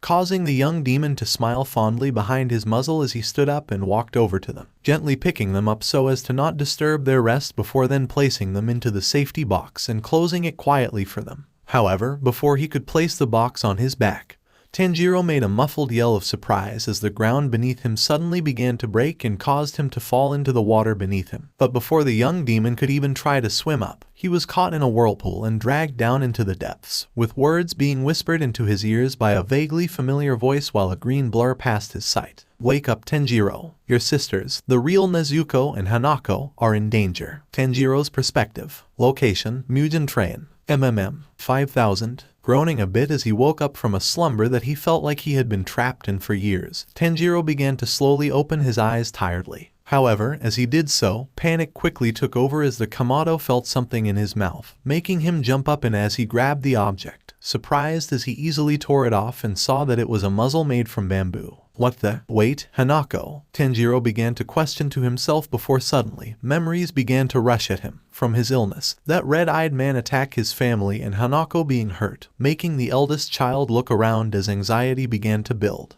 What's going on? Who are all of these people? Where am I? And Tanjiro began to think to himself in a panic, looking frantically until he laid his eyes on Nezuko, making the eldest child of the Kamado family pause as he took in her appearance. His sister looked older. Her clothes were far different from when she went down to the village in his place not too long ago, and while she slept, he could clearly see a sword by her hip. Nezuko, come on and, Og, what is that scent? The young teen called out to his sister as he reached out to shake her awake and hopefully be told about what on earth is going on. However, this idea was stopped as a potent smell of blood and death began to assault his nose, causing him to stumble back and almost jump out of his skin when a man with fire-like hair suddenly stood up and moved as if he were a mere blur, grabbing the throat of a young girl who had a rope tied to each of their wrists, and lifted her up into the air with a tight grip. Just what is going on? Tenjiro yelled out in terror, feeling himself slowly growing more overwhelmed as he began to breathe heavily while clutching his chest as his heart began to beat at a speed that convinced the young teenager that the organ was about to burst out of his chest. Suddenly though, Tenjiro screamed out in pain as he fell onto his knees, a splitting headache taking over him as his vision began to fade in and out of darkness repeatedly, feeling something from within his mind clawing at his head and almost drowning him out. But as Tenjiro fell into unconsciousness once more, only one thought crossed his mind,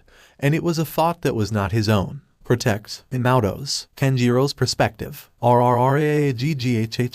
Roaring out in strained effort, Tenjiro collapsed onto his hands and knees as he breathed in heavily with sweat dripping from his face from the effort needed to escape the whirlpool. Standing up with a growl while releasing his aura a bit, the demon Kamado looked around before he calmed down a bit as confusion began to take control. He wasn't with his Imautos anymore, but within giant moving thing again. How did he get back here? Actually, now that he thought on it, how did he leave to begin with? However, the young demon didn't get much more of a chance to think as the scent of death came charging at him, making him turn around and glare at his surrounding as he saw a part of a wall turn into a fleshy substance with a blue eye forming on it only a moment later to stare at him. Feeling a sudden sense of danger, the eldest child of the Kamado family looked away as the feeling began to weaken a bit.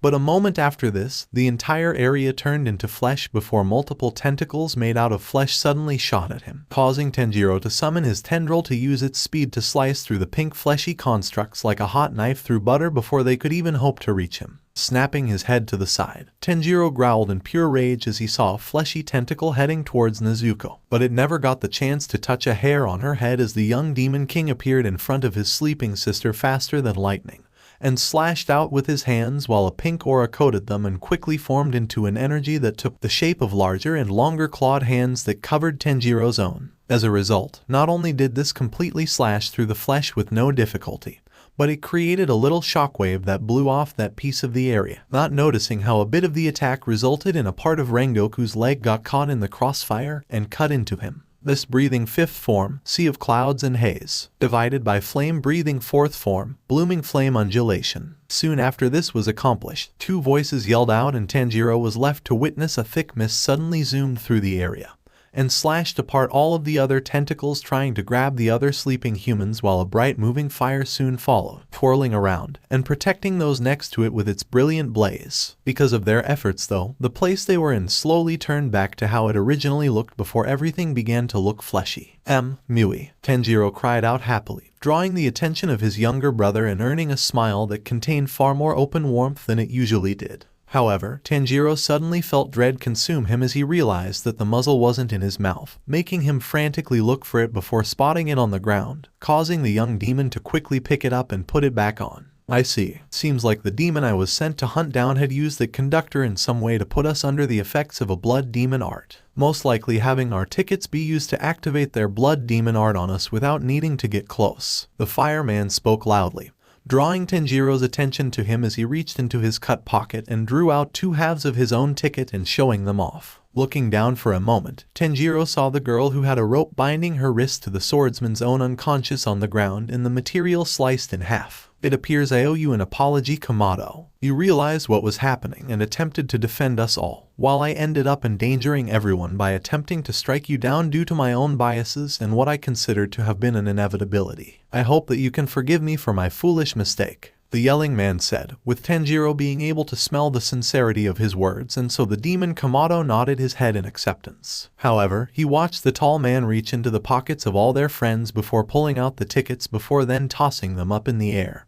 and slicing through the pieces of paper easily with flames accompanying the sword swing, instantly reducing the demon-infected items to ash. Not even a moment later, everyone's eyes snapped open, including the three humans who had a rope attached between them and Hanako, AI, and Kanao respectfully. The ones who had been connected to AI and Kanao immediately shot, desperation clear in their eyes as they tried to strike the two waking up girls with an awl held in their hands. But they didn't get far since Muakairo appeared before the two and struck them in the gut hard enough to knock the air out of the boy and girl, and instantly making them both pass out from the pain, glaring at their unconscious bodies with contempt. What the heck happened? AI yelled as she jumped out of her seat, with everyone standing up quickly as they looked around the now fleshy-looking train car. But it appeared that they were safe for the moment. The demon had used a subtle tactic to capture us in their blood demon art and used these people to likely kill us without bringing out our instincts against a demon. Was likely how they also killed any other demon slayer sent on this train before us. Muakairo answered the question, lightly kicking the body of one of the people working for the demon currently attacking everyone. So, will you attempt anything as well? Rengoku spoke up, drawing the group's attention as they turned their heads to look at a tired and pale-looking young man taking off the rope that connected him and Hanako, tears dripping from his face as he lightly cried, I'm sorry, I'm so sorry. The young man spoke through his tears, with Tanjiro being able to smell a horrid sickness from this person. Why did you help the demon behind all of this? Muakairo questioned with a glare, quickly walking in front of the confused Hanako as if this man would hurt her. Was that something bad about the ropes that connected them? I have tuberculosis and desperate to get away from the pain. I did horrible things, even if the pain stopped for no more than a few minutes. It would be best for you all to not get close in case it spreads to you all," the boy said, causing Tenjiro to hum a little sadly. He didn't really understand much of his words, but the Kamado could smell his sadness, acceptance, and the illness that pushed him into doing bad things as clear as day. "Are you okay, mister?" Hanako questioned behind Miyukairo, making the sickly boy nod his head at her with a sad smile. "I am. Thank you, and please, be careful when you face Enmu," the sickly boy said, making Fireman nod his head before looking at everyone. If the demon has transformed this train car into what it currently is, it is likely he'll soon do so with the other train cars. You all spread out among the 8 train cars and defend everyone while me and Miyukairo take care of the demon ourselves," the swordsman ordered, causing the Mist Hashira to speak up. "I'll face him alone. I know how to escape his blood demon art if I'm caught in it again, and with your speed, you can provide support to everyone as needed more easily than myself," Miyukairo counters, making his fellow Hashira blink in surprise before a large smile spread onto his face. "Very well then, Takedo-kun. Spread out, everyone." The fireman spoke out with a commanding presence, but stopped when Satoko walked over to the sickly boy and began to speak. "Can help rid illness, Tanjiro-sama, will you?" The demon with the kanji for 3 asks through her jumbled speech, confusing everyone before Tanjiro gained a light in his eyes and he nodded his head with a smile. As a result, he cut into his palm with his claws to draw blood and made Rengoku widen his eyes in surprise before they furrowed, and he frowned in disapproval. Meanwhile, Miyukairo just looked surprised but did nothing for now. "Kamado, don't," he tried to warn, but it resulted in Nezuko and the rest of the ground to stand in his way. "Calm yourself." Unlike with Satoko, back when he didn't even know it was possible, I know Tanjiro will leave the choice completely up to him, Miyukairo assured his fellow Hashira, who watches everything with a frown but sighed and forced himself to calm down. "If you want, my brother seems willing to turn you into one of his demons, but only if you want that," Nezuko observes with a small and reassuring smile, making Hanako grin. "Not only that, but you won't be like the ones from the stories you have heard or seen from the one that dragged you into this situation," the youngest of the 3 siblings explained, causing the boy to widen his eyes in surprise before he began to lightly laugh with some tears leaking from his eyes. "If you believe in that, then thank you for this second chance, truly," the boy said before nodding at Tenjiro, making the young demon grin happily before holding out his bloodied hand and causing the boy to kneel down and allowed the blood to enter his mouth and flow down his throat. Soon after, a demon transformation began. However, not too much ended up changing of the former human, but his skin interestingly grew a little healthier. But his skin color can easily be mistaken for a sickly human still. Then, the obvious signs of a demon began to appear, from this boy developing a set of claws from his nails. Some of his teeth began to elongate into sharp fangs and green-colored markings appeared on his skin, a green line going from both of his eyes and downward to his chest until they disappeared and were hidden by his clothing. The final thing of note was that the boy's dull gray-colored eyes turned into a lively green, with his pupils being replaced by a black plus-sign-looking shapes. "You okay?" Satoko questioned of the boy, making the newly born demon nod his head slowly while taking in a few deep breaths. "Yeah, I'm fine now. Much better than a few seconds ago, in fact," the boy said before quickly composing himself and standing up with a smile. "Thank you so much for this second chance, Tenjiro-sama. I will make sure you don't regret helping me," the newborn demon said, speaking from the heart as he bowed to the demon Kamado, only earning a pat on his head. "Well, I suppose this will help our situation. What is your name, young one?" The fireman spoke up, clearly not liking the situation but ultimately holding back his distaste with them all currently in danger. However, the demon with no kanji in either of his eyes simply nodded his head in acknowledgement of the swordsman's words before speaking. "My name is Pian-Yum, Slayer-san." Miyukairo's perspective. Location, top of the Mugen train. "Oh, you're aware." The demon Miyukairo had found standing on the top of one of the train cars spoke in curious surprise, attempting to greet the Hashira but he didn't get the chance to complete his sentence. This is because the Mist Hashira did not care for the demon's words when, with its blood demon art, could keep everyone trapped in a dream and feast on the sleeping passengers and his allies. Idly, he was a little disappointed. Miyukairo himself gained his rank through slaying multiple demons and until a few months ago against Upper Moon 3. And his ancestor, the mist-breathing user, had never encountered a member of the 12 Kazuki, and after experiencing them and hearing stories from the other Hashira about their fights against lower moons to gain their titles, well, he was very underwhelmed. However, annoyance began to enter the Mist Hashira's mind as he felt the demonic presence of the demon not slightly deteriorate, and could still hear the various blade techniques of his comrades below despite the wind against his ears. Due to this, he turned around and witnessed a pile of flesh rise up from the top of the metal train car, and connect to what should have been the deteriorating head of the lower moon one looking at him with a bloodied and cocky smile. My, you are certainly one rude little brat if you didn't even let me finish. And based on your expression, yes, you must be struggling to understand this magnificent sight, aren't you? The lower moon yelled gleefully, mistaking Muakairo's blank face for the inability to comprehend what he was seeing, and taking great pleasure in it, even blushing a little. Huh? Oh no, I'm just wondering how you got even uglier than you had before. Besides, I have seen you demons merge with objects to not get decapitated, so I know you can still die, so I'm not too concerned. Muakairo comments, placing his hand to hold his chin while smirking ever so slightly while remembering his first mission. That was possibly one of the few times the only surviving Takedo was at risk of dying since he had lost the memories he only just regained. You are quite the arrogant and prideful little one, the demon stated in a way that expressed pity, shaking his head at him in a sad manner before opening his eyes with a mad grin. Since I have fused with this train, all 200 passengers on this train are now food for me to grow stronger. They're my hostages, and you're wasting time speaking to this false head. Will you really be able to protect every single one of IIGGGHHH? The lower moon continued, but their little monologue was cut off by one of the most horrid screeches Muakairo ever heard while the train car he is standing on top of jumped into the air slightly before landing on the ground again, making the Mist Hashira's smirk become actually noticeable. It appears like you forgot my comrades. Every single one of them is easily capable of overpowering and killing you, and one of them is a fellow Hashira. On my own, I could potentially keep every single train car full of passengers safe from the inside, and Rengoku is able to run faster than myself,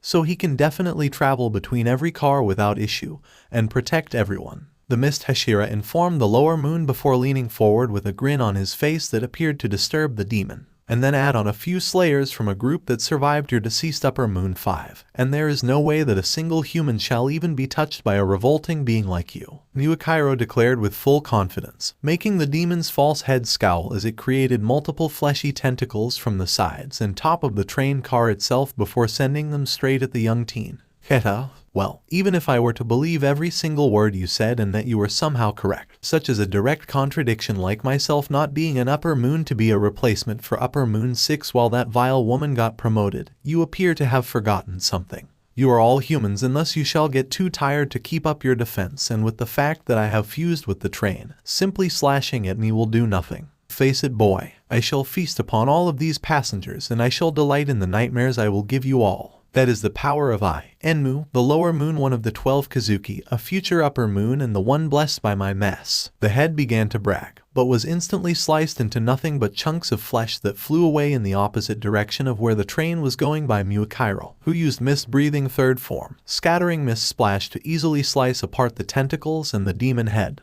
You really are a disgusting freak, the experienced slayer stated before looking at the roof he was on. Mist breathing second form, 8-layered mist. Muakairo continued on, using the technique of mist breathing to slice open the roof of the train car before jumping in, quickly spotting Tenjiro, the yellow-wearing girl, Kano if he was remembering correctly, and the new demon, all slashing apart any fleshy tentacle that got close to the various domes of wood. Feeling out the situation and detecting a demonic presence from the wood, it wasn't difficult to deduce that this was Satoko's doing, and using these wooden domes to further defend the sleeping civilians was honestly a good idea, especially since it also allowed those with a bit more of a wider attack range to freely move about. I need Tenjiro's help. Can you two hold the ground here? The Hashira told the group, drawing Tenjiro's attention as the young demon seemingly focused his full attention on the mist-breathing user.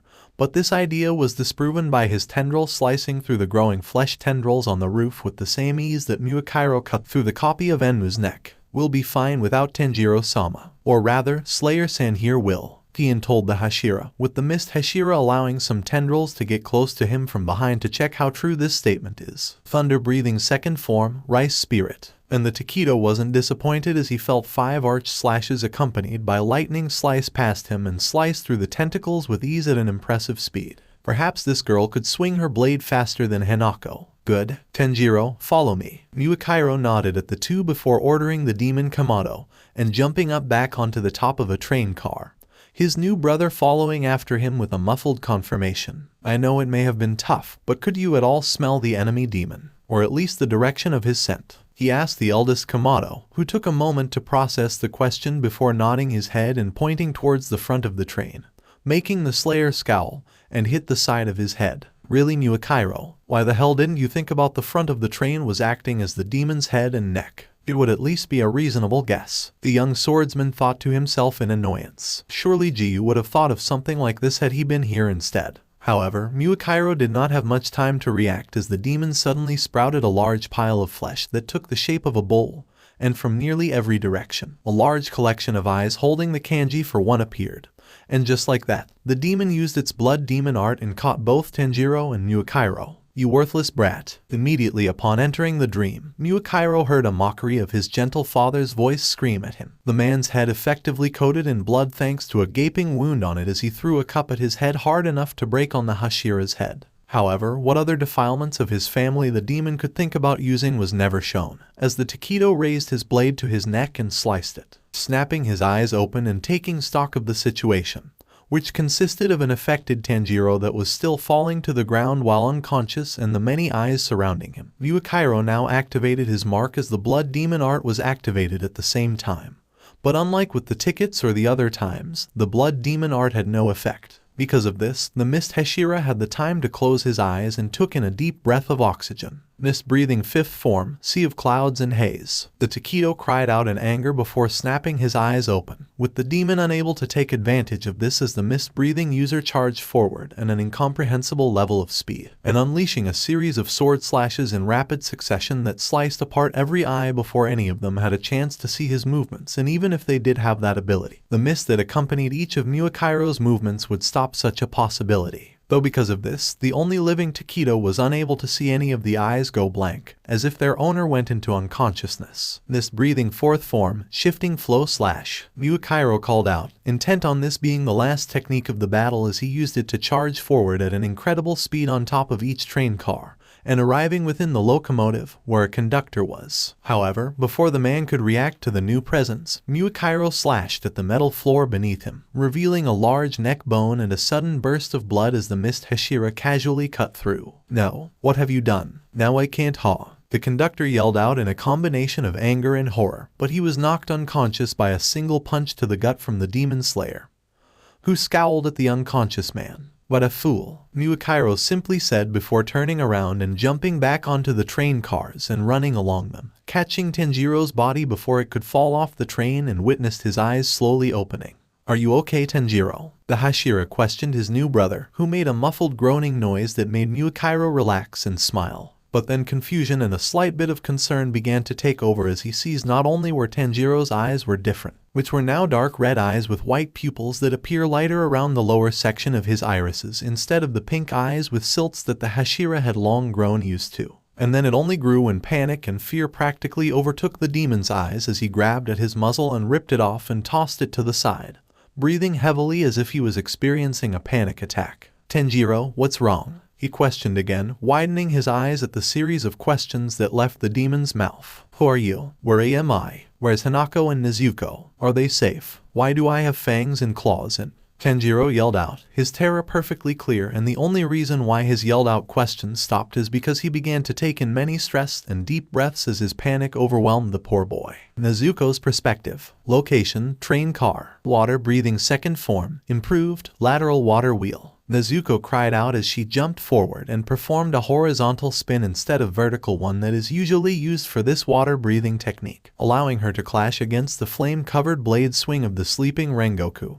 who attempted to slice of Satoko's head. And while she was quickly overpowered by the strength of the Hashira and sent flying to the side hard enough for a window of the train to crack, the momentary delay caused by the clash allowed Satoko to lean back and only lose a few strands of hair from the manipulated Hashira's attack. Acting quickly, the demon girl manipulated the wooden floor beneath the demonic flesh that oddly had stopped attacking a bit ago, creating some wooden pillars that were sadly cut through and burned easily by the might of the flame Hashira, who then decapitated Satoko a moment later, much to Nezuko's horror and the shock of the demon with the kanji for 3 as her head flew up in the air and rolled across the ground, However, as Rengoku's unconscious body began to walk forward once more, looking ready to indiscriminately attack anything in the area, the flesh throughout the train began to disintegrate, and the Hashira's closed eyes began to open, looking around in brief confusion before relaxing as he saw the surround demon flesh slowly vanish while sheathing his blade, a sign that one of the others had killed the demon on the train.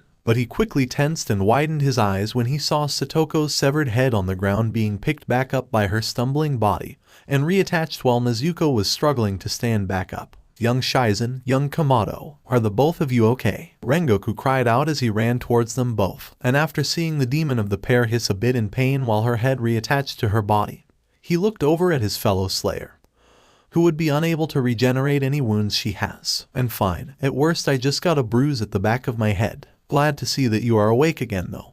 Having to make sure you didn't destroy the wooden domes created by Satoko and stop you from decapitating her for that single minute was hell," Nezuko assured him, rubbing the back of her head a little but hissed a bit when she did touch the bruised spot. "Well, at the very least it wasn't bleeding. And glad. And I'm sorry to you Shizen-san. Sadly, my inability to get used to demon comrades properly made me a liability in this mission, especially since my instincts considered your defenses and yourself a threat." The Hashira spoke softly as he held out a hand to help the Kamado girl up, which Nezuko accepted, before shifting his attention to the demon girl, bowing to her in apology.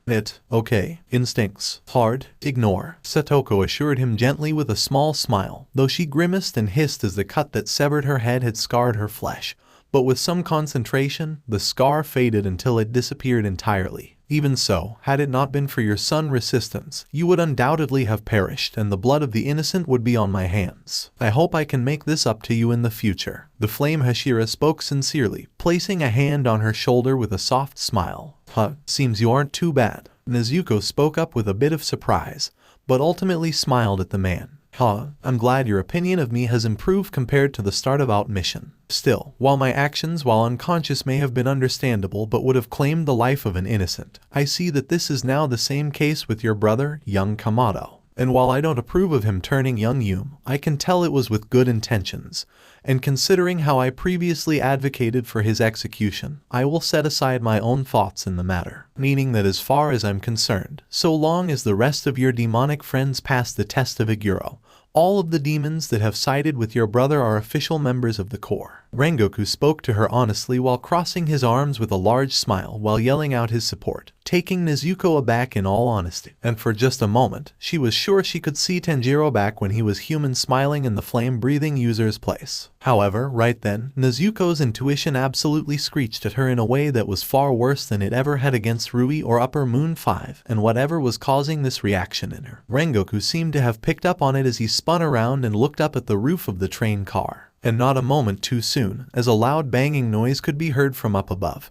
and whatever caused it applied enough force to momentarily make the vehicle jump up in the air, and made both Nezuko and Satoko lose their balance. Soon after, the roof was blown through as 3 bodies fell down into the compartment, 2 of which Nezuko instantly recognized, consisting of a currently headless Tenjiro who seemed to have the left side of his body blown off, while the other recognized figure was Muakairo, who was glaring at the third figure who was crouching down and observing everyone curiously, smiling as they got up and walked out of the smoke created by their entrance. But as the water-breathing user observed this figure, she couldn't help but scowl and growl as she saw the kanji in their eyes, revealing them to be upper rank 3. This was the same demon that had caused the injuries which permanently crippled Ojiachan. Akaza's perspective. Location, forest. Akaza, upon hearing his name be spoken, the Upper Moon 3 straightened up and following his instincts, turned around, now looking away from the corpses of demon slayers that he just fought in favor of looking Muzan Kibutsuji in the eye, the Demon King taking his regular appearance. Acting quickly, the 4th most powerful demon alive bowed down in front of his master. It wasn't something he usually needed to do in the presence of the Demon King.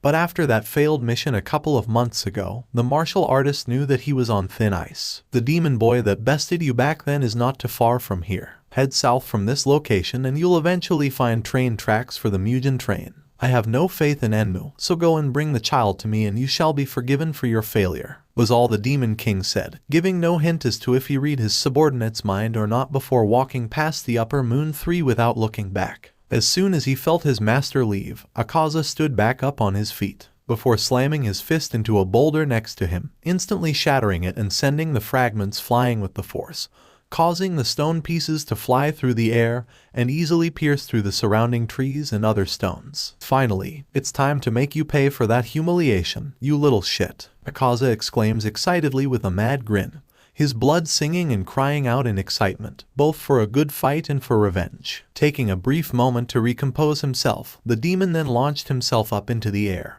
and above the surrounding trees, shattering the ground beneath his bare feet from the force of the jump and allowing the upper moon to look around, the grin that previously was on his face returning as he noticed the train tracks and thus the train his master informed him about 330 shaku ahead of him. And as he saw the battle spirits on that train, even being able to recognize 2 of them, his excitement grew. Admittedly, most of them are only a bit stronger than Daki, but the ones that stood out surpassed almost any Hashira he had ever seen in his life, only beaten by the 2 that awakened to those marks that apparently got a reaction from Kokoshibo. This is going to be fun. Rengoku's perspective. Location, Mugen train car. My.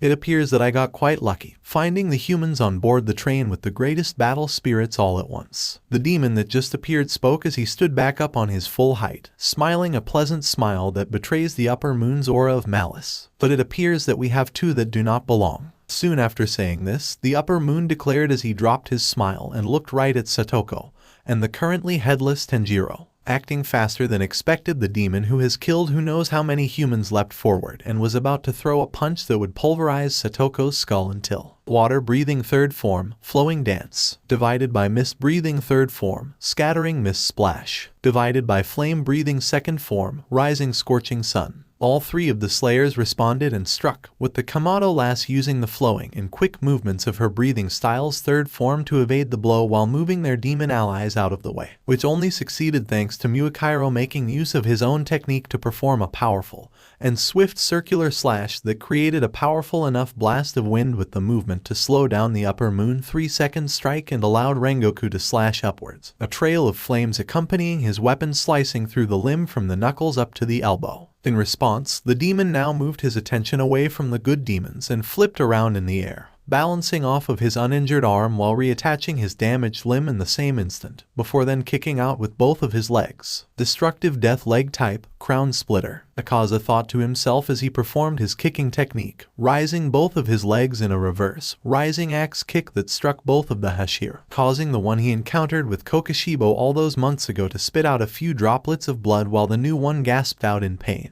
But a simple pair kicks wasn't the end of the technique, as the demon then utilized his blood demon art to create a powerful shockwave through both limbs that sent Muakairo flying out of the train car through the hole in the roof of the train car, while the one that had used those flame-breathing techniques was sent flying towards the other side. Yet the Hashira quickly slammed his feet onto the ground and only skidded back as a result of the strike. Impressive. I knew that you were strong, and from what I can tell, you lack that mark that Muakairo did. And yet you possess such excellent blade work. The demon congratulated Rengoku before pushing upwards with the arm he was balancing on, flipping up in the air, and landing on his feet once more and soon began to clap, looking at the demon slayer as the man himself wiped away some small trickles of blood from his mouth, not once taking his eyes off this dangerous opponent.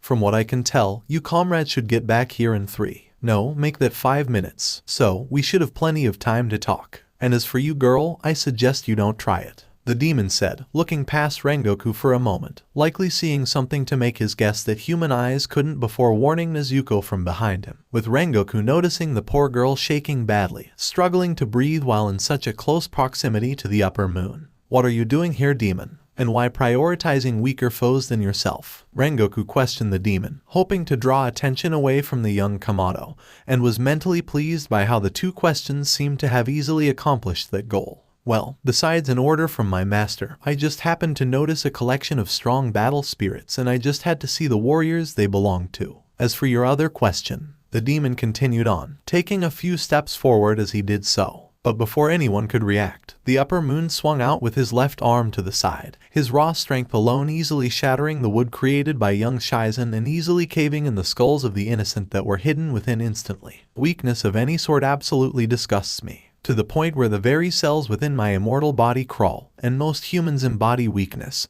and are thus the ultimate blight. Add on those 2 being traitors, and well, I'm sure that you can do the math. He finished speaking before liking the blood on his hand and even humming in delight at the taste. Damn, seems one of the two killed had blood on the rarer end. You bastard. Just because someone is weaker than you doesn't mean that their existence is a blight. Everyone starts off weak and needs to be protected, as Muakairo, Rengoku-san, myself and even you started off as a normal human. Or as you declare, weak. Young Kamado cried out at the demon, who turned to actually look at her and smirk at the sight of the mask hanging by the girl's hip. Ah, so you were one of the students that Sakonji spoke of. And you were even a part of that little group that held off Gyako until Jiyu arrived. In that case, the demon continued on, making Rengoku tense up, prepared to leap forward at a moment's notice. Why don't you and the Hashira back there become demons? To survive an upper moon, no matter the circumstances, speaks volumes of your spirit alone, and with the teachings Sakonji gave you, it would be a shame for you to never reach your full potential. And as for you Hashira-san, it is clear that your battle spirit has been developed to the edge of perfection, and while you may not have as much growth remaining compared to the girl, there is still a lot that remains untapped while you are human. Because as a human, you will be cursed to grow old and wither until you eventually die, meaning that you will never be able to reach a state of perfection no matter how far you go. But as a demon, you can continue to grow long after your human life should end for hundreds of years and leave your mark on the endless stretches of time. He offered the two, positioning himself in a way where he held out an offering hand to them both. That is where you are wrong once again, demon. Growing old and dying are the very reasons that human life possesses beauty and meaning to them. It's precisely because we age and die that the human life holds value and nobility. And in regards to strength, Rengoku was quick to respond, drawing the attention of the demon as he spoke. But midway through the Hashira's speech, Kyojiro leapt forward in a blaze of flames. Flame-breathing first form, unknowing fire. That is a word that hold little meaning to the flesh. Kyojiro yelled out as he unleashed a singular horizontal slash directed at the upper moon's neck, who grinned and leapt back response, the blade and flames passing by harmlessly. I see. Technique development destructive death, compass needle. The demon yelled, and the very moment that he landed on the ground again, the martial artist bent his knees in a half-crouch position, extending his right arm with a half-clenched fist facing his body, and bending his left arm with an open palm. And as soon as this happened, a giant glowing snowflake-like symbol appeared on the ground and glowed with an ominous blue aura. But before I kill you, I demand to know your name, Hashira. I am Akaza, remember it well. The now-named Akaza yelled as he delivered a punch that countered a downward sword strike from Kyojiro effortlessly, forcing the blade to strike down to the side. I am the Flame Hashira, Kyojiro Rengoku, the one who shall make you pay for all of the innocent blood you have split. Flame-breathing seventh form, Phoenix Rebirth. Rengoku yelled out in response, performing a series of strong slashes with his blade that caused the fire produced by flame-breathing to take the shape of a rising phoenix that slammed into the demon. And while it couldn't actually inflict damage as expected of a breathing style, the flame construct forced Akaza out of the train car and onto the top. Young Kamado, get to the others, stay close and defend the passengers from any stray attacks. He was quick to take advantage of the little time to order his kuhai, snapping her out of her surprise as she nodded and looked at Satoko,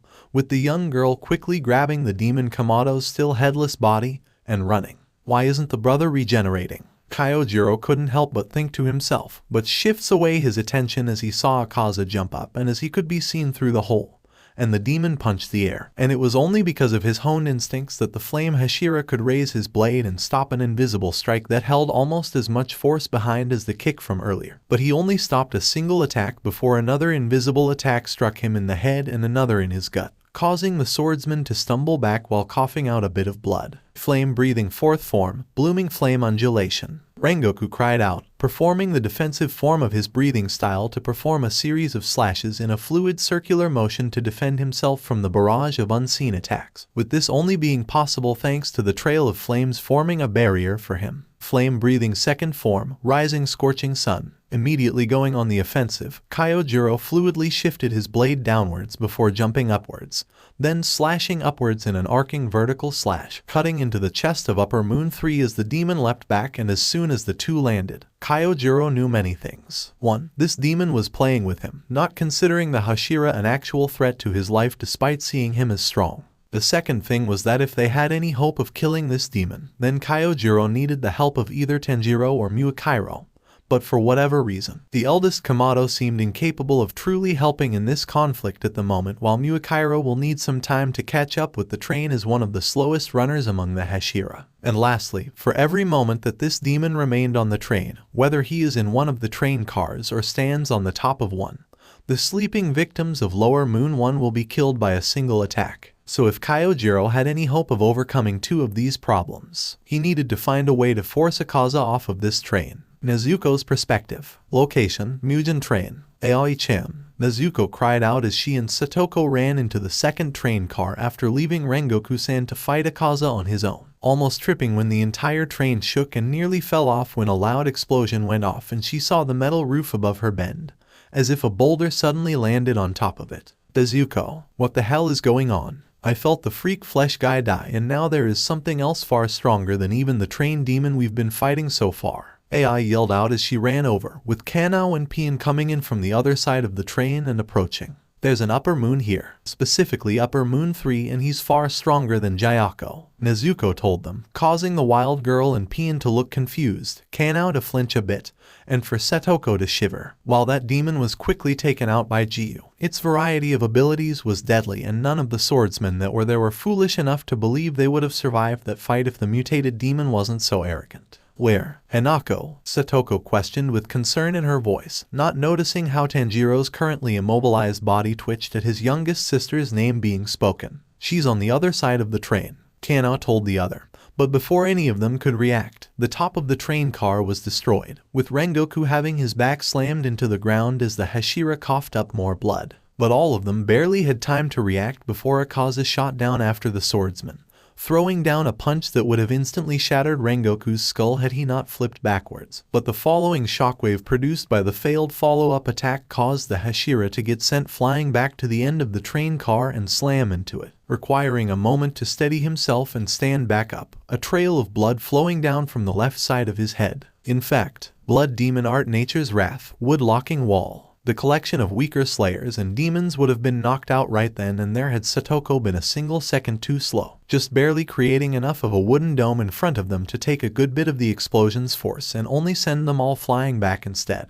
Sadly, despite the domes over them, every single one of the passengers sleeping within them inside the train car were easily killed, as the shockwave instantly shattered all of the domes, and the sleeping civilians were either killed by that same shockwave or the splintered wood flying about with enough speed to pierce their flesh. Flame-breathing fifth form, Flame Tiger. Rengoku cried out as he charged forward, unleashing a flurry of sword swings that caused the fire of his breathing style to manifest as a construct in the shape of a roaring tiger that charged forward with the Hashira at the Upper Moon, who couldn't help but grin. Disorder, Akaza cried out as he stood in the spot where he was at, before then tossing out a flurry of punches that were coated in the destructive blue aura of his blood demon art that struck the Hashira's flaming tiger, which powered through and roared until the two warriors right in front of each other. Flame-breathing eighth form, Combustion Thrust. Kyojiro cried out, thrusting forward with his blade as the flames manifested in a greater-than shape, stabbing right into the chest of the grinning Akaza as the Hashira pushed them past his allies and into the next train car. What are we supposed to do with a monster like that? Pian questioned in shock, causing Nezuko to remember that he was just newly turned by her brother and that he probably hadn't been in a fight before. Rengoku-san told us to protect the passengers from stray attacks, so that's what we'll do. AI, me and Kanao will try to provide support where we can. Pian, you find Hanako, and if anyone could get hurt, you try and get them out of the way. And Satoko, please keep Tenjiro safe and use your blood demon art to contain the shockwaves and Akaza on the top of the train cars, no matter by how little. The second eldest Kamado said, drawing everyone's attention before they nodded, the plan being as effective as any of them could hope it could be. Finally, time for the Queen of the Mountains to show her stuff. AI laughed a bit through her mask before charging after two incredibly powerful fighters, everyone else but Satoko and Pian following soon after. Nature breathing first form, the Wind Sword. AI cried out as she moved around the limited space of the train car, her yell surprising the two fighters as she moved in an unpredictable fashion before appearing behind the demon and unsheathed one of her swords, before slashing it forward at the Upper Moon's neck. Sadly though, this was not meant to be, as Akaza easily jumped over her attack with a backflip, but Rengoku took advantage of his opponent currently being in the air as he slashed upwards with another rising scorching sun. But the demon easily twisted his body in such a way that he would instead only receive a light cut to his throat that instantly healed. Destructive Death Air type. Akaza spoke before once more punching the air, causing Rengoku to quickly shift to defense while Nezuko jumped up and over AI. Flame breathing 4th form, blooming flame undulation. Divided by water breathing 8th form, waterfall basin. Rengoku cried out, performing the defensive form of his breathing style once more to create a barrier out of flames that blocked the unseen attacks, while Nezuko slashed down with her own technique, creating a trail of water that was able to block the few attacks that would have struck AI. Thunder breathing 1st form, thunderclap and flash. The calm voice of Kanao spoke, before a flash of electrified yellow rushed past each of the slayers and went for Akaza's neck, who reached up to catch the katana. Thunder breathing 5th form, heat lightning. But before the demon could catch the blade, the black-haired girl with yellow tips shifted her attack to slash upwards, slicing through 3 of the upper moon's fingers and lightly cutting Akaza's nose, before upper 3 quickly created some distance by leaping back and carelessly crushing the skull of a severed head on the ground. Oh, seems like we do have some extra contenders. Akaza spoke in amusement as he stood back up, but narrowed his eyes at the 3 female slayers. I will warn you lot now, I do not like fighting women, but if you interfere. The demon began, losing the smile on his face before unleashing his aura, and Nezuko couldn't stop the horrid shiver that ran up her spine, her intuition screaming at her as if she was having the skin on her back slowly peeled off. And she did not need to turn around to know that Kanao and AI were facing a similar sensation. You'll get yourselves killed, whether by a stray attack or by my shockwaves. That will end up being your fate, was the warning the upper moon gave, and it was clear to even a blind and senile man that his words held nothing but the truth in them. If you can get past me. But unluckily for you demon, so long as I live and breathe, that shall never happen. Rengoku spoke as he stepped in front of his lower-ranked comrades again, pointing his Nichiren blade forward. Not giving a response, Akaza merely turned his glare to the flame Hashira before launching himself forward with a leap, the force produced by the simple action by itself causing the train car to be launched in the air, and taking all of the slayer by surprise. Destructive death-crushing type, 10,000 leaves flashing willow. Akaza spoke as he seemingly teleported above the unbalanced Rengoku and brought down his clenched right fist to the Hashira's chest, the power held within it clearly being capable of piercing through the swordsman. Seeing this, Nezuko's heart rate began to accelerate, this single moment looking like an eternity to her. While she didn't like this man after his initial insistence of killing Tenjiro and disregarding her demon friends, she could at least understand why that mistrust was there with how many demons he likely saw devouring their own family. But once he realized that he was wrong in his assumptions,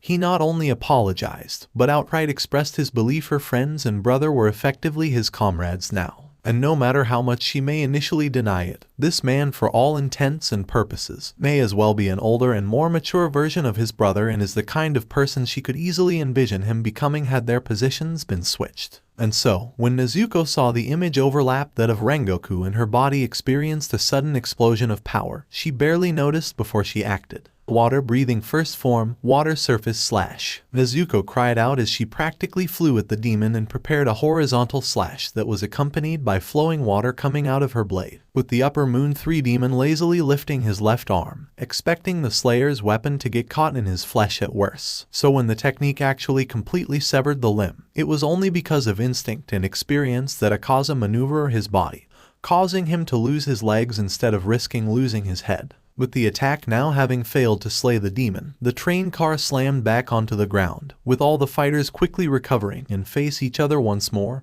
though Akaza stared at Nezuko in surprise before he began to chuckle. Well, seems Muakira wasn't the only marked one that had been on this train. The upper moon spoke in amusement as he placed his hands on his hips, confusing Nezuko, and she almost jumped out of her skin when AI yelled out right behind her. What the heck is that bazooka? The wild girl yelled as she pointed at the Kamado's neck, causing the girl to look at the window to her side and widened her eyes in shock as she saw a red-colored, vine-like pattern rising up from beneath her uniform and up the left side of her neck to stop right beneath her eyes, with the vine pattern spreading out at various points to varying lengths. So, this mark isn't something bound only to Hashira. Kamado, I'm going to rely on you to provide me some backup. Rengoku mused before informing the girl, snapping the female slayer out of her shock, and nodding her head to the Hashira, the both of them standing side by side in preparation for the next attack of the demon before them while Aoi and Kano stepped back, ready to provide a distraction or coverage at any time.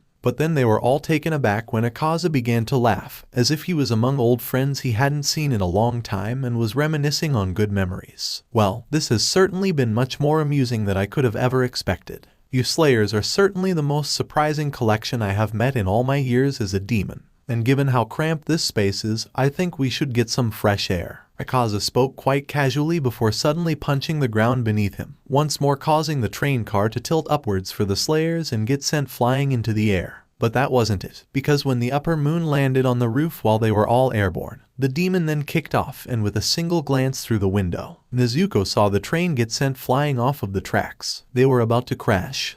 As perspective, location, HM, seems like things are being quite lively out there. A shadowed figure spoke from atop of his throne on a pile of bones, looking down at the ocean of blood before them to access some form of awareness of the outside world. Then, looking to the side, this individual saw a collection of 7 blood orbs floating by him and with a sigh, lifted his hand while extending a finger before bending it in a come here motion. Soon after doing so, one of these blood orbs flew away from the others and showed itself proudly before the sitting person, the orb having the kanji for 4 written proudly on it. And with this orb presented to him, the shadowed figure extended his arm and dug his claws into the orb, establishing a connection. There is a collection of people that I want you to save. Go to this area and protect those Slayers, even if it costs you your life. The person spoke in a dark tone, and while a voice did not speak in response, they already knew that this chosen of his would follow through with the order. And so he quickly let go of the orb and allowing it to float back to the others, sighing a little before then looking down at the thrones beneath him and smiling fondly at the sleeping figures on them.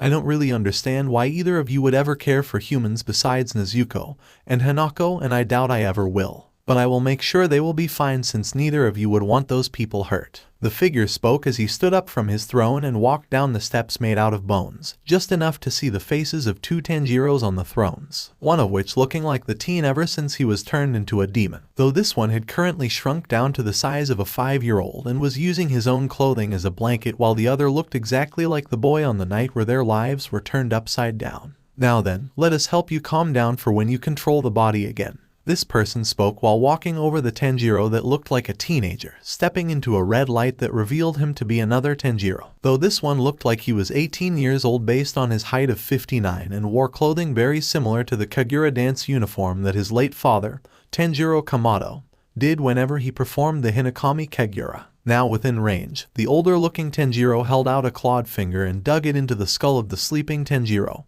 implanting some information. Not outright putting in the memories of their mentally youngest member over this last year, in fear of frying the poor boy's brain, but provided some general knowledge, such as them being demons, their sisters being Slayers, and Musen as some examples. But as he implanted knowledge of Akaza, an idea came to this older-looking Tenjiro, before he smirked and implanted a suggestion into him for when he takes control again. And as soon as that is done, this third Tenjiro walked back up to his throne and sat down, once more accessing the body's senses to get an idea of the situation in the outside world, but did not take control. After all, that was not the purpose that he was created for. No, rather he was made to be the guardian of his childlike self and the original identity, and he'd only take over if there was absolutely no other choice. But as he felt things out, this guardian Tenjiro couldn't help but chuckle in amusement. Things were about to get interesting after all. Rengoku's perspective. Location, derailed Mugen train. Flame-breathing 7th form, Phoenix rebirth. Rengoku yelled out as he performed his technique, blowing straight through the bottom of the train car while it was upside down, allowing him and young Tsuyuri,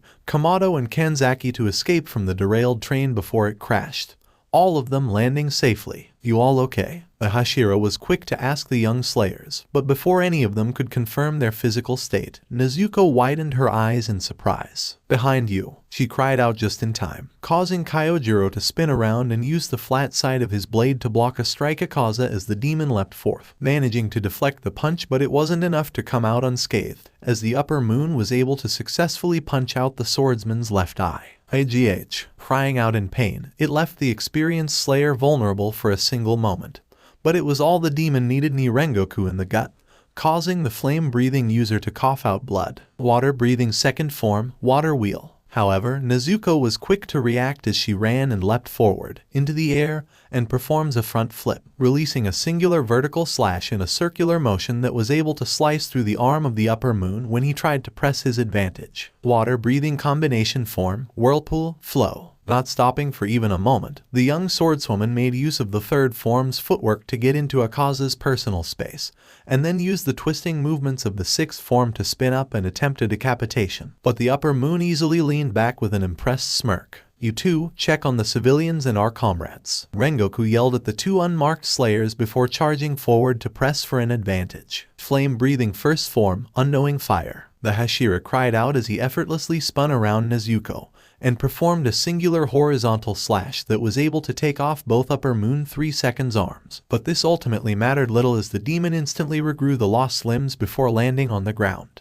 Destructive death, disorder, Akaza yelled out as he once more unleashed an intense flurry of punches that created large shockwaves at the two slayers. Water-breathing 11th form, dead calm. Divided by 4th form, blooming flame undulation. However, the Slayer duo was able to make use of their defensive techniques, with Nezuko being able to actually deflect over half of the attacks away harmlessly from the group, and any that would have broken through and struck the marked Slayer was blocked by Rengoku, who performed a series of slashes in a fluid circular motion to defend himself, and the others from the barrage of attacks. Nature-breathing 5th form, legendary bite. Ai cried out as she leapt forward from behind Akaza, bringing her swords down at his neck in a way that was reminiscent of a dragon's bite. But it only took off some hair when the upper moon ducked beneath the attack. Thunder-breathing first form, thunderclap and flash. Kana though was quick to act, traveling at an impressive speed that allowed her to close the distance, but instead of attacking, she used the technique's speed to grab her friend and get away from a swiping swing of Akaza's arm just in time. I said to look for the other and civilians. Rengoku yelled to the young girls before him and Akaza got into a clash of high-speed slashes and punches respectively while Nezuko leapt back, breathing a little heavily. But Ai tried to yell back against the order, but as Rengoku kept Akaza in place by stabbing through both of the demon's arms and spared a glance to her with the older Slayer's remaining eye, he cut off the wild girl. "You won't be able to keep up. Young Kamado is only keeping up with the mark, and even then she can only provide support," the Hashira yelled out, but before he got a chance to continue, he had to leap away to evade a kick from Akaza that surely would have shattered a few ribs had the attack landed. Water-breathing third form, flowing dance. Nezuko cried out as she moved as if she was water itself, practically dancing in a flowing pattern that was able to slice into Akaza's wrist. "Go help the others." Flame-breathing third form, blazing universe. Rengoku once more ordered the two girls, who reluctantly obeyed the command as they headed to the fallen over train while the Hashira himself jumped into the air, and performing an arcing downwards vertical slash aimed at the upper moon's neck. But the demon leapt back and evaded the attack with a grin on his face as the attempt only left a wound on the martial artist's chest that instantly healed. "Oh, this is perfect. Looks like I was right to assume that we could all use some fresh air." Akaza cheered happily while spreading out his arms, before then quickly getting into a stance while the two slayers watched carefully. "So let's enjoy this night." Destructive death, 8-layered demon core. The upper moon yelled out as he once more launched a series of punches in a manner similar to his disorder technique. But this time, he only unleashed 8 punches in exchange for far greater power that allowed for larger and more destructive shockwaves that easily kicked up dust and cracked the ground without even touching it. Flame-breathing 5th form, Flame Tiger. Rengoku was quick to act, his sword technique once more creating a flame construct in the shape of a charging tiger that was able to withstand 7 of the mighty blows. But the last one broke through the flames and stuck the Hashira in the gut, causing the young man to cry out in pain with blood now leaking out of his mouth. Water-breathing 7th form, Drop Ripple Thrust. Young Kamado yelled out as she charged forward, thrusting her blade forward at the demon and struck, water manifesting upon the blade making contact with the hand that Akaza used to grab the blade that quickly stabbed into the limb and helped push the upper moon back from the Hashira. 9th form, Splashing Water Flow, Slide. Continuing on with the attack, the younger fighter tried to create more distance for the Hashira by moving at an incredible speed. Making use of the light explanation Kanao gave her about thunder breathing's fundamental technique, inhaling a large amount of oxygen to increase the pumping of blood through her entire body, focusing in on her legs, and releasing it all to charge forward in a flowing manner that covered her whole body in a water construct that took the vague shape of a slithering snake, that allowed the girl to move at a speed that she shouldn't, and aimed for a decapitation when Rengoku realized something. She's slowing down, Tanjiro thought in worry, knowing that at her current speed, Nezuko would be killed if Akaza went for such a strike. But why was she? Of course, Jiyu and Muakairo mentioned that they had to put in effort to increase the time they could keep those marks active, and if the eldest human Kamado just awakened it, then her sudden burst of strength would likely only last as much as an adrenaline boost at best. Damn it, I need to save her, Rengoku mentally yelled, the world practically moving in slow motion. When a memory came back to him. Flashback, 13 years ago. Location, Rengoku family estate. Kyojiro, a sickly, but still strong and gentle voice spoke, causing the 8-year-old Kyojiro Rengoku to look up from watching his sleeping baby brother to look at his mother, Ruka Rengoku, who was staring at him in a way that he knew she only did when talking about something important. His mother happened to be a young woman with defined facial features, such as her sharp nose, long eyebrows, and pale complexion. She had large dark red eyes with circular white pupils, and a small mouth, with semi-long black hair tied loosely at the end in a ponytail. As for clothing, she wore a typical white and light blue colored kimono. Yes, mother, Kyojiro asked of her in confusion, his full attention on her, which was an impressive feat for a child. Think hard about this question I am about to ask you. Do you know the reason as to why you were born stronger than those around, including a few adults? The older human asked of her son, who hummed in thought and tried to think of an answer for a few seconds. I don't know. After failing to answer a few times, answered honestly and loudly, but kept the volume down to not wake up baby Tanjiro. The reason why is so that you can help the people that are weaker than yourself. Those born with more natural talent than others must use their strength for the good of the world, for other people, and especially your comrades and the people that are willing to give their life for you. It is unforgivable to use the power one is granted with by the heavens to hurt others and empower yourself, Ruka explained to her child gently yet firmly, now beginning to smile gently at him. That is why your father's blood, the Rengoku family, has hunted demons for generations before even its golden age during the Sengoku period. And becoming Hashira is our pride. Like your father, I know that you will become a great Hashira. Bear the flame in your heart. Burn evil demons and shine gently on human beings. Hold your heart aflame like the sun. Become the flame Hashira, she told the young child, who looked mesmerized before gaining a fierce fire in his eyes and nodding his head while filled with determination. Got it, Kyojiro told his mother, earning a brief smile that quickly went away before she reached out an arm and brought her youngest son into a gentle hug. I won't be able to live much longer, Kyojiro, so I won't be able to help you on your path. But know that I am so happy and proud to have been the mother of such a strong and kind child, Ruka told her son, tears welling up within her eyes and silently rolling down her face. I am counting on you, and soon enough, many others beyond little Tanjiro shall as well. Flashback end. Flame-breathing esoteric art. 9th form, Rengoku. Acting quickly and moving at speeds that the flame Hashira was barely able to register as being faster than he should be capable of, Kyojiro assumed while gripping his blade tightly with both of his hands, feeling his beating heart practically ignite with the power of the sun and travel across his entire body, before then dashing forward at an extremely high speed as flames coated over his whole body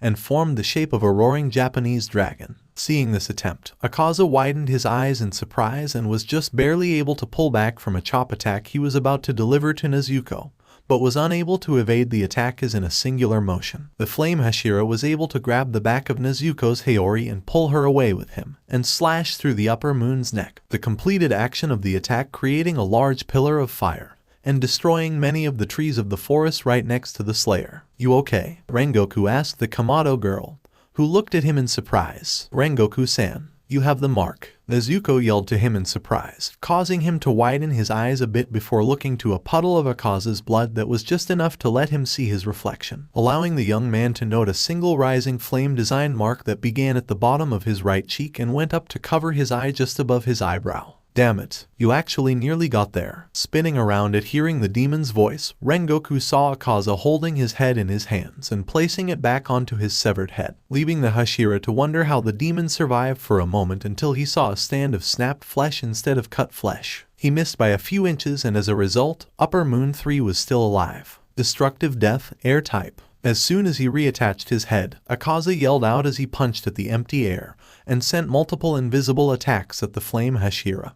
But before the swordsman could react, this breathing third form, scattering mist splash. The voice of Miraculous yelled out as Rengoku's fellow Hashira landed in front of the flame and water-breathing users and performed a powerful and swift circular slash that blocked the invisible projectiles. Miraculous, Nezuko spoke with exhaustion in her voice while Kyojiro walked to stand by his fellow Hashira, truly being the pillars of humanity that will keep those weaker than themselves safe in this moment. Rest in Maudo. We'll handle this. Hanako's perspective. Location, Mugen train car. That last one. Hanako heard Satoko question her as the young girl struggled to lift a heavy piece of metal off of a group of people before they were dragged out by the demon girl.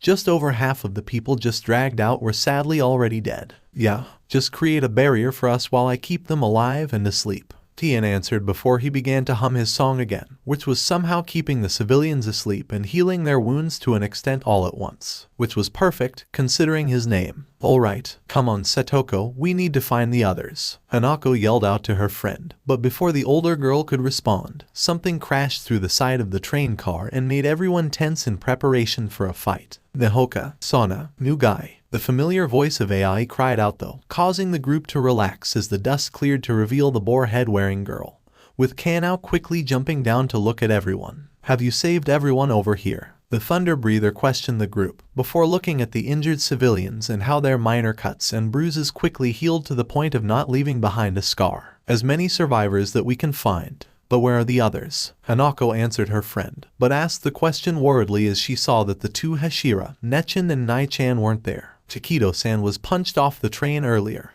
and Nezuko and Rengoku-san are currently battling an upper moon. I have no clue about Tenjiro though, Kanao answered, causing horror and fear to grip at the young Kamado girl's heart before she ran off, following the scent of her sister in the hope that Nezuko was still okay and that she knew where their brother was. Nahoka, get back here, Ai cried out before running after her friend in concern, while Kanao remained behind to use her speed to look for any survivors that may have been missed. Muakairo's perspective. Mist breathing fourth form, shifting flow slash. Muakairo yelled out as dashed forward at Akaza and performed a singular slash that just barely slashed into the demon's chest before pulling back his right arm and throwing a punch. But the attack was parried by Rengoku as the flame Hashira flowed up with a counter, spinning around to get behind the upper moon as flames covered his weapon. Flame breathing first form, unknowing fire. The older male yelled out before performing a single horizontal slash aimed at Akaza's neck, who merely glared at the man without making a single sound before dropping to the ground to evade the strike,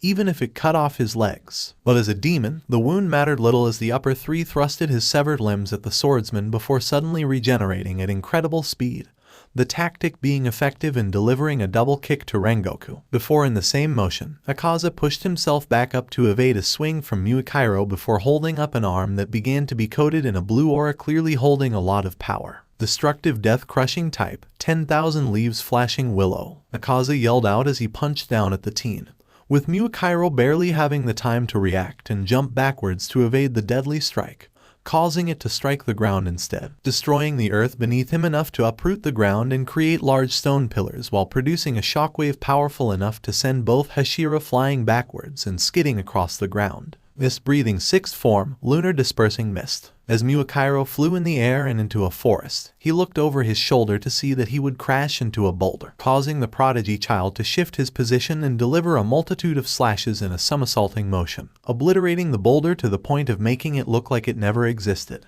Then, as soon as the mist Hashira landed on the ground and began to turn around to head back, he was suddenly struck in the face by an invisible attack, causing the child to spin around while blood began to drip from his mouth. But as soon as Muakairo regained his footing, he widened his eyes in surprise as Akaza appeared before him in a crouching position with a serious look on his face before striking with an uppercut that the Slayer just barely avoided. But he was sent flying back by a few feet, the shockwave the attack still produced, but the teen was able to quickly regain his footing in the same moment that his foe charged forward. Mist breathing second form, 8-layered mist. divided by destructive death, 8-layered demon core. Both the Mist Breather and Demon yelled out in the same moment, both unleashing a flurry of powerful 8 slashes and punches respectively, with Muakairo being able to deflect each of the punches by either slicing through enough flesh at the upper moon's wrist to divert the strike or slicing through the limbs with precise cuts. However, as the two prepared for a final strike on each other, Muakairo went for an overhead slash,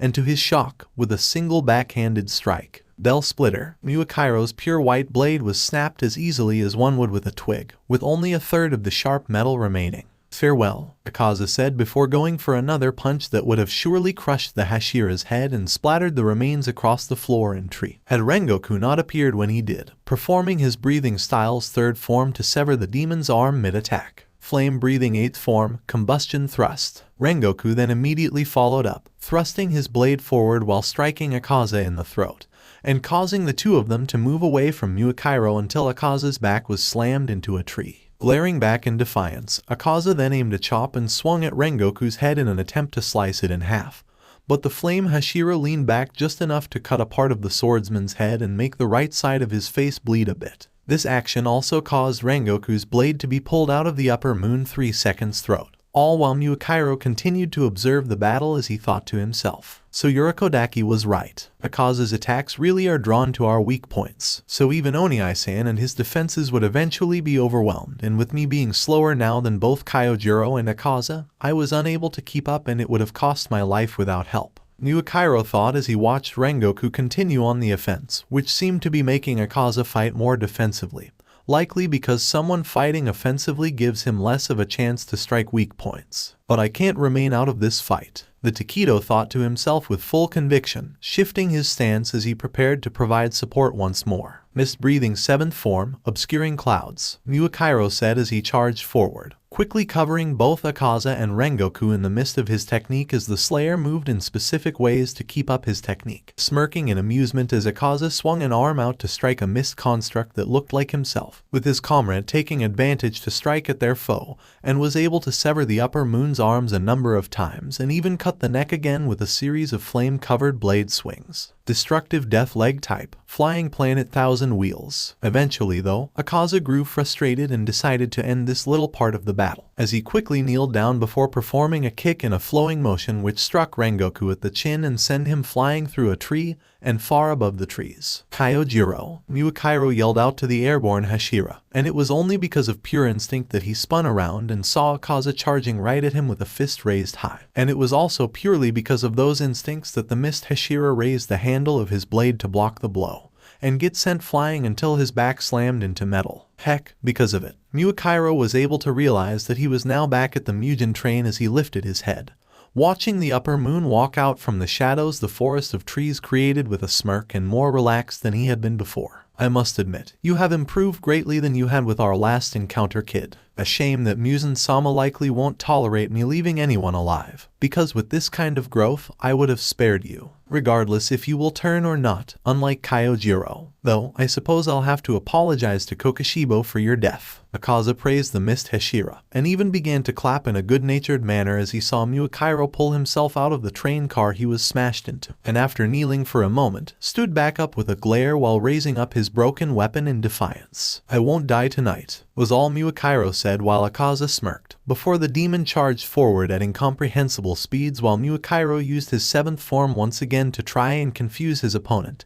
and evade. And while it looked like the upper three was confused, each of his jabs and kicks are only avoided skin of Muakairo's teeth. Mist-breathing 1st form, Low Clouds, Distant Haze. However, a voice that was familiar to Muakairo cried out, causing his eyes to widen in horror, with that emotion being the only thing that was preventing him from calling out to Hanako and demand that she stays away. But he felt that horror turned to surprise as Hanako's blade flew by the older child's head and stabbed straight into Akaza's face, the force briefly causing the upper moon to stumble back. Get it, Muakairo, Hanako yelled out urgently to her adopted older brother, who snapped out of his shock and quickly reached out for the weapon that may have just saved his life, and will now make him properly armed again. dropping his broken blade in the process. And as he grabbed the handle of the weapon while placing his feet on Akaza's chest to make pulling out Hanako's sword easier thanks to the additional leverage provided against the closing flesh, and as he got a bit of the weapon out, Miyukairo looked in horror at the wide smile that filled with bloodlust on Akaza's face. "Your flanks wide open," the upper three demon yelled as he pulled back his arm and threw his fist forward. And as the blow approached, Miyukairo barely had the time to process his surroundings and how his death was now guaranteed. Could Kyojiro arrive on time? No, wherever he landed, his fellow Hashira was still trying to arrive to their current location. Hanako, the poor girl, was now weaponless, and if Akaza desired it, she would die, with the only reason she might survive this night being the demon's seeming reluctance to fight girls if his reaction to Mitsuri was anything to go by. Tenjiro, Miyukairo couldn't even sense his adopted brother, and when he last saw him, the eldest Kamado seemed to have something happen to his mental state, so he not even be capable of helping to begin with. So if Miyukairo wished to live, he had to focus and dodge. And that was exactly what he was able to do, as suddenly, Akaza's body looked as if it became transparent, allowing the young slayer to see the demon's muscles and organs beneath his flesh, even the way his blood vessels moved. But not only that, but the only living Takedo was now able to perceive the demon's movements as slow while his own further increase, allowing the slayer to leap backwards while freeing the weapon he shall now use to fight. The only damage that the evaded punch caused being a cut that was barely able to draw a drop of blood on his chest and tearing apart a section of Miyukairo's uniform to reveal his chest beneath. Destructive death leg type, explosive flurry. Grinning at the sight of the slayer still able to fight, Akaza once more charged, but this time, it was still something Miyukairo could easily perceive, and with whatever he was currently doing to see the demon as a transparent being, it made dodging each kick a simple task despite them all being perfectly drawn to the Hashira. This breathing second form, 8-layered mist. Once more, Miyukairo began to swing his blade in a flurry of multiple fast-paced and perfectly placed slashes that struck Akaza at only the most effective areas for Miyukairo, but allowed him to easily slice through the demon, even cutting his throat despite not taking the upper moon's head.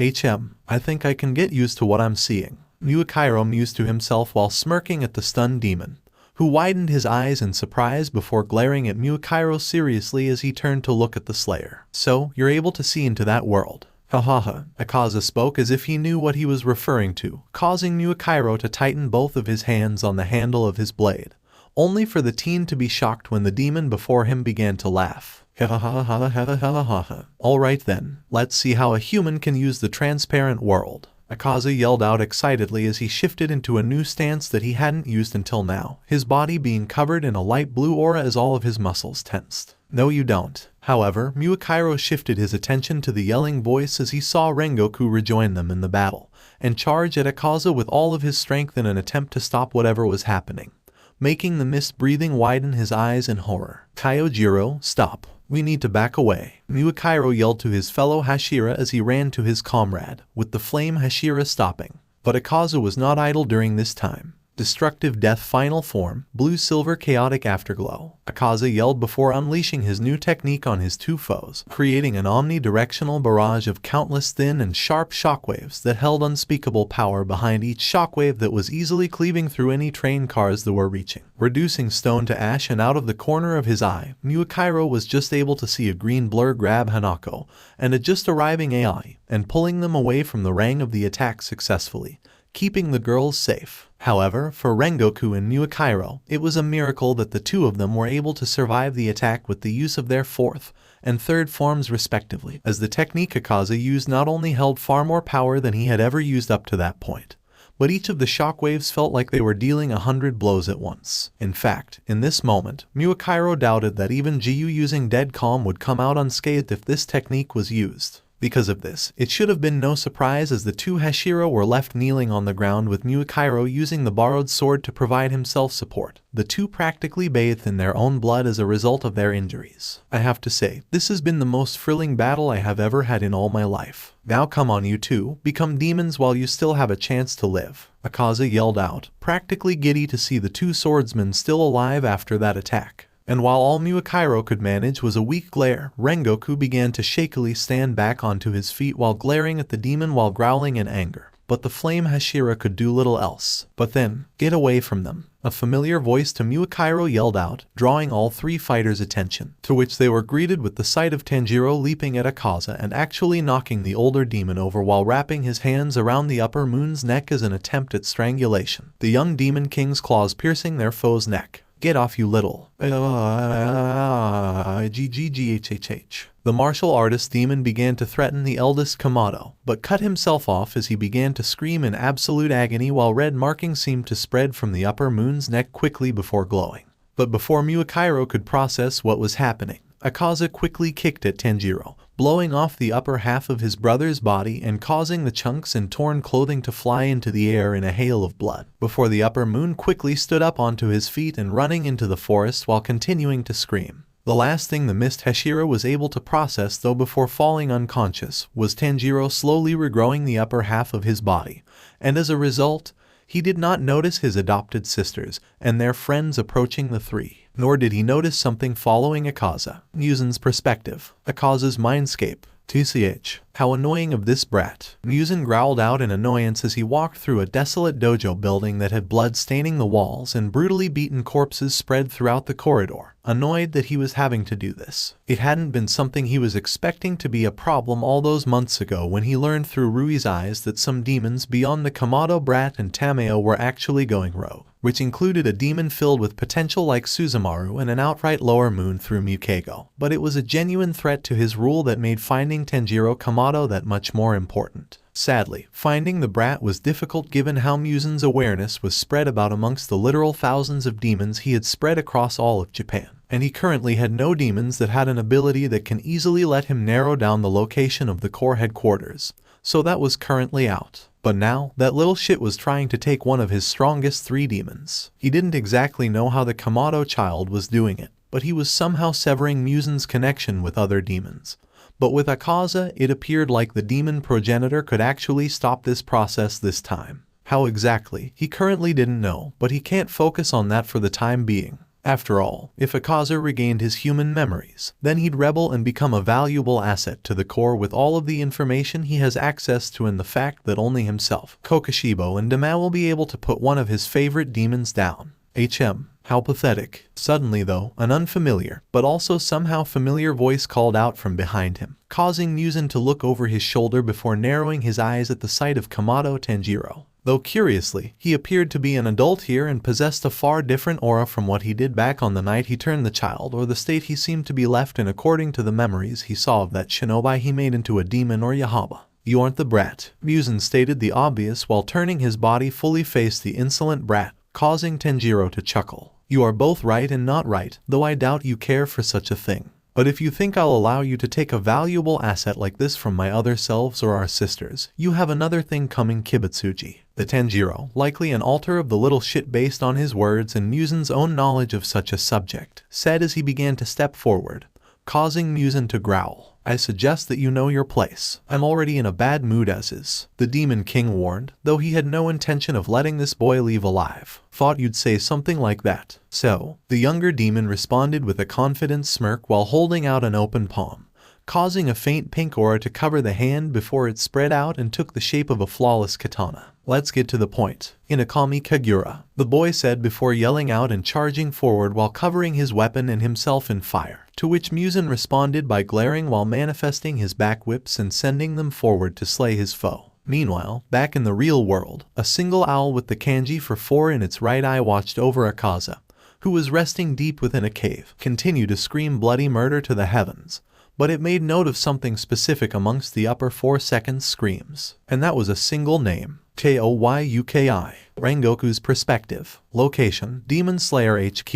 Seems like we have another Hashira wearing an eye patch. Wonder if it's going to become a flashy trend amongst us at this point. As soon as Tenjin entered the garden that was used for their meetings, the sound Hashira instantly made note of the cloth that covered Kyojiro's left eye, which was darker red in color and had a flame pattern on it. Actually, that begs the question. Where is Tomioka? Sanmi asked with a growl as he looked around, seeing that everyone besides Miyakairo and Tomioka was currently there waiting for Oyakata-sama. Since Miyakairo-kun is recovering at the Butterfly Estate, Jiyu chose to stay there and wait for him to recover and check up on the Kamado siblings. Kani spoke up in order to answer her boyfriend, who only scoffed at the answer but made no further comment. How come you know about this? Obanai questioned curiously from up on his usual perch on a tree branch. Tomioka-san asked me and Kani to tell Master about this once he arrives for the meeting. Shinobu explained to the serpent Hashira calmly. In that case, I pray that Takedo awakens soon, both for his sake and his family.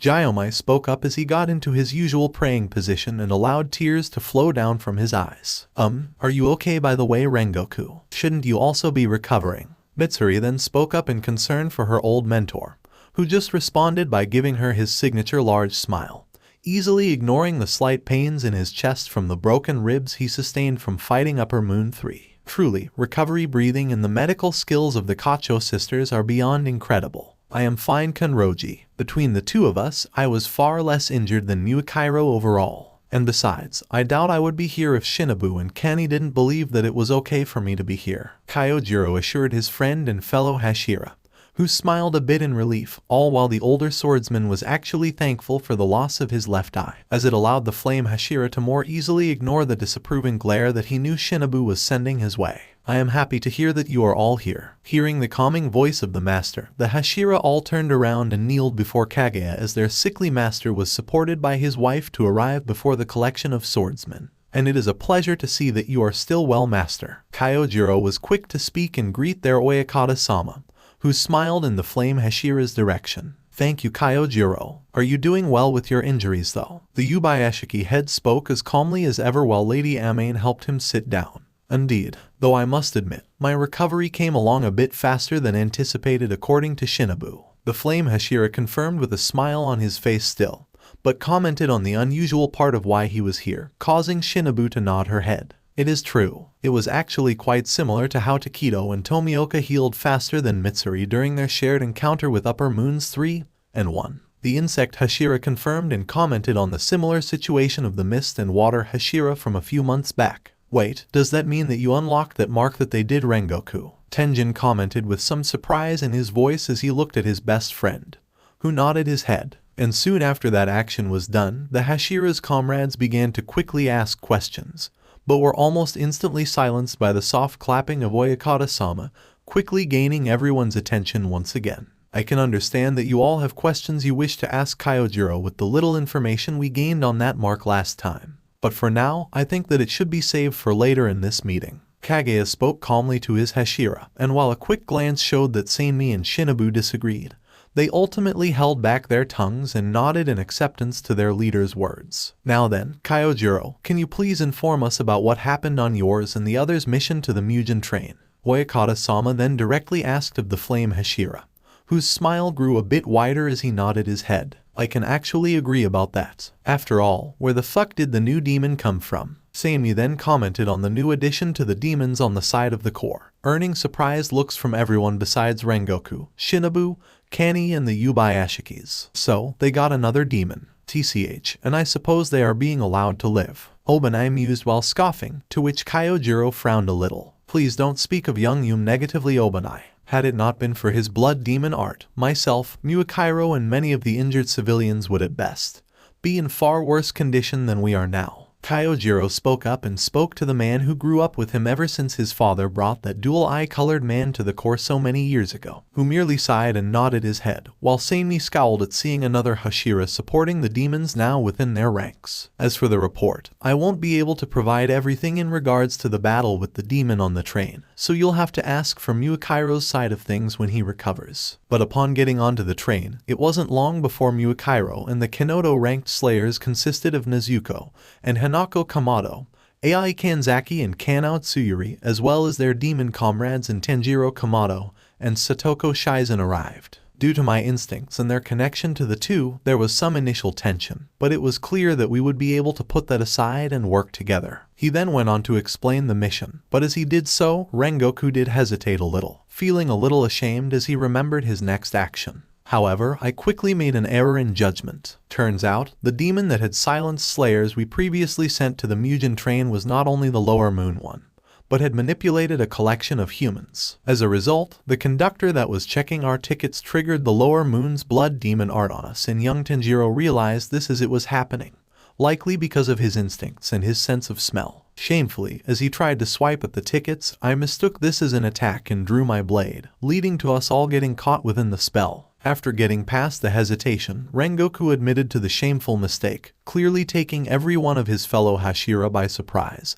But Oyakata-sama merely nodded his head. Such a problem within those circumstances is to be expected, Kyojiro. Besides, from what I can hear of your voice, it is clear that you regret your actions beyond practicality, so don't let it consume you, my child. Kaguya spoke reassuringly to the swordsman, who smiled at the kind words of his leader. Got to agree there. Heck, while I get along with that Suzumaru kid now, I can't deny that there have been times where I go for my cleavers on instinct around her. Tenjin then spoke up and pat Rengoku on the back, causing Seimi to growl. Are you fucking kidding me? How many of you idiots are befriending demons now? The wind Hashira growled out, but a single look from Kani caused him to scowl and calm down. Thankfully though, Tenjiro was able to quickly snap out of the spell, which put all of us into a dream based on pleasant memories based on my experience. Muakairo was also able to find a way to break free as well, with myself and the rest being freed from the effects because my ticket was destroyed by the demon Kamado, and I took care of our comrade's tickets. Seeing that he could continue, Kyojiro continued on with the report of the mission,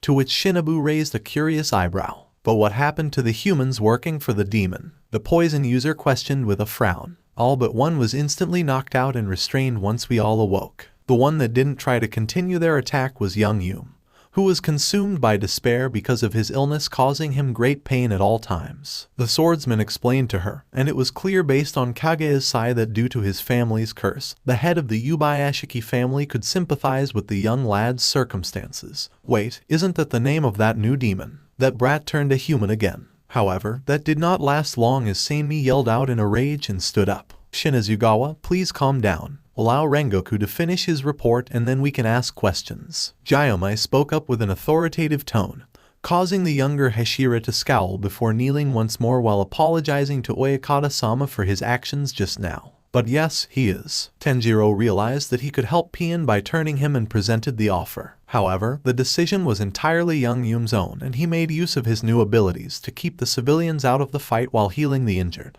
Once the stage was given to him once more, Kyojiro continued on with the report, causing quite a few reactions filled with confliction or outright disgust at the confirmation that this time, the Demon King that was currently at the Butterfly Estate turned someone consciously unlike what many have begrudgingly accepted about Satoko, even if the new demon chose to be turned. Afterwards, Muakairo went to deal with the lower moon while the remainder of us defend the civilians, as the demon somehow combined with the whole train. At some point, he likely got young Tenjiro to help him find the new weak point while we successfully protected everyone. Sadly, I was put under the spell again while defending young Shizen so she wouldn't drop her blood demon art from defending everyone. And because I was still not used to fighting with a demon, my body ended up striking against our comrades as much as it did against the lower moon. Thankfully, she was sun-resistant or she would not be with us right now despite young Nezuko defending her, and my instincts didn't endanger anyone else since Muakairo successfully killed the demon soon after. Rengoku informed them of that final part of the battle with the lower moon battle, taking even the master by surprise at Kyojiro falling to the blood demon art a second time,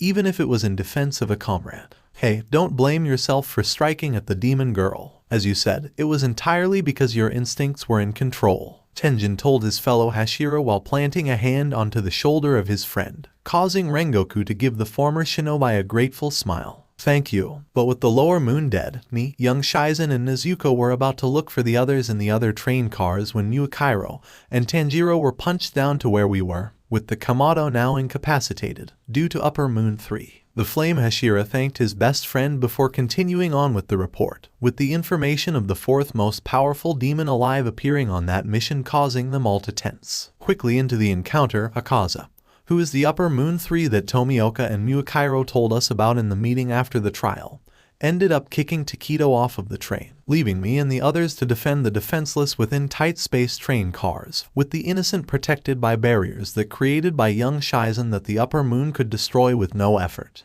And sadly, this meant that there was no way for me to prevent there from being casualties to begin with. And I'm sure that the Kakashi have told you all about the loss of life. Rengoku continued on. But as he reached the end, there was a moment of silence for those that perished amongst them all. Eventually though, Sanmi appeared like he needed to make a comment, and he couldn't hold his tongue for much longer. And I'm guessing that those Kamado brats and everyone else was deadweight. The scarred swordsman said with a scoff, to which Rengoku shook his head negatively. That isn't true. Without the help of young Nezuko, Tsuyuri and Kanzaki, I would have been dead long before Muakairo returned to help thanks to Akaza's blows constantly making the train cars fly up into the air whenever he wanted. Especially when the eldest Kamado girl awakened to the same mark that Muakairo and Tomioka have access to. The flame Hashira denied that idea before explaining things, with the last bit of information surprising his fellow Hashira. So that kid got an upgrade. Wonder if it has put her on our level with how much stronger it seemed to make Takedo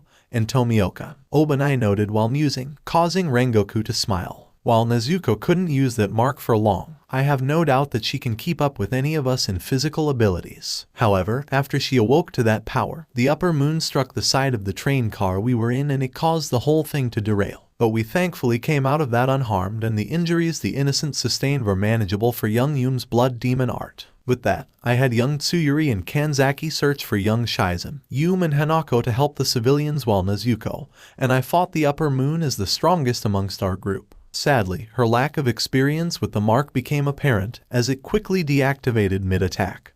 But before she could be possibly killed, I awakened to it myself and saved my comrade. Soon after, Muakairo showed up and we fought against Akaza until he unleashed a technique that nearly killed us both, and Tanjiro attacked. I don't know what the young lad did, especially since he didn't either, but it forced the upper moon to run and from there, the mission ended and you know the aftermath. Focusing back on the report, the pillar finished the report, causing his fellow Hashira to adopt their own thinking looks as they all fought over this information. I see. Kyojiro, do you know how you awakened to the mark? Oyakata-sama asked of the young swordsman curiously, causing Rengoku to shake his head. Sadly no, master. All I know was that in the middle of the fight, as I was desperate to protect my comrades, I suddenly felt like I could fight 100 copies of myself and come out unscathed. The now one-eyed swordsman apologized while shaking his head negatively, but then Mitsuri spoke up. Maybe it has something to do with Tanjiro. He was there when Jiyu and Muakairo awoke their marks and he was in the same area as Rengoku and Nezuko when they achieved it. His former student suggested, causing Kani to hum. It's possible. Perhaps these marks essentially make a human as close to a demon as possible while not becoming one. After all, Jiyu, Muakairo and now Rengoku quickly recovered from some serious injuries. The flower Hashira suggested, causing those amongst the Hashira were either still uneasy about their new demonic comrades or outright hate them to scowl,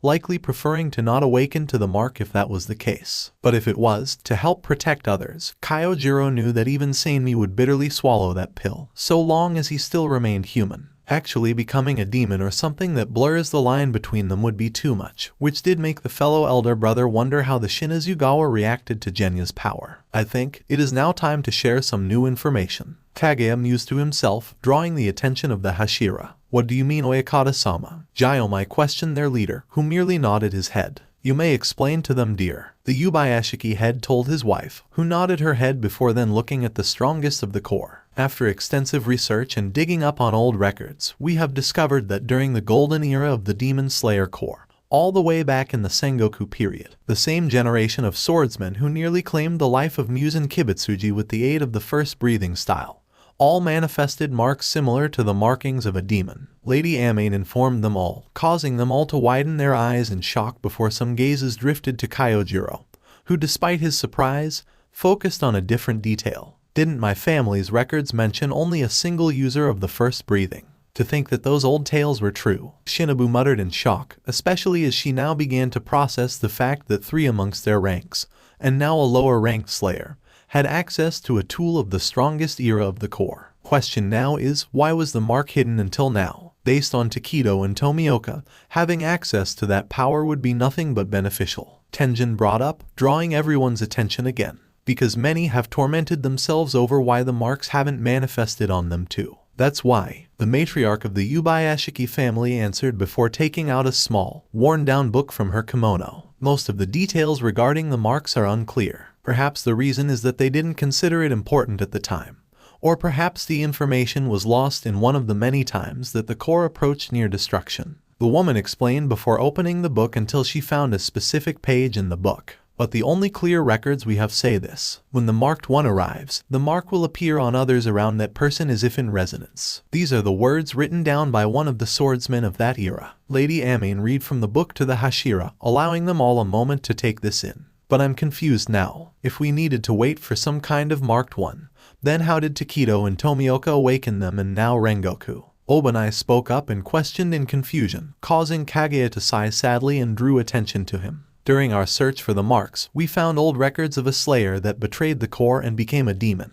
With the little information we found fitting the description we have of Upper Moon One. And these records also predate to the Sengoku era. Kaguya informed the gathered slayers, and Kyojiro didn't need to look around to know feelings of his comrades, because he was sure they all felt the same things on this matter. From anger, disbelief, horror, betrayal, and shock, all at the news that a demon slayer from the Sengoku era, the generation that previous generations tried to mold themselves after, had betrayed the core and become the second most powerful demon in history. And if the Upper Moon One, the apparent ancestor of Takedo, really is from the Sengoku period, then he would be a marked one. As a result, being around him and surviving allowed Tomioka and Takedo to manifest their own marks, and being around Takedo while reaching certain conditions likely spread it to Kyojiro and the Kamado girl as well against Upper 3. Gyomai said to get the facts together, getting them all to nod. So all we need to do is apparently be in a tough fight around someone that has that power. Just seems too simple. Seimi scowled out as they all took in the information fully. Maybe, but currently it seems to be a boon for us. Right now, awakening to it should be our top priority, Shinobu said, getting everyone to agree before Mitsuri gasped in horror, drawing attention to herself. Wait, didn't Jiyu and Muakairo say that the Upper Moon One told them that awakening to it would kill them at 25? If he really came from that era, do you think he was actually telling the truth there? The love Hashira questioned in worry, to which Amain spoke up in response. I'm afraid so. No matter the source we dug up from the records of that era, each one supports the idea that the mark will kill those who awaken it at the age of 25, assuming they live to that point to begin with. And this is something that will happen without exception. She informed the Hashira, who widened their eyes in horror, and Kyojiro could feel his comrades' gazes on his back.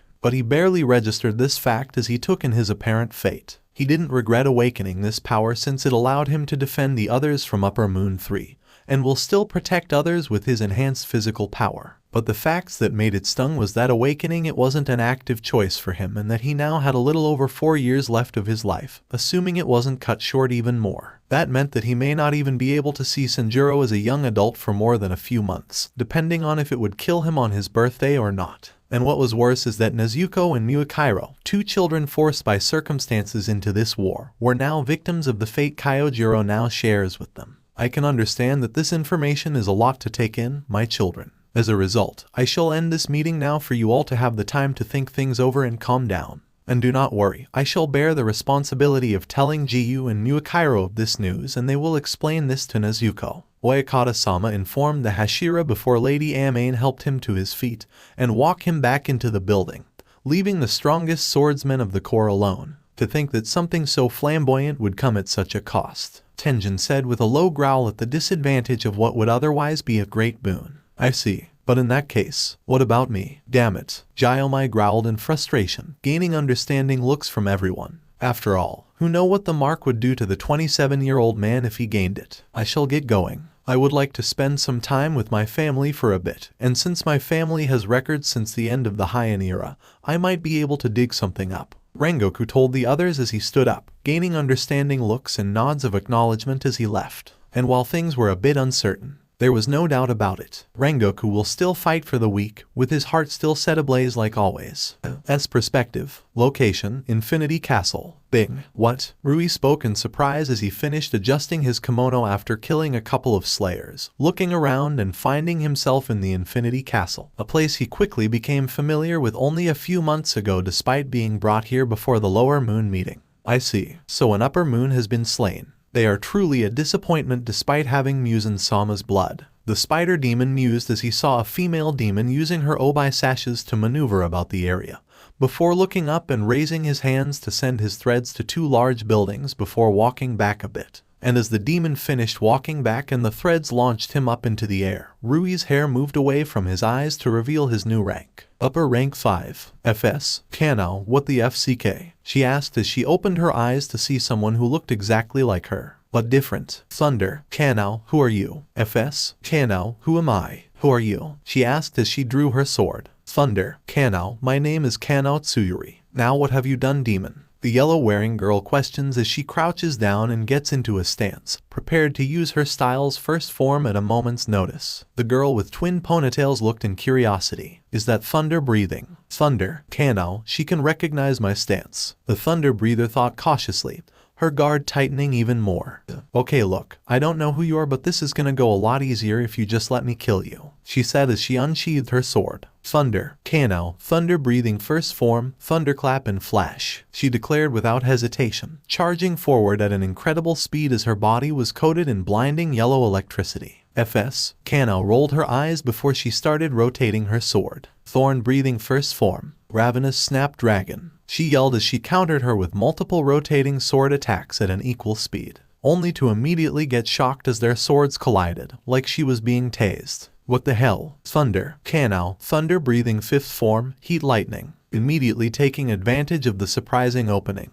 The Demon Slayer performed an upward sword slash that would hopefully disarm her opponent, electricity still accompanying the attack. Thunder. Kano, why was she surprised though? Is she unaware that the elements produced by breathing styles, while not able to inflict harm, have an effect? If so, I'm probably her first Slayer target. FS. Kano widened her eyes as she lost her sword before falling to her knees and raising her hands in surrender. Hey, can we talk about this? Don't wanna jump the gun like a zebra with no stripes, she asked as she slowed down near the end of her sentence. Oh, screw it, she asked before she spit in the other girl's eyes. Thunder. Kano, AGH, gasping out in surprise and a small bit of pain, the powerful swordswoman stumbling back in her shock while trying to wipe the spit out of her eye with her sleeve. She grinned as she laughed before she grabbed her sword. So it looks like sword-to-sword combat is out of the question, she said as she raised her sword up. This is gonna hurt like a bitch, but demon sword rules, she said before she plunged the sword into her body. Thunder. Kano, what the? The yellow-wearing girl questioned in surprise before seeing what her look-alike just did, and widened her eyes in horror as she noticed a small detail that was only noticed by her eyes. Thunder. Kano, I lightly cut her on the arm when I used the first form and it hasn't healed. So she's human. But if so, why stab herself? Wait, what did she mean by demon sword and what is happening to her? Kano groaned before she started laughing as thorny vines bursted from her back. Let's have some fun. Thunder. Kano, so she is a demon. The thunder-breathing practitioner questioned to herself quietly, but widened her eyes in surprise at what he look-alike did next. Ha ha ha ha. Also fucking oh, she yelled as she fell to her knees. Why does this stupid demon sword only work when I plunge it into my body? And why is it so painful? She whined as she thrashed about. As this happened, the cut she had given her healed as a wisteria flower grew from it. Thunder. Kano, you are one very weird demon. Kano spoke to her crazy copy,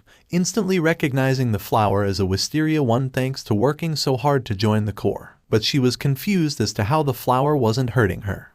Perhaps this was what the Hashira felt during the trial when Tenjiro revealed he was apparently sun immune and his demons were sun resistant. Though, in this case, she was fighting a demon she was convinced wasn't a good one compared to how those slayers reacted to her friends, who were actually good demons. Don't call me weird. She glared at her. This hurts a lot, you know. It wouldn't hurt to get some sympathy considering you look just like me. She yelled at the weirdo who copied her looks. Thunder. Kano, you are a demon who has eaten who knows many people. Perhaps if your situation is like Suzumaru's or one of the others, then sure, but you have shown nothing about that being the case. She responded to the plant-based demon, feeling a little insulted for some reason. Who the fuck is Suzumaru? She yelled before she shot her fist towards her, vines growing from her body and shooting towards her stomach. Instead of giving an answer, Kano merely jumped back to evade the punch, but it was still able to hit her left shoulder and dislocated it, causing the Slayer to cry out in a bit of pain before slicing upwards and cutting off the vine that connected the launched limb from the demon's body. Hey, this already hurts a lot and now I have to reattach my hand, she said as the vines that grew from her arm tried to reconnect with the hand, only for her to notice that the hand had fallen behind the copy. Oh, you have got to be fucking me, she said grumpily. Thunder. Kano, wait. You can't just regrow a new hand. Just what and who are you? The thunder breather questioned in serious confusion while relocating her shoulder with a pained grunt. Either this girl was some odd half and half between a demon and human, or she really was a weird demon. I'm Kanao, she said bluntly before she stuck out her tongue as a mark came onto it. Thunder, Kanao, why is it that you seem determined to take my name and appearance? Though I will say that you really could improve on the imitation a lot. After all, my friends won't even need their enhanced senses to tell that you are fake if you are trying to blend in with them. The Slayer questioned and pointed out bluntly, all while her body tensed at the mark on her copy's tongue. Could it really be a demon slayer mark like the ones that Nezuko and Hanako told her that the water and mist Hashira have access to? Lina, she said before she blitzed over to her hand before she reattached her hand. Ah, good as new. She said with a smile. Thunder, Kanao, where did that speed come from? The swordswoman thought in shock while spinning around to look at the smiling girl. Whatever just happened, it may exceed even her first form in raw speed, which was admittedly a hit to her pride as a thunder-breathing slayer. Alright, let's get one thing clear. There is no way I would ever want to be you. You seem bland as. She paused as she tried to think of something. Give me like a minute to think of something. Thunder, Kanao, what do I do? This girl has got to be some kind of replacement upper moon since she appears to be stronger than Rui was after his little transformation. The girl thought to herself in worry, her hand reaching into a pocket and pulling out something on pure instinct, which caught her Kape's attention. She paused from thinking about what to say as she saw that. Where the fuck did you get that? She yelled angrily. Thunder, Kanao, I got it from my mentor. Still helps me make decisions, was her surprised and cautious answer, wondering why the coin given to her by Augustin got such a reaction. Okay, you're pissing me off. I destroyed that coin. Fuck, I split it in half. How did you get it? She said before sighing. Ugh, I don't have time for this. I've got to plan Genya's vacation. Thunder, Kanao, Genya's. What are you talking about? He last went on a mission with Kushi-san as far as I'm aware, and I was heading to the Mugen train with some of the others and Mukairo-san.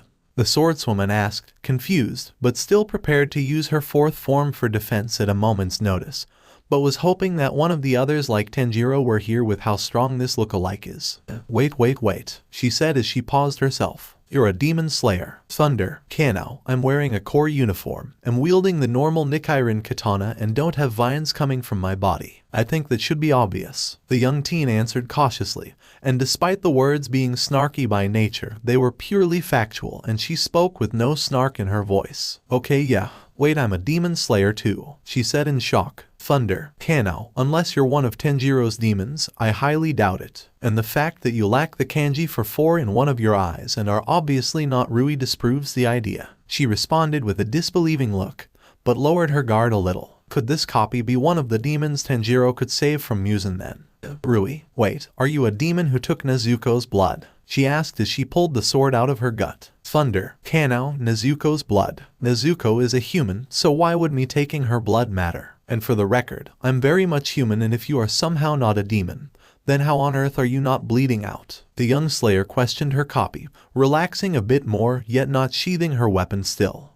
What are you talking about? She asked as she tilted her head. I very much know Nezuko and she is very much a demon. Her brother told me the story and everything. Came home to see his family slaughtered and Nezuko a demon. Oh, she said in response to her question. I thought you would know what demon swords were given. You clearly have one, she said as she pointed at the Thunder Breath user's sword. Thunder, Kanao, what? The demon among Hanako, Nezuko and Tenjiro is Tenjiro. In fact, despite him acting with the mind of a 5-year-old child, he's a second demon king because apparently he tried eating a flower called the blue spider lily when he was an actual kid before Mugen gave him blood years later. It's the reason why he can even steal Kibutsuji's demons and effectively create his own demon moons or whatever group name they'll give themselves, like he has currently done with Satoko, Suzumaru, Makogo, Blaze and Blake. And this is a normal Nichiren blade. You know, metal and all. Kanao said in confusion, wondering how this girl has confused so many facts. Wait, could she be affected by a blood demon art messing with her mind perhaps? FS Kanao looked at her in shock. I'm sorry, Demon King.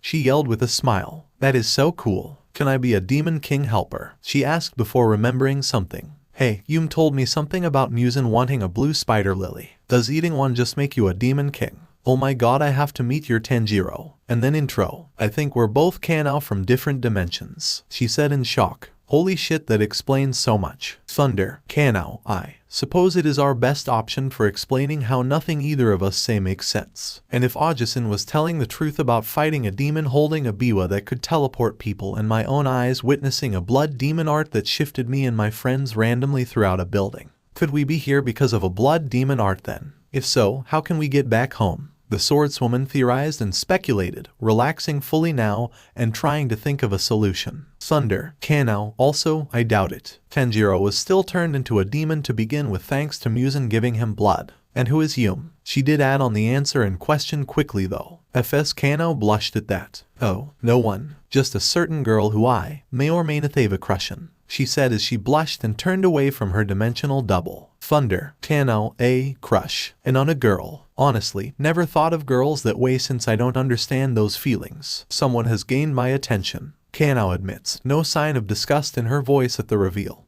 But her own did gain a light blush when the thought of a certain demon entered her mind. Even gaining a blush she didn't notice. FS Kanao grinned before she rolled over to her and stopped when she was right below her. Oh, now you have to tell me. She with a Cheshire grin. Thunder. Kanao. The girl though did not respond to her other self, instead looking at the coin in her hand with some nervousness clear as day in her body language. Come on, you'll only be telling yourself. And I already told you my crush. Though it's not really a secret to my version of friends who I may or not see as family even though they don't feel the same. Tell me who you have a crush on. Please, please, please, please. She rambled on as she got on her knees and begged. Thunder. Kanao. Have you always been like this? The thunder breathing user questioned the woman who shared her face, feeling very uncomfortable and a little jealous since she clearly is much more expressive. Thunder. Kanao. Wait, does that family include Tenjiro? Well, I don't care very much for how you asked that, she said as she frowned before pausing at the question. Yeah, we're part of the five senses and everything.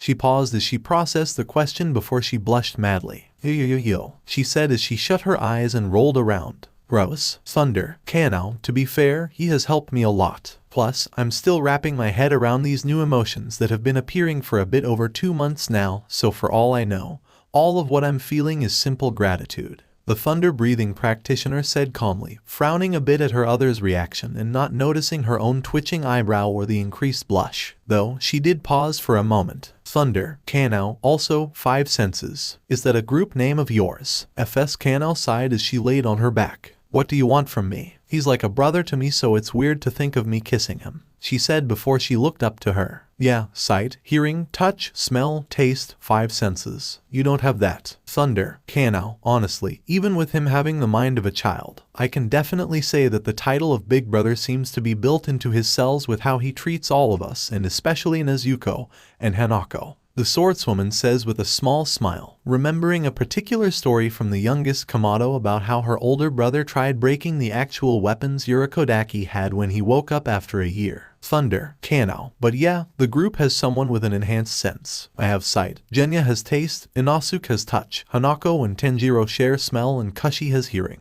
Nezuko also has a strong intuition that practically warns her of danger at this point, and AI can get an accurate gauge of strength of others with her nature breathing.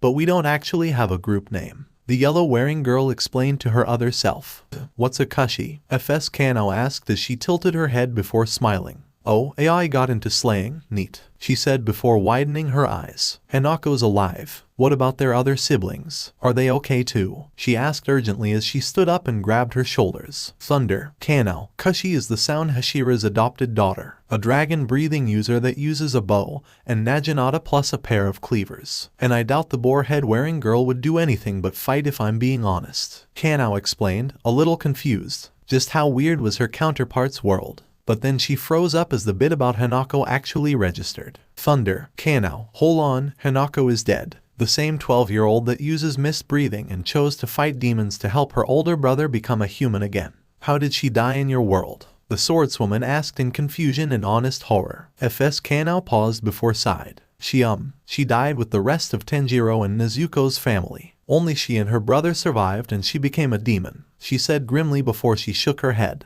But anyway, who else is alive? Kaigaku, Mayu, Murata, Sabito, Kani, she asked with a hopeful smile. Thunder. Kanao. I see. Could Tenjiro being the one with his family instead of Nezuko be what caused Hanako's survival? I think I remember her mentioning through a panic attack about Muzan sparring her as some kind of reward to Tanjiro for amusing him. The swordswoman speculated a little uneasily, flinching a bit at the realization of how close one of her best friends was to death before they even met. Thunder, Kanao. But about those people, I can say that I have no clue who Mayu, Sabito or Murata are. Though, I think I remember that last name is a casualty of the Mount Natagumo mission caused by Rui. Kaigaku is a fellow student of the man who got us out of that situation, and Kani-san is alive, though she can't fight at full strength for long and is pretty much retired in all but fact. Shaking her head, the multi-hair colored girl answered the final question. FS Kanao calmed down as she got her answers. Mayu was a ghost who trained me in using thorn breathing.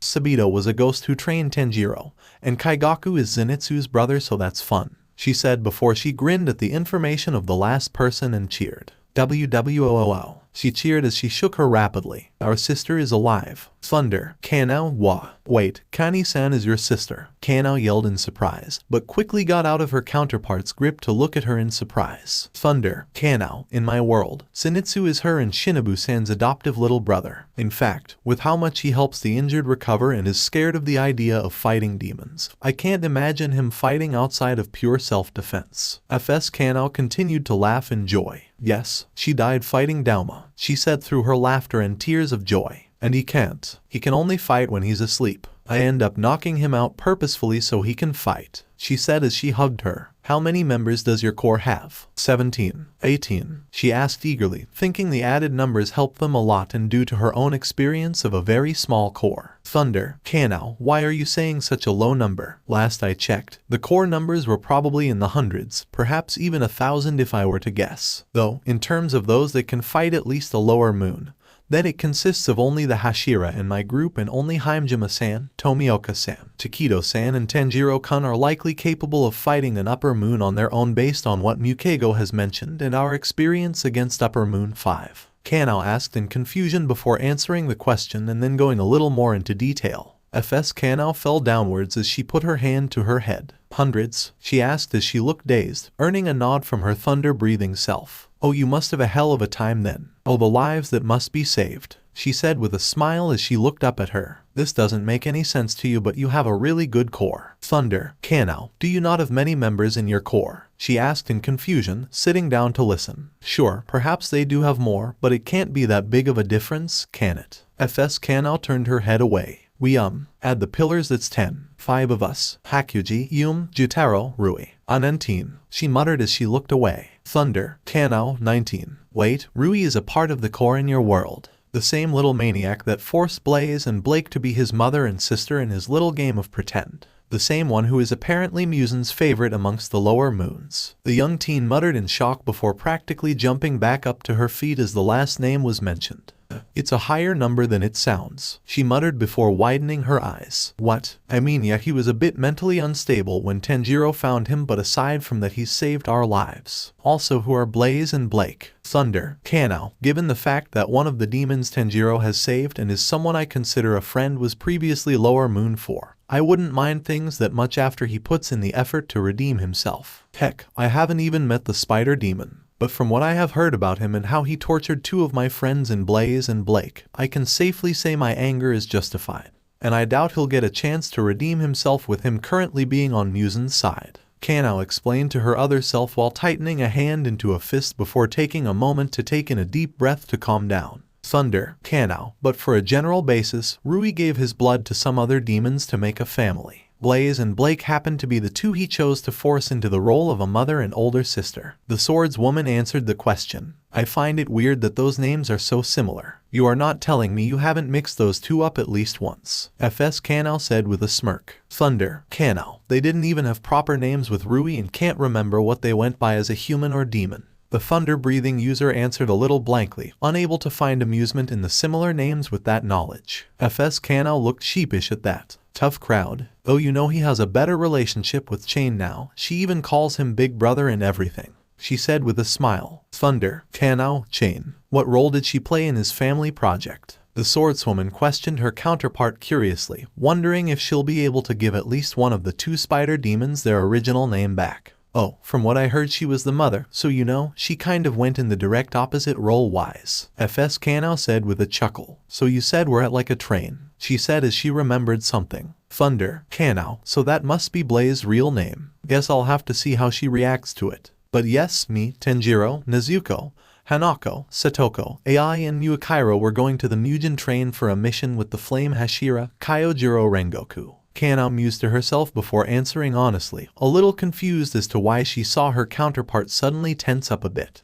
So where are we anyway? She asked as she looked around, trying to avoid the subject she just brought up. Thunder, Kanao, I have no clue. I just remember suddenly passing out when me and the others arrived at a train station, and when I woke up, I was here, and you were on the ground. Is something wrong though? The thunder-breathing user answered before questioning her other self a little tensely, a bit concerned for what seemed to have affected this thorn-breathing practitioner so much. She sighed before groaning. One thing we both have in common, I guess, she said before she looked at herself and how concerned she was. If our worlds are anything alike, the cause is coming, she said bluntly, wanting to get it out of the way. Thunder, Kanao, who is Akaza? Wait, isn't that the name of an upper moon? Kanao began to question before remembering that name slightly from a story Hanako told her about Jiyu, Muakiro and Mitsuri fighting off two upper moons at once. Yes, FS Kanao said before looking around. Pink hair, blue tattoo lines, loves to fight, upper moon 3. Ring a bell. Thunder, Kanao, vaguely. I remember hearing from Hanako about how Tanjiro apparently held upper moons 1 and 3 off on his own for a bit. And the water, mist and love Hashira survived fighting the two for a whole minute. She confirmed.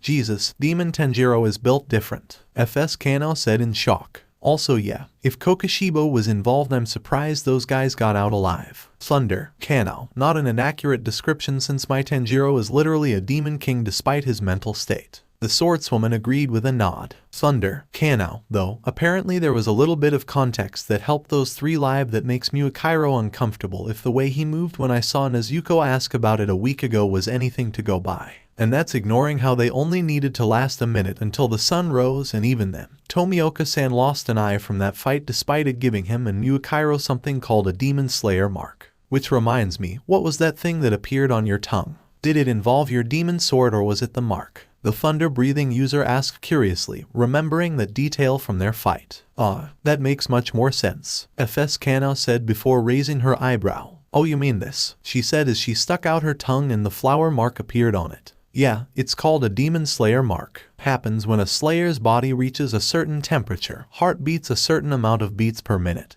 and pushes their breathing techniques to the limit. Pretty risky to actually attempt to get one though, so anytime anyone's got one it's been by accident. The sword is a completely different matter, though it is painful to use, she said as she whipped it out, causing it to turn into a thorny vine whip and attack where she whipped it. Yeah, I have no control over this thing, she said dryly. Thunder, Kanao, I must admit, it's surprising to see myself with a mark. And being honest, despite your complaints, it's odd seeing a human with something that gives you the power of a demon, let alone another you. The young teen admits, still a little surprised to see both the sword and mark despite witnessing them during the brief fight. Yeah, word of advice, try mixing Tenjiro's demon blood and your blood into a Nishirin sword, that's how we got these things, FS Kanao advised with a smile. Thunder, Kanao, how does it exactly work? Kanao questioned her other self, her eyes almost looking like dots with her confusion. Oh, well, in my world we did a thing where Nezuko got a sword of her blood and flesh, mainly blood, and when one of us used it, it took our blood and created a blood demon art, probably the one we would have had as demons. So naturally we just made unnatural new swords with her blood and our blood to make custom demon swords for everyone, FS Kanao explained with a smile. Thunder, Kanao, I wonder if that may actually be capable with Tenjiro's blood demon art. Or rather, blood demon arts. And perhaps we should get him a blade as well if Nezuko can do that. The young girl wonders curiously as she thinks about it and the many abilities her friend has. Yeah, so why are you still using that coin? FS Kanao asked suddenly. Thunder, Kanao, my master. He gave this to me to help make decisions. But I have been leaving this behind a little more, but still not comfortable without it thanks to Tenjiro. In fact, I'm only talking as much as I am now because none of my friends are here to do the talking. the young swordswoman admits while holding up the coin into clear view before putting it away into a pocket. Thunder, Kano, by the way, how come I didn't see any effect from your breathing technique? And why were you surprised by thunder breathing's lightning affecting you? She then continued on and asked the detail that was bothering her a little. Oh that, yeah I think you already have a demon blade. Cause Zenitsu didn't start using actual electricity until he got a demon sword. FS Kano explained. Thunder, Kano, I already asked about your demon sword, so wouldn't it suggest that I don't know about it? But if you don't believe my sword is normal, then have a quick look. The thunder-breathing practitioner questions before unsheathing her blade and holding it out for her counterpart to clearly see. Yeah, full disclosure, I can't really, discern when a blade is a demon blade. You might want to go to Tenjiro for that. He's got a good nose. Also, I already destroyed my coin like a boss, FS Kano said with a smirk. Thunder, Kano, I see. Well, my weapon is made from the same metals as the average Nichiren blade. In fact, Tenjiro was only allowed to live despite the complaints of the serpent, sound, flame and wind Hashira was only about a month ago. Then again, considering that he conquered the sun, it isn't like they could do anything if they tried. The young girl says in a bit of embarrassment before explaining to her other self.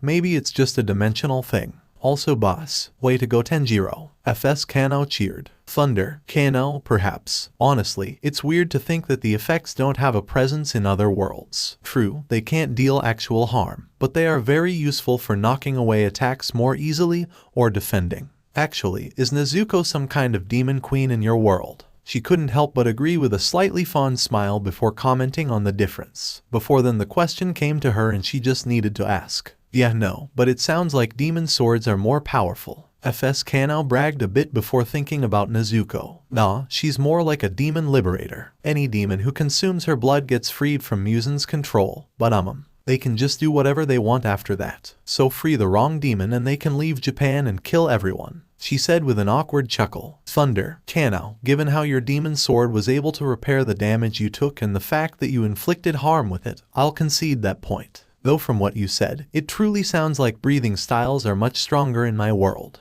The young teen admits with a nod before thinking as well. Thunder, Kano, and it sounds like we also have an easier time with liberated or newly made demons with my demon Kamato. A perk of being a demon king I suppose, but one I won't complain about. Yeah, FS Kano said awkwardly before thinking of something. So you want me to destroy that coin for you? Thunder, Kano, no. It was a gift still and honestly, if I can leave it behind, then I want to do so through effort. Especially when just having another me destroy it feels like a waste of Tenjiro's efforts. The swordswoman took a moment before declining the other, smiling a little bit while putting her hand toward the pocket that held her coin. Oh come on, if you destroy this coin you'll be like me. FS Kano with a smile as she spread her arms out. Doesn't that sound fun? Thunder, Kano, no offense, but I'm sure my friends would be convinced a demon took my appearance and knew nothing about me if I became you. And they have enhanced senses that should be able to tell I am me, and still wouldn't believe in my change in personality. Kano says with a blank face to her counterpart.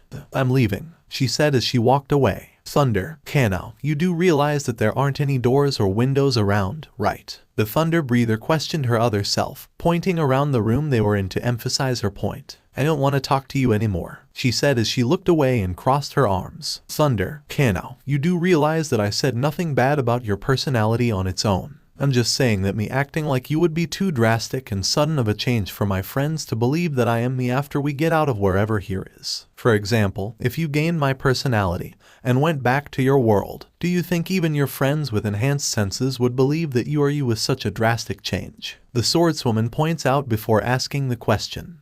Well, to be fair, I genuinely don't want to be like you, given how close you are to who I used to be. Okay, that sounds really insulting now that I say it out loud. FS Kano said sheepishly. Thunder, Kano, some offense taken. Although I can admit that I would be happy with the idea of losing all of the progress I have made in leaving this coin behind either. The young teen says with a small frown before conceding the point a little. Thunder, Kano, but still, I want to go down my own path, and even if it means I ultimately become like you, I want it to be from my actions rather than someone pushing me down a certain path. Fair point, so how do you suggest we get out of here? She said as she looked for a way out. Thunder, Kano, I have no clue. I initially thought all of this was some mental blood demon art, but with how solid everything is and I don't think that is the case. Do you know anything that could help? Kanao answered her other self before standing up and walking around a little. Yeah, I got nothing, FS Kanao said as she laid down and looked around while she rifled through her pockets. We're doomed. There is likely nothing we can do to break free. Thunder. Kanao, no offense, but we both survived encounters with upper moons. Are you really going to let us both die like this? The Thunder Breather asked her older self, bringing up how they both did something that should be impossible for both their worlds, especially when they weren't Hashira. Oh, I never said we were both going to die, or even that one of us was going to die, she said as she pulled out a vial of blood. Just that we can't break free, so we'll just have to call for some help from outside, whatever this is, FS Kanao said with a smirk. Thunder. Kanao, you said we were doomed, which implies giving up. And what is that? The female slayer points out before questioning, growing a little nervous. After all, her other self's world sounds pretty insane. And her world had a demon king with the mind of a child, at times possibly even a toddler that can steal demons from the first demon king. FS Kanao smirked at that. This is a vial of Nezuko's blood. Only a handful of slayers from my world have it. If it breaks, her blood will be exposed to the air, and more importantly, she'll be alerted. It'll mean two things to her. Either we've made a new friend, or we're in danger. Either way, she'll come running, she said with a smile as she threw it against the floor, only for it to ricochet around the room and hit her in the face. Oh, she whined. Why did we use such sturdy glass? She said before simply unscrewed the top and emptied it. Thunder. Kanao, are you sure she can sense it? I mean, we don't even know if we are in your world after all, so who knows how that is affecting your Nezuko's connection to the blood? The swordswoman questioned curiously, all while keeping this idea in mind. Perhaps this could work with her Tanjiro and his blood. Satoko did seem to be able to communicate with the young demon king at times despite the muzzles he had to wear, which honestly made her question what the point of it was when he could so easily break it, as evidenced by her friend cracking the various muzzles he wore by accident when angry. Don't sweat it, she's been practicing with Jutaro in terms of blood attacks, so she's developed sensitivity to her blood whenever it leaves her body. Besides, I might be a different version of you, but I still have a brain that comes with being trained by the insect pillar. Trust me, I'm just as smart as you, this will work, FS Kanao said as she laid down near the puddle of blood. Thunder. Kanao, I'm guessing that this Jutaro is another demon that joined your side. What was he before joining you all? Also, what is Nezuko's blood demon art if this tactic is able to work? The Slayer questioned curiously as she sat down with her other self and decided to trust her judgment. Hopefully her Nezuko can teleport for this to work. Oh, she lights her blood on fire. She'll just get a feeling on where the blood is, FS Kanao said casually. Thunder. Kanao, so, no adaptation? She asked a bit surprised. She would have thought that would be something Demon Nezuko and Tenjiro shared if they both could take demons from Muzan after all. Well, she does do this thing where she gets all big and bulky and gets a horn on her head and goes crazy. But she's been getting the hang of that, FS Kanao said as casually as discussing the rain. Thunder. Kanao, I don't know if Tenjiro can do something like that, the teenager commented with some surprise, unaware of Tenjiro going berserk to fight Upper Moon 3 to defend the former water Hashira, Sakonji Yurikodaki. Maybe he can and he just hasn't gotten mad enough yet. You know how he is, she said before thinking of something as the room they were in started shaking. I think I know where we are, FS Kanao said before turning to her double. You need to promise me, don't ask to change anything, she said as the room started moving, as if it was being picked up. Thunder. Kanao, this is normal for you, isn't it? And while I don't know what you mean, I'll trust you. The Thunder Breather deadpanned before growing tense with the room's movements, but making the promise. Okay, because if this is who I think it is, we might have a shot at figuring out what's going on, she said before the top of the room opened like a roof and she put a smile on her face. Hey there, she said as the walls disappeared and the floor was replaced with something that was glowing and blue. Nash, she said as a figure was revealed to be holding them, with 6 arms and 6 eyes, and incredibly huge since they were on its palm. The figure smiled as it looked at them. Hello, it or she or he said as it waved at them. Thunder. Kanao, hi, Kanao said in response, a bit stunned. Of all things she was expecting, this was not it. Though, now it raised the question of how her counterpart knew something, or rather someone, like this. Kanao meet the Seiyaku Mono narrator, otherwise known as Nash because names were an issue and Nash was already taken, FS Kanao said as she introduced them. Enjoy, currently she is happy, she said as she smacked her lips. Goody. Thunder. Kanao, how would names be an issue? After all, some people just have the same name. And I'm guessing that we are lucky that Hashira is happy, the younger Kano asked, still quite surprised. In some cases, yes, FS Kano said before the figure started laughing. In other cases, no. She can see in over, like a lot of dimensions, so she doesn't take anything seriously when she's like this, she said as she tried to get her attention.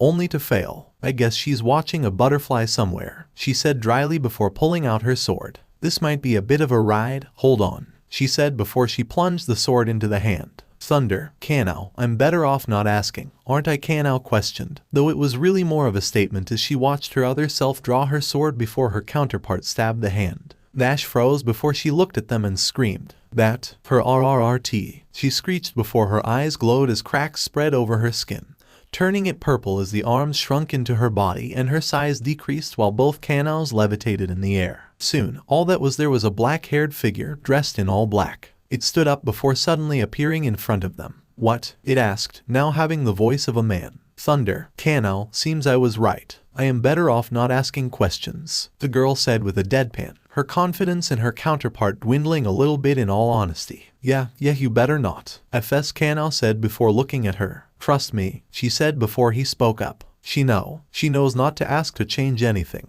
FS Kano said quickly before she smirked. I knew I could predict what you said next. Good, I'm not in the mood for the same conversation twice, he said before looking at the other Kano.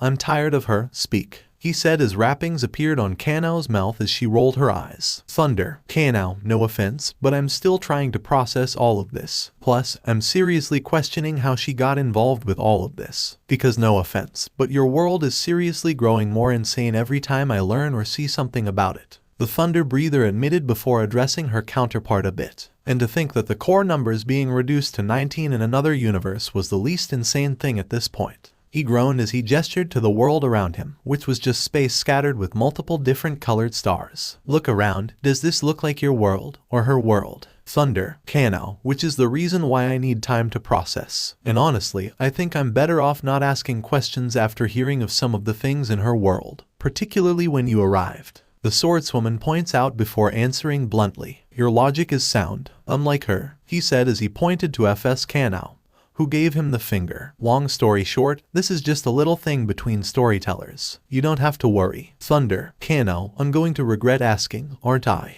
But you mean storyteller in the same way as someone who writes a book. Also, can you let us down onto the ground please? The Slayer whispered to herself before asking. He looked at her as he tilted his head. No, to your second question. And 2, in some cases, you might be right, but in other cases you would be very wrong. Kano rolled her eyes at that as she tore the bindings away. Quit being so cryptic, she yelled before her head exploded, only to reform a second later. Oh, Thunder, Kano, so don't make you mad, got it, Kano said after taking a moment to look at her other self. Yes, he said dryly as FS Kano was back to normal, and explained things. Everyone and anyone who's ever written a story has actually just been telling it, because it's already happened. He or she tells my story. And don't worry about the whole head explode, she said before her head exploded again, only to reform. He actually just tells the story of me where my head explodes and reforms, leaving no damage. FS Kano explained with a smile. Thunder, Kano, if I wasn't questioning your mental health before, I am now. But, does that mean you can't affect me like you do with her? And please don't give a demonstration if it is a yes, the girl said bluntly with a deadpan, ignoring her other self's reaction before asking the storywriter. His eyes glowed as his body morphed to gain claws and ravenous fangs as he became a Nagatina-like figure, while FS Kano just looked at him dryly as he roared at both of them. Don't pay him any mind, he's just mad that you figured him out without anyone telling you. Though I should clarify, he can easily tell his own story. Thunder, Kano, I see. A little confused still on how these stories work. But it does sound like I'm fine for now. Wait, where is the storywriter from my world? The Thunder Breather says, still a bit confused but having a grasp of things for the most part. Though, she did ignore the story writer's altered form in exchange for asking a question. Genuinely unaffected by Nash's appearance after fighting Upper 5 with her friends and surviving. The demonic version rolled its eyes before turning back to normal and looking her in the eyes. Tell her, generally, I have a lot of these stories, though I suppose calling them worlds in your case is more accurate, to watch over and help develop. So while you won't physically see me, you two, I am watching over this. A voice answered, seemingly coming from nowhere and everywhere at once. And people call me creepy, Nash said grumpily as FS Kanao clapped her hands. Fun, she said with a smile. Thanks FS Kanao. Also, at least the uncomfortable stuff from my stories mostly happens because that is the way things naturally go or because it was a part of the original script. God knows I hate having to include that uncomfortable part of the swapped war world. The voice thanked the girl with amusement before addressing his friend. Nash roared as cracks across his skin glowed. It would have happened either way. He screamed as the space light up in his rage before it died down. Whatever, where was I? Perhaps, but it doesn't mean I have to like a few things. Speaking of which, FS Kanao, I am sorry about what he did. The voice stated calmly before addressing the Kanao that wasn't his. He tore off a piece of his face while FS Kanao smiled. Always so altruistic and preaky, he said grumpily. Thanks a lot, FS Kanao said with a smile. No problem, kid. But for now, I do believe that you need to explain things to my Kanao. Right now, I need to check on the Ragnarok world with the crawling chaos over there. The voice declared before reminding his friend, before the voice completely disappeared. But there was an atmosphere there that made it clear the owner of the voice was still watching. FS Kanao smiled before coughing into her hand. You heard him, she said with a smirk. Don't want to make him mad. Meanwhile, Thunder. Kanao just looked around, completely confused at this point. I will bird. Calm down, calm down, calm down, he said as he regrew his face. Yeah, no, you're definitely not creepy, FS Kanao said dryly. Thunder. Kanao is. I'm guessing my storywriter is like this, the swordswoman asked, and honestly, comparing the two, she honestly felt quite lucky, though she was confused on what the voice meant by swapped war and Ragnarok. Yeah, though mine is a bit more mentally unstable. He still cares though, FS Kanao said before Nash roared. It's Teller, storyteller, he yelled as the cracks glowed again.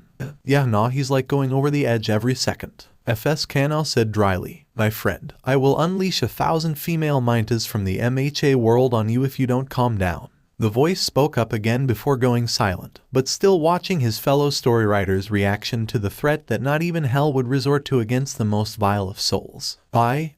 He yelled before he curled in on himself before he became the blue form from before. Calm, she said with a smile. If one of you try turning him back to before, I suggest giving it a bit. 1,000 mintas, male or female, is no laughing matter, especially if a few fandom versions got mixed up. Stupid, perverted, diaper-wearing grape. The voice cautioned the two girls as they were gently floated back to the ground, before the voice mumbled to himself angrily. Nash looked around, clueless to what had happened before. Did something happen? She asked as she looked at both of them before she concentrated on a flower. Pretty. Thunder. Kanao. Honestly, Nash, I'm questioning what happened myself. The yellow-wearing girl answered the currently female entity, not even paying attention to if they heard her with how stunned she currently is. So I think I owe an explanation, FS Kanao said with a sheepish chuckle. Thunder. Kanao. That is like saying Tenjiro loves his sisters. The Thunder breather says bluntly. So he has issues. So naturally when he shows himself, he shoves all his happiness to one form,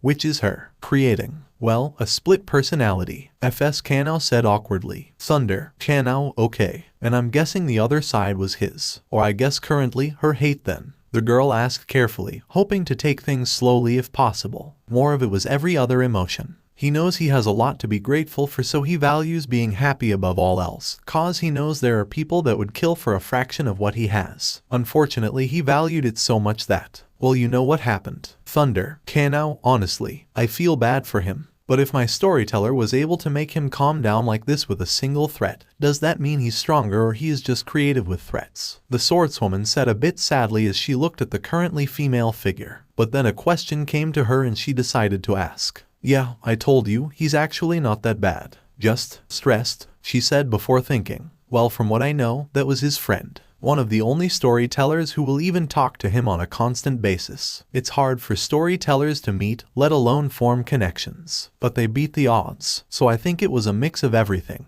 Also yeah, we shouldn't bring versions of him here, I know who Minta is. FS Kanao shuddered. Thunder. Kanao, I'm guessing this Minta is bad. And for some reason, I feel like I don't want to know. But what did my storyteller mean by fandom versions? The girl said, a bit surprised by the shiver she felt despite not knowing this person. But then went on to ask about the curious word.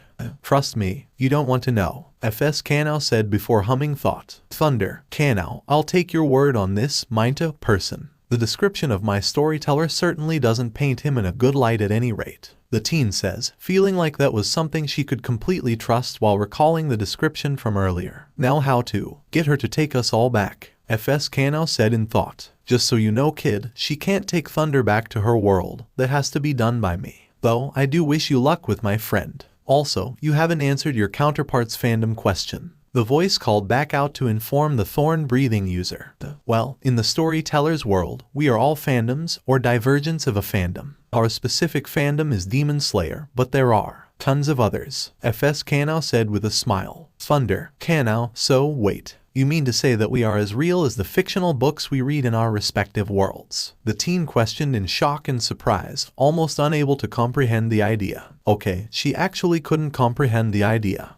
Technically yes, but actually no, yes, she said with a nod. Point is, those fandoms exist separately, unless a storyteller tells the story of how they meet, FS Kanao explained. To add on to her first answer, this doesn't make your world any less real for your reality. Me and the other storytellers just come from an existence so far above your own that we can view and create worlds like yours as if they were fiction. The voice joined in to calm down his Kanao, who looked like she was close to a panic attack. Yeah, sorry about that, FS Kanao said sheepishly. Nash would usually explain it better, but, she said as they looked at the giant figure currently watching a butterfly. Funnily enough, she is actually watching a version of Shinobu. The voice commented to the two girls to try and lighten the atmosphere a little bit. Whether that was true or not, the Kanaos would never know. Well yeah, I'm not gonna respond to that, FS Kanao said awkwardly before turning to the other Kanao. You got any ideas? Thunder, Kanao, can you get your friend to send her back? Kanao asked her storyteller, looking around to see if he'll physically show up. Perhaps in a bit, but I will need to take a minute before doing so. In the meantime, I guess you can continue talking, was the answer the Slayer received before the voice and the atmosphere that signified his presence completely disappeared, leaving a Kami storyteller and the two Kanaos on their own for now. Kanao said as she looked around. So wanna talk about Tenjiro? She asked awkwardly. Thunder, Kanao, I was going to ask if you could explain more about these fandoms and fandom versions. But if you have any questions about my Tanjiro, you can ask. The Thunder Breather answered honestly, but nodded in acceptance to the awkward suggestion. I can answer your questions, FS Kanao said before she picked up a flower with a ton of petals. But first, we should do something to make sure she doesn't accidentally do anything that disrupts things, she said as she walked over to Nash. Thunder, Kanao, what are you doing? The teen asked as she watched FS Kanao, a little worried she'd get her head blown off again. Don't worry, I know how to deal with her, she said as she held up the flower. Hey Nash, she yelled. Suddenly, the large blue figure was right above them. Hello, she said as she looked at them with 3 eyes each. What is it? FS Kanao then looked to her other self. Hey, Kanao, how many petals do you think this flower has? She asked with a shoulder nudge. Thunder, Kanao, and not sure. Perhaps 100 if I were to guess. The Slayer spoke, a bit surprised while looking over the flower and found that she was only off by about 30 petals thanks to her eyesight. Really? She asked before looking up to Nash. I bet you can't count all of them. She smirked. She blinked at that. I can too, she said as she raised her voice and a tree turned into a giant version of the flower, which she then picked up. Thunder, Kanao, was this little ploy needed? She seemed really passive until now, the swordswoman asked as she watched the giant figure begin to slowly count the petals to make sure she didn't guess under or above the actual total.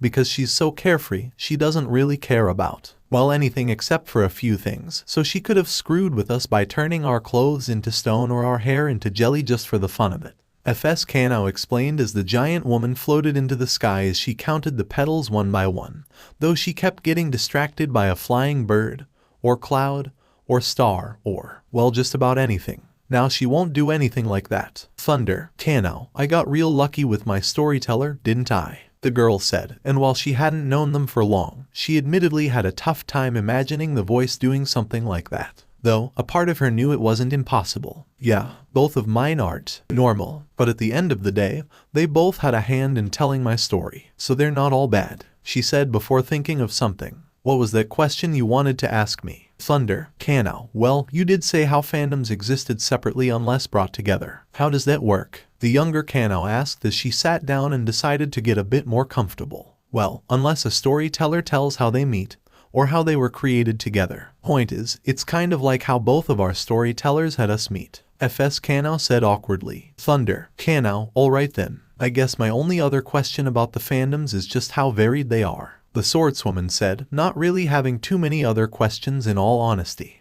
Well, they're as varied as stars in the sky. There's one with superpowers, middle school life, spies pretending to and becoming a family, one with magic, one with just pure fighting hand to hand and insane strength. FS Kanao said as she rambled on. Thunder. Kanao, I was more referring to how varied the fandom versions of a person are. After all, we are quite different in personality, let alone from what we have learned about each other's worlds. Though, that is still nice to know, the young girl clarified, but still thanked FS Kanao for the new information. Oh, the fandom us is more like you, FS Kanao said sheepishly. It's funny really, aside from the thunder breathing you're a dead ringer for her. Thunder. Kanao, what do you mean by that? The thunder breather questioned her other self curiously while tilting her head a bit to the side. Oh, I thought you meant the fandom version of us, FS Kanao said sheepishly. Thunder. Kanao. Oh, I don't mind the answer you just gave and I wouldn't mind more of an explanation there. However, I was initially talking about fandom versions of anyone really, such as how varied versions of ourselves can be. Same with the different Inosuke's, Nezuko's and pretty much all of our friends. The swordswoman assured her other self, but did explain things a bit more clearly this time. Oh, well, in terms of how varied things can get, there's no limit. Inosuke could be a girl, Zenitsu could be brave, Tenjiro could be a demon who's starting over from zero every time he dies. The only real limit is our imagination, FS Kanao said with a smile before thinking of something. Thunder. Kanao, I see. But aren't there some kind of original versions of us? FS Kanao nodded. Yeah, that's who I was talking about earlier, she said with a smile. She uses flower breathing, younger sister of Shinobu, acts like you and Gag, has a crush on Tenjiro. Thunder. Kanao, so I suppose I'm pretty close to her. What about the others' originals though? For example, is Hanako surviving Musen not meant to have originally happened? Or Inosuke being an ice-breathing user? The young girl questioned curiously after processing everything. FS Kanao froze at that.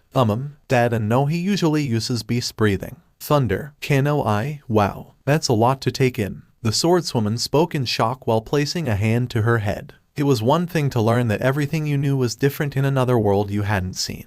But it was another to know that one of the sweetest people in the universe was meant to be dead in the original version of your world. FS Kanao shrugged at that. Yeah, it's a lot. Are you still stressed about the whole "we're made by someone else" thing? Cause I might have the cure for that, she offered. Thunder. Kanao, honestly, I'm just trying to ignore that fact. Plus, something tells me I won't be remembering this anyways later on. The female slayer answered the question with a weak chuckle, surprisingly leaving her lips. FS Kanao smiled at that. Well, don't worry about that part, cause I have the cure for that. Have you ever heard of the multiverse? It's this whole theory that there are an infinite amount of alternate futures. Thunder. Kanao, I think I remember seeing my Inosuke with a book that mentioned it. And I'm guessing that what you are about to do is similar to how my storyteller explained how despite my world being somewhat made by him, it doesn't make it any less real. The younger Kanao answered before asking the question. FS Kanao bit her lip. Well, a while ago, I went to my storyteller to ask to change something. And he said no, so I asked her, she said as she pointed upwards. Shockingly, she also said no. Weirdly enough, it's the only thing they've ever agreed on. Thunder. Kanao, are you suggesting we try to alter something? Kanao questioned in a bit of confusion. FS Kanao shook her head no. No, their explanation was that in the end they had no control over our story, because it already happened. Sure, they can do things like pluck us out, but they always have to set everything back to normal. I asked what about rewrites, and he explained. Your story is one of many in the multiverse. All I ever had was the ability to view it. I could write a different story, but nothing would change for you. And I think it was his choice of words that really hammered it home for me. The only thing I ever decided was to tell your story. You just lost the coin toss. She smacked her lips at that before perking up. But hey, that means at the end of the day our stories are our own and we're our own people, she said with a smile. Thunder. Kanao, that does help a bit, the slayer admits with a small smile. Happy to know that Hanako was able to live in her world still, and hey, perhaps there is a perfect world out there somewhere. Thunder. Kanao, so, you have any questions about my world? FS Kanao shrugged. I already asked about anyone who might be living in your love life. All in all it sounds pretty boring. But I guess that's mainly because there's no me, she said cheekily. Thunder. Kanao, but I am you, was the only response the little tease earned FS Kanao. A bit of confusion in Thunder Kanao's voice as she tried to think as to why her other self would say that. FS Kanao rolled her eyes. I mean Mime, she clarified. Thunder. Kanao, oh, actually, are you not curious about some of everyone's breathing styles or their blood demon arts? Especially Nezuko and Hanako when one is a demon in your world and the other is dead. The teenage girl said, with an awkward pause being left in the air a bit before asking the question. FS Kanao laid on her back before opening an eye. You said this Kashi chick was Tenjin's daughter. What's she like? Thunder. Kanao. From what little I have seen of her father and assuming he's similar between our worlds, just think of a more humble, female version of him. Though, she does make comments without saying flamboyant or flashy as much. She was also assigned to watch over our group initially and gave Tenjiro and the demons on our side a fair chance, even if she sent letters to Oyakata-sama first. The Thunder Breather answered honestly, hoping that enough of what she has seen of the sound Hashira exists between their versions across both of their worlds for the comparison to be accurate. FS Kanao hummed at that. Is she hot? In response, all Thunder Kanao did was reach into her pocket and drew out a picture that, while lacking in color, had her and all of her friends in it after the fight with Upper Moon 5 and passed it over. Thunder Kanao, she's the Naginata wielder right behind Nezuko, she said while pointing at the tall and muscular girl that possessed a slim build. FS Kanao locked onto the girl as her eyes turned into lottery slots, both of which landing on hearts before her actual heart beat loudly before she fell to the ground with hard eyes. Thunder Kanao, are you dead? She asked while poking her currently hard-eyed counterpart in the side, confused on what just happened. Were humans altering their eyes like this normal in her counterpart's world? FS Kanao then shot up and blushed. Yeah, that's a thing I do, she said sheepishly. Around things I find attractive. Thunder Kanao's only response to that was to look at the picture with her friend, and honestly, she felt nothing that could be a lesser version of what her other self apparently does. Although, Thunder Kanao, wait, aren't you in a relationship already? Is that reaction appropriate if that's the case? FS Kanao blushed at that as she turned her face to the ground. Well, it's not exactly received, she said in embarrassment. I am working on it. There's definitely grounds for it to happen. And you know I babysat her brother, and she took me out to dinner after. Well, it was with her brother, but I just need to go on a date with her. That's all it'll take, she yelled angrily as she started shaking the other version of herself. Thunder Kanao, okay, was the only response from the currently shaken girl. Thunder Kanao, actually, who is this person you are talking about? After a bit and getting out of her other self's grip, she asked the question curiously. FS Kanao sighed as she took out a picture, which had been colored due to the effects of Yum's blood demon art. It was a picture of everyone in the core, demons and slayers and all. She's Yum, the one with the olive green eyes, white hair, wearing a bikini, looks like she's 13, actually over 100. She described it as she pointed to her. Also, she's holding a kid. That's her brother, Jutaro. Thunder Kanao, hold on. Isn't that supposed to be an upper moon? She questioned a bit in surprise at the sight of the girl, remembering Nukego talking about a female demon in the upper ranks that was apparently a brat according to her and wore very little clothes. FS Kanao chuckled at that. Yeah, that was her former job. Once we gave her and her brother the blood, she switched over to our side to better protect him, she said with a smile. Thunder Kanao, huh, seems like you gained a strong ally then. Though you have curious tastes, the girl stated with a factual tone of voice. FS Kanao smirked, said the girl whose totes crushing on the next Demon King. Thunder Kanao, I'm more referring to how she's nearly, if not over, 10 times our age. FS Kanao blushed at that. Okay, look, she doesn't act like she's over 100 years old and her and I have a real connection. I like to think. Besides, I think we also have a thing for oldest siblings if Tanjiro is the oldest in your verse. Thunder Kanao, no offense, but Tanjiro not being the oldest sibling of his family sounds like a wrong concept. FS Kanao shrugged at that. Hey, guy needs a break, and what better way than having him be the youngest? Thunder Kanao still feels like an odd idea. Is there anything else you are curious about with the people on the picture or something from my world? The teenager said before asking the question while keeping the picture of her and her friends in her hand. She hummed as she looked over the picture while asking a question. So in your honest opinion, what do you think my chances with Yum are? She asked as she focused on something. Thunder Kanao, no clue. I know nothing about Yum and I haven't met my own version to try and make a guess, especially if there was a personality change after your crush was freed from Muzan. Given how she sounds like a horrible person from what Nukego has said with her limited interactions with the upper ranks. FS Kanao hummed at that. Fair point. Your storyteller seems fun though. Maybe they're telling the story of how she was freed and joined you guys. I'm not telling you to go for her obviously, but maybe try and work with her. Her power's pretty useful. Thunder. Kanao, I'll keep it in mind. And if that does happen, do you have any advice on how to befriend her? Although, there is the possibility she is the complete opposite of the Yum you know, was the sword wielder's answer as she nodded in response a bit. FS Kanao shrugged at that. Fair point, but bring up her brother, call her beautiful,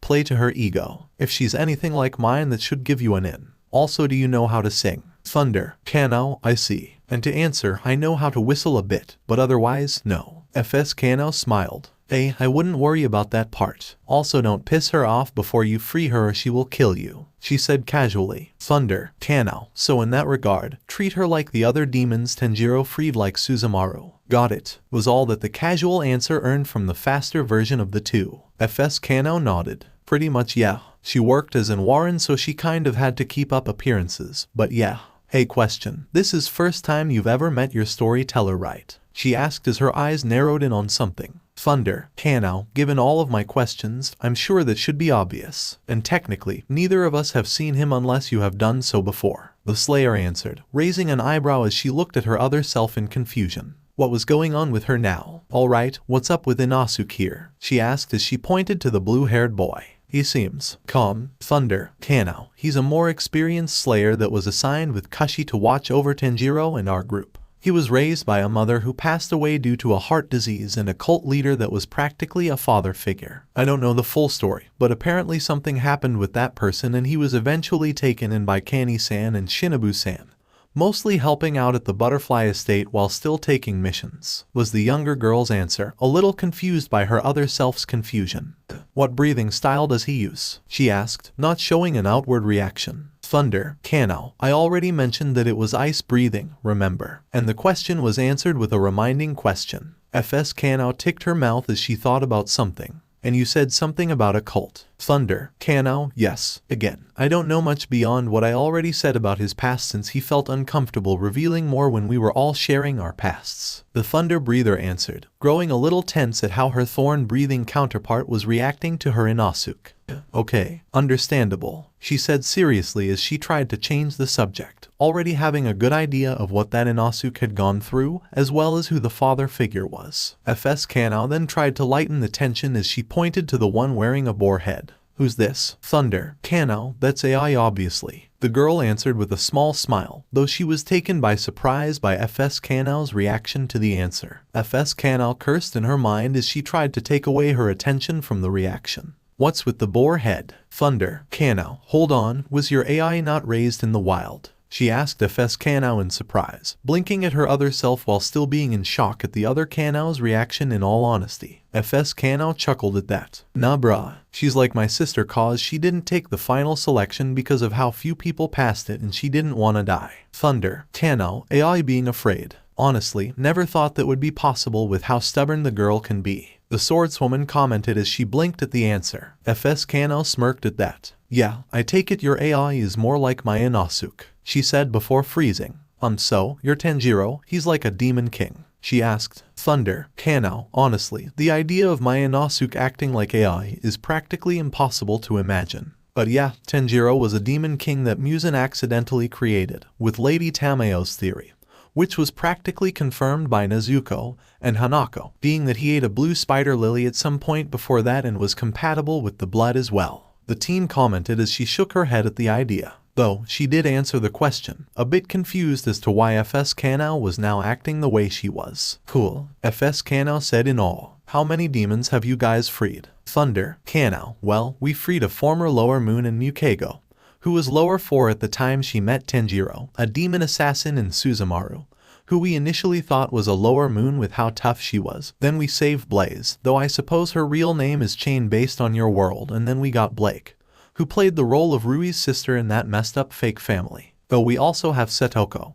but she was a human that Tenjiro turned into a demon. Kanao answered as she relaxed a bit at seeing the awe towards Tenjiro, smiling a bit as she listed her demon friends. Cool, FS Kanao said as she started listing off her demon friends. Well, we've got Rui, Akaza, the one that was playing Rui's mom, Yum, Jutaro, Tamayo, and Yushiro. Thunder. Kanao, so Tamayo and Yushiro are fully working with the core. I'm surprised that the Hashira allowed that, considering how we needed to form connections with some to win the trial, and the few who we changed the minds of during that whole situation was pretty much doing it in a way that makes it clear that wouldn't hesitate to kill the demons of our group. Particularly when the wind Hashira decapitated Tanjiro and he didn't die. The Thunder Breather commented with some surprise while thinking the idea over, though she scowled when remembering the actions of the scarred Hashira at that time. FS Kano winced at that. Yeah, same is a real piece of work. We were saved by the fact that the Demon Slayer Corps was desperate due to the low numbers, and the fact that Yum shared her backstory made them more sympathetic. But yeah,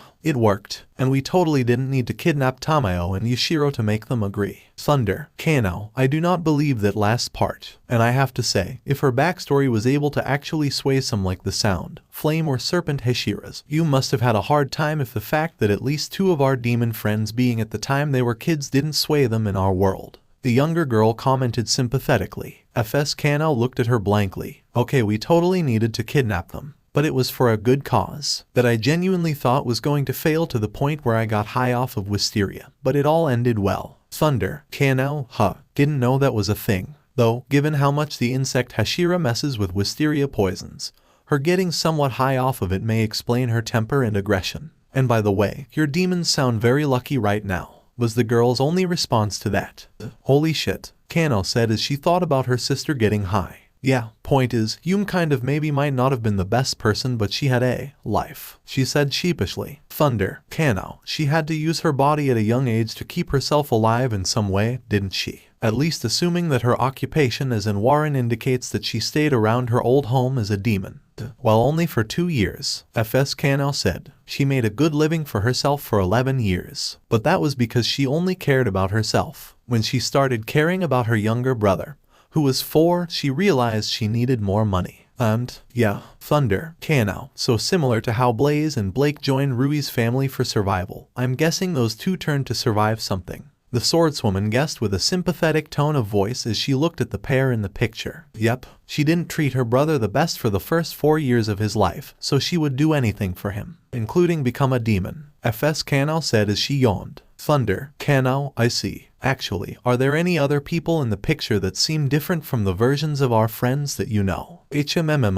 She said as she looked at the picture. It is neat to see Nezuko as a slayer. What's she like? FS Kano asked in curiosity. Thunder, Kano. Well, there was a point when I asked Hanako what Tenjiro was like as a human, and she said to imagine a version of Nezuko that was more forgiving and would take on everyone's burden. So I guess for you, imagine a bit of a less kind Tenjiro would be an accurate comparison. Although, her anger is terrifying. Thunder, Kano answered with a smile, though she chuckled nervously at the end. FS Kano smirked at that. Our Nezuko is a demon and is the most adorable thing ever, though when she gets pissed off, she goes into this berserk mode, so that's a thing. Thunder, Kano, honestly, that reminds me of a threat she gave to Kaigaku when he tried to behead Tenjiro. It was something that Kashi overheard with her enhanced sense of hearing, and apparently, the threat Nezuko gave was this. Let me make this clear, hurt my brother like you tried to do earlier, and I will cut off your dick and force feed it to you. The swordswoman told her other self while repeating the threat her friend gave to her fellow Thunder Breather. FS Kano started laughing. That's hilarious, she yelled before sighing. Kaigaku's dead in our world, but I can't imagine him doing something like that from what I know of him. Thunder, Kano, he's complicated. He wasn't exactly the best person to put it lightly when we trained,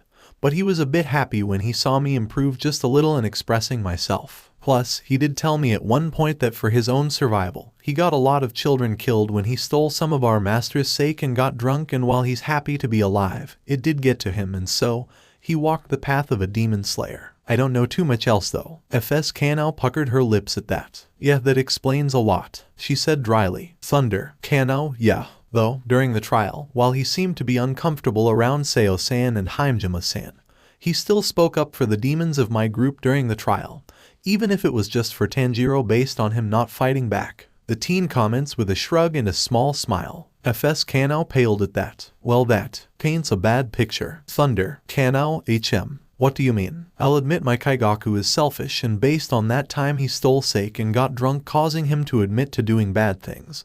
But it can't be that bad, right? At least not intentionally, the girl asked. And while she knew Kaigaku got some kids killed, she always thought it was in some indirect way, like running from a demon at night when he passed by a group and they got quickly targeted instead when the demon noticed them. I don't know who he is at the base of the fandom, so you'd have to find out through her, FS Kanao said as she pointed upwards. Thunder, Kanao, I see. But I think I'll stick to knowing him from my experiences. After all, he is my sibling pupil as our master would sometimes call us. Fair point. Besides, knowing her, if it was something bad she'd say it in the most blunt way possible with a smile on her face. FS Kanao said awkwardly. Thunder, Kanao, alright, was the only answer that FS Kanao received from that. Yeah, she can be a piece of work, FS Kanao said before holding up her sword. You want to try and use this? Thunder, Kanao, no thanks. And besides, if we get demon swords in our worlds, I would like to be surprised by what power I'll be given, if that thing would even work with me. She refused respectfully with a small smile. Your logic is sound, FS Kanao admitted. Besides, this sword is set to have my powers alone and reacts only to me, so it might just react with you and use the thorns. Thunder, Kanao, possible. By the way, want to know which styles of breathing my friend's unique styles are derived from. I am also curious about what beast breathing comes from in the breathing style tree. The younger of the two Kanaos questioned curiously. Oh sure, FS Kanao said. Beast is loosely derived from wind breathing. What about your friend's styles? Thunder, Kanao. Well, Kushi has dragon breathing, which has two versions. One is used with a bow and wisteria arrows, and the other is mostly used with her Naginata, though her dad gave her a pair of cleavers like his own when he tried teaching her sound breathing. It comes from stone breathing interestingly enough, but has a few elements of wind breathing to make it all work. AI is nature breathing from what Takedo-san and Tomioka-san can tell isn't derived from anything, so it is more comparable to the main 5 styles. Inosuke's ice breathing comes from water breathing though. The thunder breather listed off and explained things to her other self with a smile on her face. FS Kanao paused at something. Seems like the arrows would be a pretty ineffective way of decapitating something. Thunder, Kanao, that isn't really the goal. It's just a quick way for Kushi to take out low-level demons via wisteria poison without wasting energy, especially if she can catch a demon off guard or has support. She can also attach some bombs filled with a gas version of the poison that could take out multiple demons or at least weaken them. Although after Rui, where none of that happened since he's apparently at the level of an upper moon and is resistant to poisons to begin with. She has apparently been asking Shinobu-san to help make stronger poisons. She clarified to her other self, but shrugged near the end of her explanation. FS Kanao hummed at that. Our Rui isn't that strong. I wonder if something else happened. She asked. Thunder, Kanao. According to Blaze, Rui was apparently summoned by Muzan for something, and when he was brought back to the family, he was on the ground in pain, having been given more blood. After that, according to her and Blake, he took back most of the blood he gave them all, and it gave him back the blood demon art abilities he granted them all. He even was able to almost kill the love Hashira with all of that. Although she was still a bit injured from her fight against Upper 1 and 3 when working with Jiyu and Muakairo, and even then, it was because of little spiders he used to attach threads that connected to her body, and let him control it like a puppet that he almost took her out. So that probably explains the power difference, and you can decide how wide it is based on that information. The swordswoman answered, still at times being shaken that her friends were facing such a powerful foe, and she hadn't realized it until coming across the aftermath. Rui is gonna be powered up when he gets those abilities back, FS Kanao said with a smile. Thunder, Kanao, did he take back his blood in your world as well? The teen asked, a bit tense based on how Blaze and Blake described the feeling in her world. Only from Chain, the one who was his mother. She didn't say it hurts away. FS Kanao explained. The others died. Thunder, Kanao, HM. Perhaps because of the changes in circumstances when he took back her blood in your world and when he did in mine. And while I have no thoughts on most of the others, and from what was described by my friends, they sound like the types of people that deserve their deaths. But it is sad to hear about Blake. Actually, where is Blaze, or I suppose Chain, in your world? The younger girl speculated before lamenting the death of her friend in another world. But as she looked at the colored photo, she was confused as to why she couldn't spot the spider demon on it. FS Kanao hummed at that before pointing to the girl in Rui's arms. Right there, she said with a smile. Thunder, Kanao, wow, she looks a lot different than she does in my world. The swordswoman commented as she blinked in surprise before turning to look at the version of Blaze in her photo. FS Kanao chuckled as they compared the two. Funny, this is neat, she said with a smile. She's definitely much taller. Thunder. Kanao, indeed. I wonder if Blaze keeping an adult-looking body has something to do with her having Rui's, Musen's and Tenjiro's blood in her, or if it's something else entirely. The younger counterpart agreed while thinking about why the two versions of the girl looked so different between their respective worlds. Well, Nezuko did use her blood instead of the Tanjiro's, so that might have something to do with it. FS Kanao wagered. Thunder. Kanao, possible. After all, when Tenjiro gives his blood, his demons no longer seem tempted by human blood anymore, so maybe he's instinctively doing something that keeps them in a good physical state for a demon. After all, he did turn Satoko into a demon without even knowing, simply because he wanted her to get better and some of his blood was lucky enough to enter her wounds. Kanao accepted the idea and made a hypothesis off of it. That checks out. When Nezuko turns a demon, they're able to eat human food, though blood is still just as tasty to them. FS Kanao said before widening her eyes. Yeah, Nezuko can't turn humans, she said sheepishly. Thunder. Kanao, I have never seen them eat human food actually. Heck, I don't even know if my demon friends are even getting hungry at all now that I think about it. And as for Nezuko, it makes sense considering how your version is a demon liberator, and my Tanjiro is a demon king. The fact that none of your demons have kanji in their eyes while ours do is a good show of that. The Thunder Breather said, actually needing a moment to think on that for a bit. Once she was done though, she did point out the differences between their respective demon Kamados and their demonic friends. Good point, she said with a smile before thinking of something.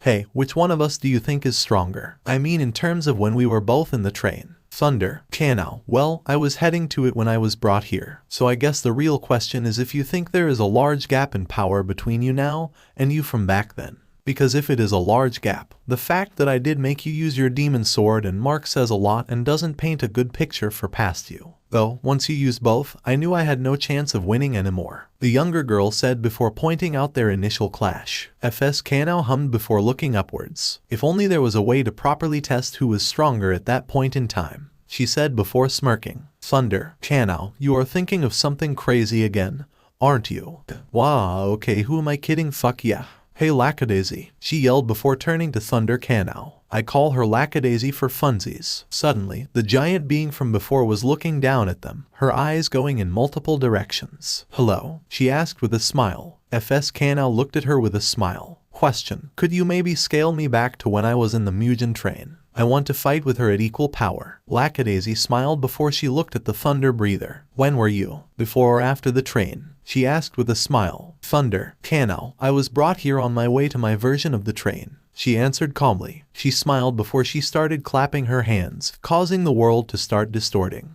As this happened, the giant being started laughing. Thunder. Kanao, what is going on? Kanao questioned, growing a little nauseous at the distortions she was seeing. Suddenly, everything was back to normal. She laughed as she rolled onto her back, causing the ground to start bouncing as if it was made of rubber, though fortunately it was just where she was. Thunder. Kanao, well, it seems that is done with. Do you feel weaker? The Thunder Breather observed before looking at her other self, noting that she did look slightly younger, though that was purely thanks to her incredible eyesight. Otherwise, one would never have noticed the differences that she did, like the loss of half an inch in height.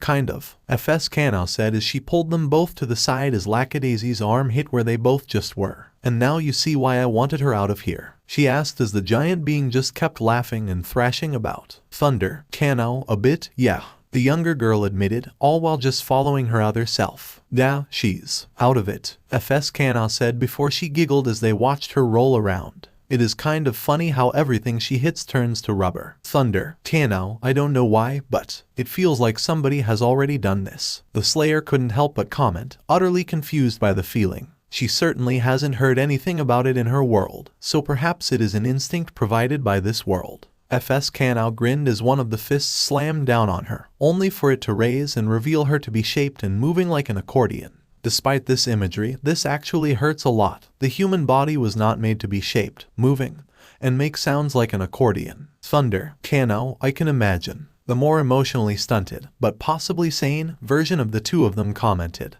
and was just barely able to avoid a giant fist from possibly doing the same thing to her. Thunder. Kanao, actually, I just remembered. But didn't you spill some of your Nezuko's blood to act like a sort of signal? Is she even able to sense that from here, and how are you going to get the now lost blood back? I don't no. Okay, this accordion thing is getting really annoying.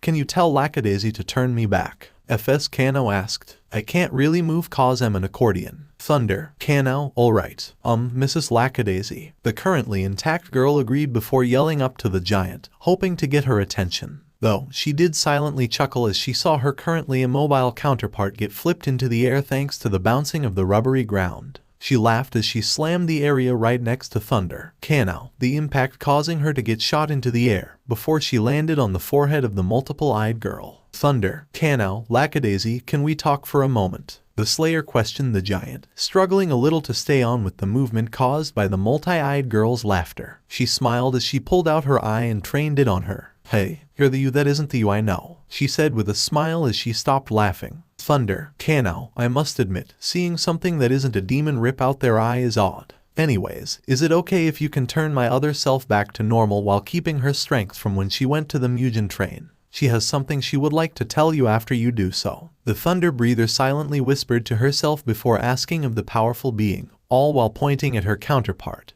who was currently knocked over and unable to stand back up. Lackadaisy chuckled at that. Really, I could turn you into an accordion if you want, she said as she held her up by both her arms. It'll be so much fun, she said with a grin. Thunder. Kano, thank you for the offer, but no, my other self wants to try something with me and we need to be like I am now to do so. Plus, she probably has a fun idea for you once you turn her body back to normal. The Slayer refused before explaining to the grinning being calmly. She paused at that. Fun? What type of fun? She asked with a smile. Thunder. Kano, I don't know. She's currently keeping it a secret until she's turned back to normal while keeping her power from when she went to the Mugen train. Likely because she wants it to be a surprise, Kano explained, speaking a little louder in the hope that her other self heard her words and could think of something. Lackadaisy smiled. Oh, I love surprises, she said before she reached behind Thunder Kano's ear and pulled out a regular formed FS Kano. So what's the thing? FS Kano chuckled awkwardly as she glared at Thunder. Kano, thanks for dragging me into this. She frowned as she tried to think of something. Thunder. Kano, actually, what is that by the way? The Thunder Breather questioned, pointing upwards to the giant flower that kept Lackadaisy distracted earlier once she spotted it again.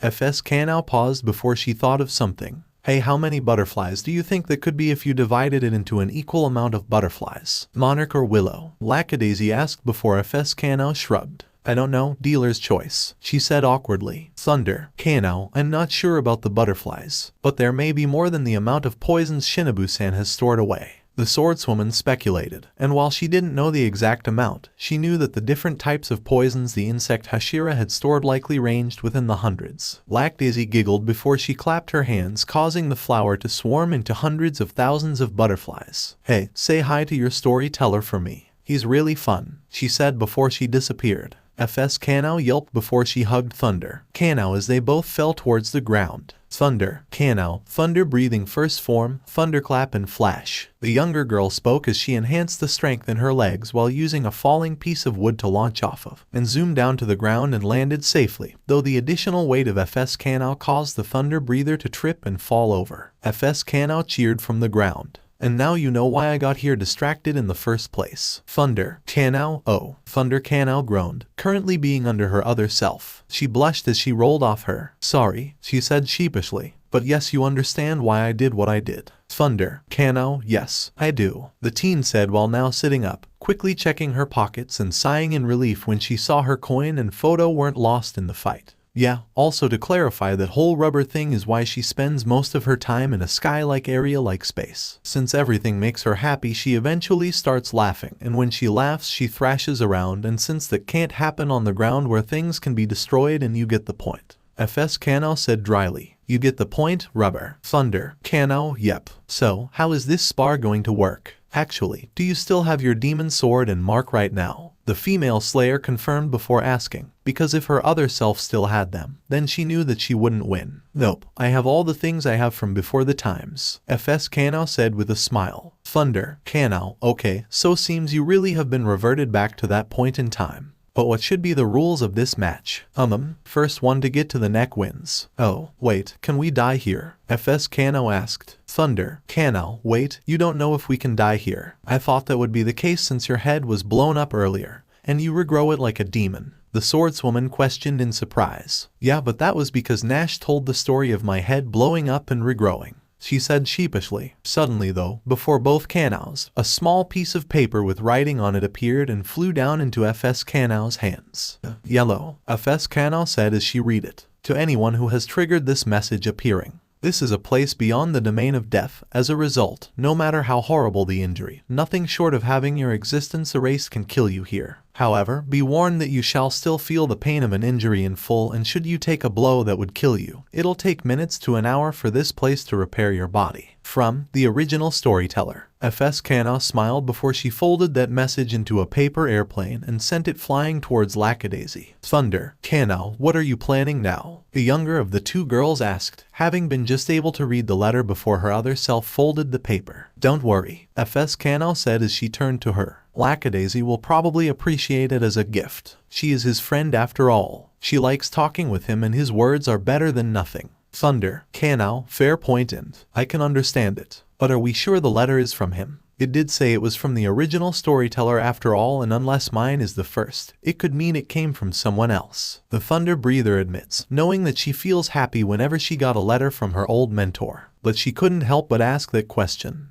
She'll probably think it's from him anyway. FS Kanao said as the giant being started smiling wider. See, besides, who doesn't want to read a letter from their close friend? Thunder, Kanao, true. Though admittedly, it is a surprise to know they get along so well when these storytellers can very rarely stay in contact. Yeah, but they make it work. Though it is kind of funny with the duality of my storyteller. FS Kanao said with a smile. Thunder, Kanao, I'm guessing some chaotic moments happen from it. The swordswoman asked with a raised eyebrow, unable to stop herself from imagining the chaos caused by Suzumaru and Tanjiro when the Demon King doesn't think that the pair's games will cause harm. And then shivering at the idea of those scenarios when the demons have godlike power. Yeah, things get weird from what I checked out. FS Kanao chuckled sheepishly. I know she can be a bit airheaded, she guessed. Thunder, Kanao, honestly, I'm more concerned about what happens with the two of them when Lackadaisy's other side is in control. The younger teen admitted. Sure, both storytellers clearly got along still.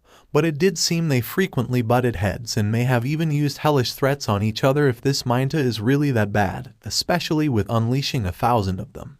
Okay, yeah, the other half of her is a piece of work, FS Kanao said sheepishly, but he does care. He's just really bad at it. He's just mad. All the time. Thunder, Kanao. So in my case, think of AI without any knowledge of social cues. Aka, someone that cares, but probably doesn't realize how their actions can be problematic in one way or another. Kind of, she shrugged. But yeah, his anger comes from not having any true control over anything. Any suffering people cause that happens in front of him, he ultimately can't control. No matter what, it's going to happen, so he thought he could alleviate some anger by telling the story. Though, that didn't really work, FS Kanao said with a frown. Thunder, Kanao, that reminds me. Do you think my storyteller may have some influence over the worlds he tells the story of based on what he said when initially making himself known? Or do you think it was just his first time coming across something really bad compared to your storyteller? The Thunder Breather asked, the little explanation reminding her of when her storyteller's voice first spoke to everyone.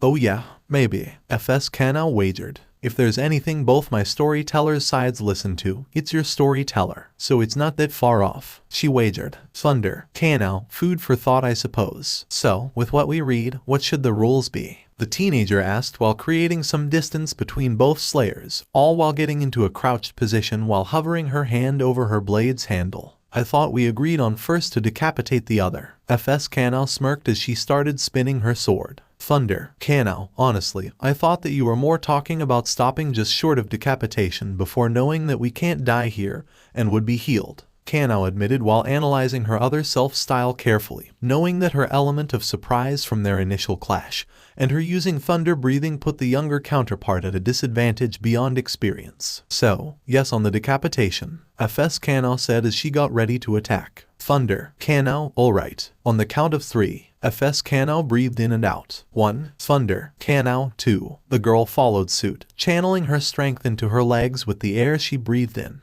FS Kanao breathed in and out. 3, she said before she spat towards the girl's face. She then used the first form of thorn breathing to shoot towards her. Acting quickly, Thunder Kanao made use of the built-up strength she was initially going to use to dash forward to instead avoid the spit and create distance before her other self could even slice off a stray piece of hair, quickly finding herself planting her feet onto a wall. While looking at her counterpart, she smirked before she started using her body to spin around and deliver a mix of arching and diagonal slashes that weaved into each other. Thorn breathing third form. Furious Azalea. Thunder Kanao. Thunder breathing fourth form. Distant thunder. Speaking calmly, the thunder breathing practitioner quickly drew her weapon from its sheath at lightning speeds and swung it around while producing electricity that shot out in multiple directions to aid in her blade at deflecting the strikes. FS Kanao yelped as the electricity shot through her veins before she grinned as she kicked Thunder Kanao in the stomach. Gasping out in surprise, Thunder Kanao was then just barely able to evade a strike to her neck without getting cut, but quickly countering after the failed slash. The younger girl focused her strength into her legs once more before returning a kick of her own, but this one was to the head instead of the stomach. FS Kanao took the kick to the head. Well, head on. She grinned as it barely affected her before she grabbed her other self's legs and held tight. Glaring at this action, the younger teen then responded by slashing her sword at the arm holding her leg, forcing her other self to let go to evade the attack, while Thunder Kanao took advantage of the opportunity herself to create distance, quickly getting to the other side of the area as she analyzed the situation. She grinned before she shot towards her while brandishing her sword. Thunder Kanao. Thunder breathing sixth form. Rumble and flash. Seeing her other self approach, Kanao began to perform multiple wide swings that unleashed a volley of lightning strikes, smirking a bit when she noticed the shocking electricity be drawn to her opponent's metal blade. "Oh," FS Kanao said before she shoved her blade into the ground, causing the electricity to be redirected into the earth. Thunder Kanao. Thunder breathing first form. Thunderclap and flash. Seeing this, Thunder Kanao quickly sheathed her blade before charging forward at her opponent while she was busy dealing with the electricity. FS Kanao yelped before the blade sliced into her neck, separating her head from her body. She then looked at her other self as she rolled onto the grass. "Oh, Dick." Thunder Kanao. It feels oddly normal seeing a talking head after killing demons in all honesty. The Thunder Breather took a moment to calm herself and sheath her weapon before then looking at the headless body of her opponent, and then the severed head, walking over to it calmly while looking in curiosity. Yeah," she said as she looked at her double. "I think we might need her to reattach my head. Or reattach my body," she said awkwardly and dryly. In response, Thunder Kanao said nothing but picked up FS Kanao's head and began to turn and look it over curiously, trying to see if she could spot something, all while pretending that her other self's headless body was spraying blood like a fountain. "Yeah, you can reattach my head," FS Kanao said awkwardly. "But on the other hand, it's fun seeing how a demon might feel." Thunder Kanao. "Honestly, I'm just questioning how you are talking. After all, you don't have lungs now, and unlike demons, you can't control your cells, and so you shouldn't be able to speak right now," the younger girl confessed while holding out her other self's head a bit away from herself. FS Kanao pouted at being held away. "Hey, if I was holding your decapitated head, I'd wear it as a hat, or use it as a ball," she said as if that was much better. "Also, technically I have access to much more air now. Since my lungs were limited in space, my throat now connects with all the air around us." She smiled. Thunder Kanao did not respond, instead looking around the area, as if searching for a spot that would allow her to throw the severed head as far as possible in her current position. But after thinking about it for a moment, she sighed and now just looked at the talking head blankly. "Hey, what are you thinking about doing?" she yelled comically and angrily. Thunder Kanao. "Just so you know, unless that is something that happens in your world, I doubt that air explanation is actually a thing. And for the record, I was holding your head away to not get myself covered in blood that won't disintegrate," the swordswoman commented before walking over the headless body and leaning it up against a wall, all while placing the other Kanao's head on top of a nearby table and looking away from her. "I'm just gonna call down Lackadaisy," she said before sighing. "Okay, I can't really do that, can you?" FS Kanao asked with a pleading look. In response, all Thunder Kanao did was grab the head by her hair and dragged her back to the headless body and placed it on top. After a moment of waiting, a white glow appeared at the neck. "Thunder Kanao, did it work?" the Thunder Breather asked curiously while tilting her head, her eyes almost looking like dots at a glance. Shakily, FS Kanao stood up before smiling. "Yes," she said before stumbling. "Okay, maybe I shouldn't move around so much," she said from the ground. Thunder. Kanao, you remind me of what Hanako and Nezuko were like when they tried practicing the Hinakami Kagura of theirs. The winner of the little fight commented before standing up to her full height, taking out her coin and flipping it. And upon seeing it land on heads, the swordswoman decided to leave her counterpart on the ground for now, unless she really needed the help. Fuck you and fuck that coin, FS Kanao said dryly before sighing. You're probably happy that you won. Thunder. Kanao, admittedly, I didn't really care for the fight. I'm only happy I won because of what you said you would do with my severed head, so honestly, I feel like this is appropriate karma, the girl admitted while putting the coin back into her pocket. Okay, at least I was gonna do something fun. FS Kanao whined from the ground. So, do you want to know anything about your storyteller? She asked with a smirk. Thunder. Kanao, be glad that I didn't go through with my initial idea of throwing your head as far as I can. And honestly, I don't have too many questions about him. It sort of feels like I know already. At least that's the best way I can describe it. Ouch, FS Kanao said dryly. And yeah, like it or not, we're told in the image of them, so naturally they're going to be similar to us, or the other way around. Thunder. Kanao, I suppose that makes some sense. Also, I'm curious about something. Your Tenjiro is a human demon slayer, correct? The teenager said before a question came to mind, so she asked it while holding out her hand for her other self to take and get back up. Yep, she said as she showed her the picture of Tenjiro, with his longer hair and red haori. Thunder. Kanao, what breathing style does he use in your world? The younger girl asked as she looked at the picture, not even noticing the blush currently on her face. FS Kanao smirked at the blush from the ground. He used to use water breathing, but now he uses sun breathing, she said with a smile. Thunder. Kanao, so he initially used the same style as Nezuko. Makes sense, considering how his teacher was likely Yurikodaki in your world as well. But what is sun breathing? Also, are you not going to take my hand? The swordswoman mused to herself as she stared at the picture before asking her on the ground self those two questions. FS Kanao blushed before she grabbed her other self's hand. Sun breathing. Hinakami Kagura. Dance passed down through the Kamado family. Are ringing any bells? She asked as she stumbled a bit and tried to stay upright. Thunder. Kanao, sun breathing is the Hinakami Kagura. I know from what they have mentioned that it was something passed from their family and it was somehow connected to demon slaying. And while they can perform its techniques, they can't properly use it at the moment, and instead, Nezuko uses water breathing while Hanako uses mist breathing. In fact, trying to learn more about it is why we were heading to the Mugen train in an attempt to talk with the flame Hashira. Yeah, FS Kanao said as she placed her hand to her chin. I think Tenjiro said something about it putting massive stress on his body, so he had to train a lot to use it. Thunder. Kanao, do you perhaps know more details behind it? Like what breathing style it is branched from exactly? The female slayer asked her other self, hoping to use this information to help her friends as much as possible if she was allowed to remember all of this. From what I remember, it's said to be the progenitor of all breathing styles. At least that's what Kyojiro said. He said something about Tenjiro's earrings being worn by users of sun breath, or at least one. Also something about his scar. I think, I'm not gonna lie, this was a long time ago for me, she said sheepishly. Thunder. Kanao, who would have thought a dance and pair of earrings from a family of charcoal sellers had the strongest breathing technique if all the styles really came from it and something from the creator of all styles. Also, how would a scar Tenjiro got because of scalding water be connected to all of that? The Thunder Breather mused over the information before asking the question at the end.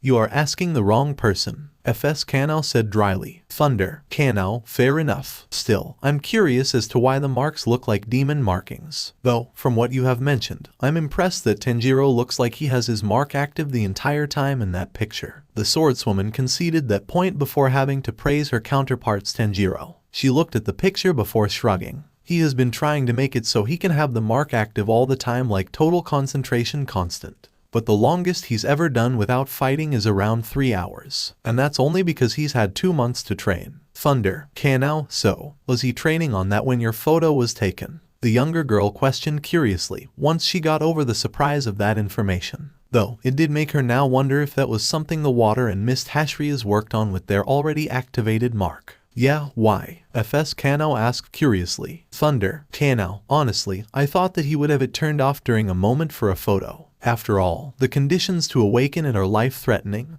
aren't they? Especially since my Tanjiro, while different thanks to his mental state, only ever brings out his bone tendril when it is needed for an everyday thing or in a fight. And something like that was something I thought would extend to a human version of him. Kanao explained to her other self while making note of that potential difference between their versions of the Kamado. The more you do it, the easier it gets. FS Kanao explained lackadaisical. Thunder. Kanao. I suppose in that regard, the mark isn't different from total concentration breathing constant. By the way, what style does your Nezuko use, since she still has a sword in your world? The teen smirked a little at her comparison before asking the question curiously. FS Kanao paused as she processed the question. Style. Brace if it's easier to find out which style she doesn't use, she said as she laughed. Thunder. Kanao, wait, she can use multiple styles. Thy Nezuko can easily use water breathing and while not for long, can use her family's Kagura effectively for a bit. Same thing with Hanako, though replace water breathing with mist breathing.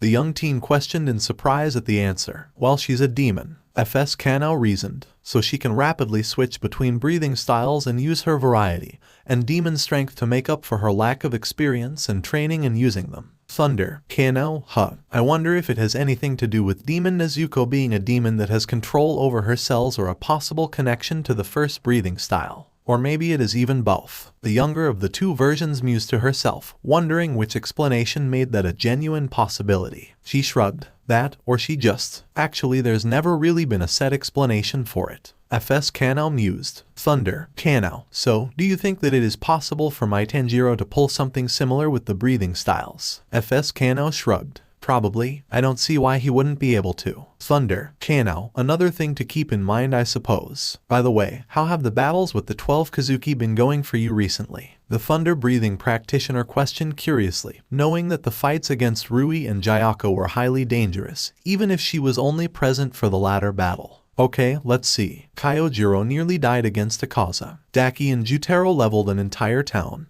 Enmu was a thing. Rui was apparently fodder for Tanjiro. FS Kanao said as she listed things off. Thunder. Kanao, that's interesting. Any advice on how to handle their abilities when me and my friends have to deal with them? Kanao asked her other self as she took in that information. Okay, Akazakuji doesn't hit women, and Daki and Jutaro are scared of fire. Though, you should probably try and free those three. FS Kanao said. Thunder. Kanao, thanks for that. What about their blood demon arts though? Any advice there? She questioned, preferring to be ready in case their powers are tricky like that lower 5 Hanako was tricked by in that shifting about mansion. Akaza is really intense fighting. Daki can turn herself into sashes and send them out like whip blades. Jutaro can manipulate his blood to become slashes or pretty much anything. The real menace is their physical strength though, FS Kanao explained. Thunder. Kanao, got it. Actually, have you faced a demon called Gyako? They are the upper moon 5 of my world, so the freak is likely upper moon 4 in your reality right now. The Slayer said before asking curiously. Not yet, no, but maybe I have. Suddenly FS Kanao burst into thorny roses that scattered across the grassy field.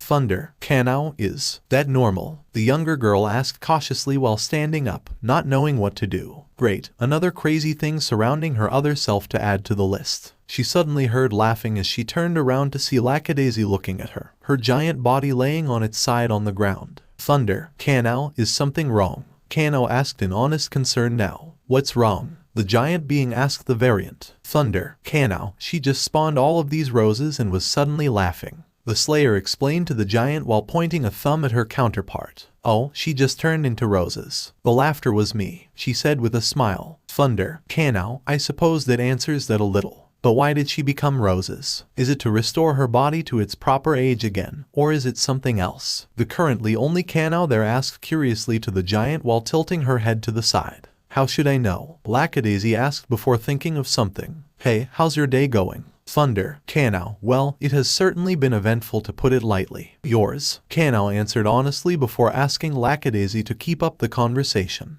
Hopefully she won't end up like her other self. Oh yay, she said as she started clapping her hands excitedly, sending vibrations throughout the area. Because of this, Thunder. Kanao would watch her clothes change colors and her hair turn into fangless snakes. Thunder. Kanao, are these alive? Kanao questioned cautiously, but kept quiet when she noticed that they weren't awake. She did not feel like getting strangled by multiple snakes that are now her hair after all. As for the clothing, the colors weren't actually that bad in her opinion. Wow, new hairstyle. Someone asked behind her as the ground turned to ice, then stone, then water, all in a rapidly changing cycle. Thunder. Kanao, was that the other me? Turn around and of course it's me, she yelled as she turned her around. Following the instruction, Thunder. Kanao turned around to look for her counterpart. FS Kanao was back to her normal age. You got her happy, didn't you? She asked dryly. Thunder. Kanao. All I said was that today was eventful. By the way, you know how to help me get everything back to normal. Because I don't feel like possibly being strangled to death by snake hair. The Thunder Breather answered matter-of-factly, all while still thankful that the snakes were asleep. Plus, she had no idea how she would explain things if she returned home like this. Yeah, that sounds like something she'd be happy about, FS Kanao said as the terrain turned to bubbles before turning to metal.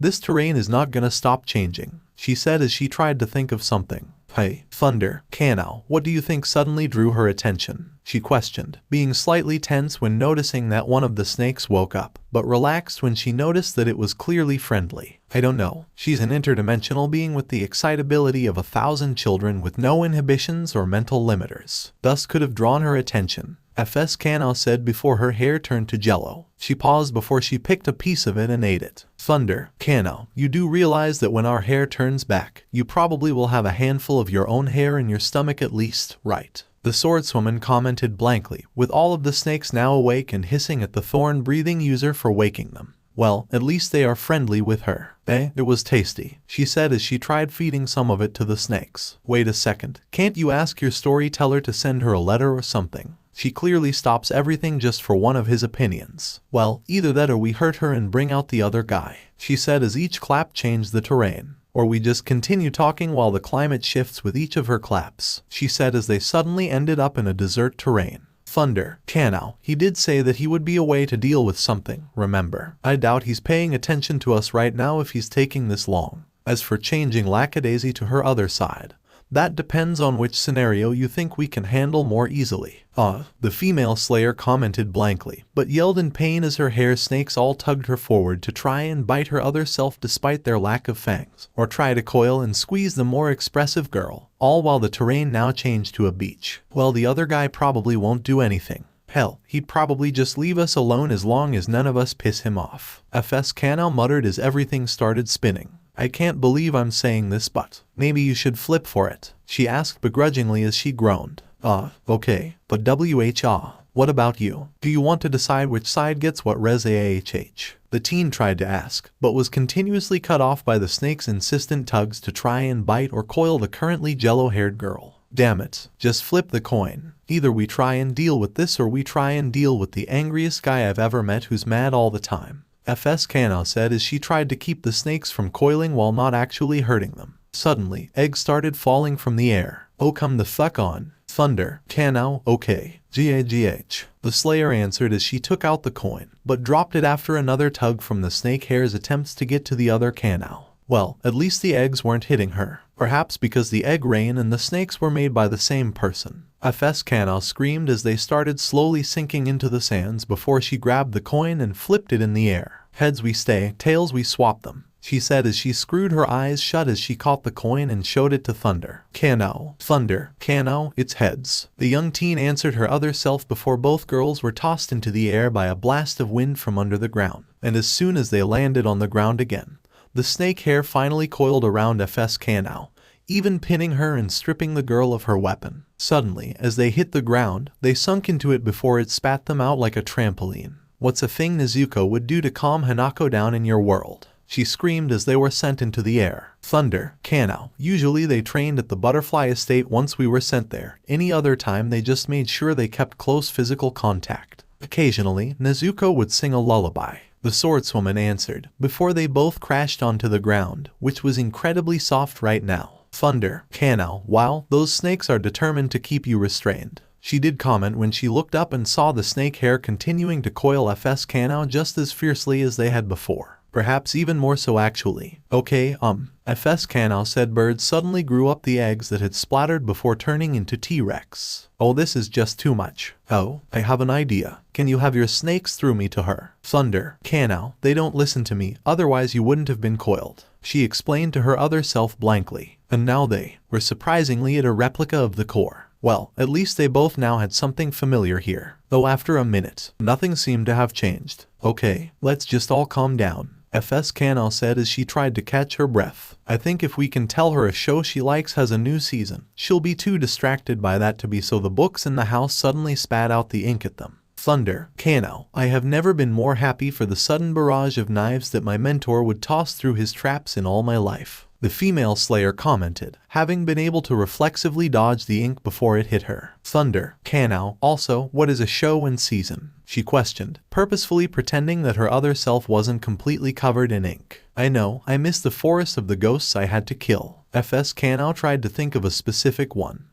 Okay, just say a word and I'll try and think of one based on that. Thunder, Kanao, negative feelings, she said questioningly, mostly because she thought she saw her other self twitch a finger a bit. Thunder, Kanao, also, there is a giant snake behind you, the swordswoman warned, getting FS Kanao to turn around and see what appeared to be a mostly giant version of the serpent Hashira's snake behind her. Hey Kaburamaru, FS Kanao said as she tried to think of something.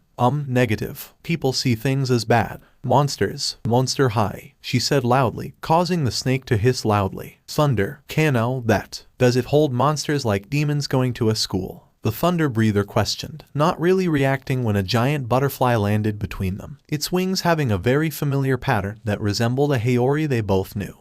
Kind of. Where is she? How do you lose track of a giant blue laughing woman? FS Kanao yelled. Thunder, Kanao, can't she hear us if we just yell for her? Also, are you Kani-san or Shinobu-san? The teen questioned her other self before talking to the butterfly with a wing pattern resembling her world's flower Hashira's Haori. I don't know. What makes you think I know more about this? FS Kanao screamed before freezing. Kani, she said before pausing and groaning. That's a butterfly, not a flower. Thunder, Kanao, the butterfly's wings have the same pattern as Kani-san's Haori in my world. The thunder breather informer her other self, with the butterfly walking over to FS Kanao and hugging the girl with its wings. FS Kanao froze as she started tearing up. Seeing this, Thunder, Kanao decided to walk away from the pair, having a feeling her other self needed this, especially since the flower Hashira was apparently her adoptive sister in FS Kanao's world. FS Kanao kept crying as she was hugged by a version of her sister. Thunder, Kanao, lackadaisy, can we talk privately for a moment please? After getting some distance and hopefully out of earshot, the Slayer yelled out to the air in hopes of getting the storyteller's attention without disturbing the moment her counterpart desperately needed. She may not understand emotions fully,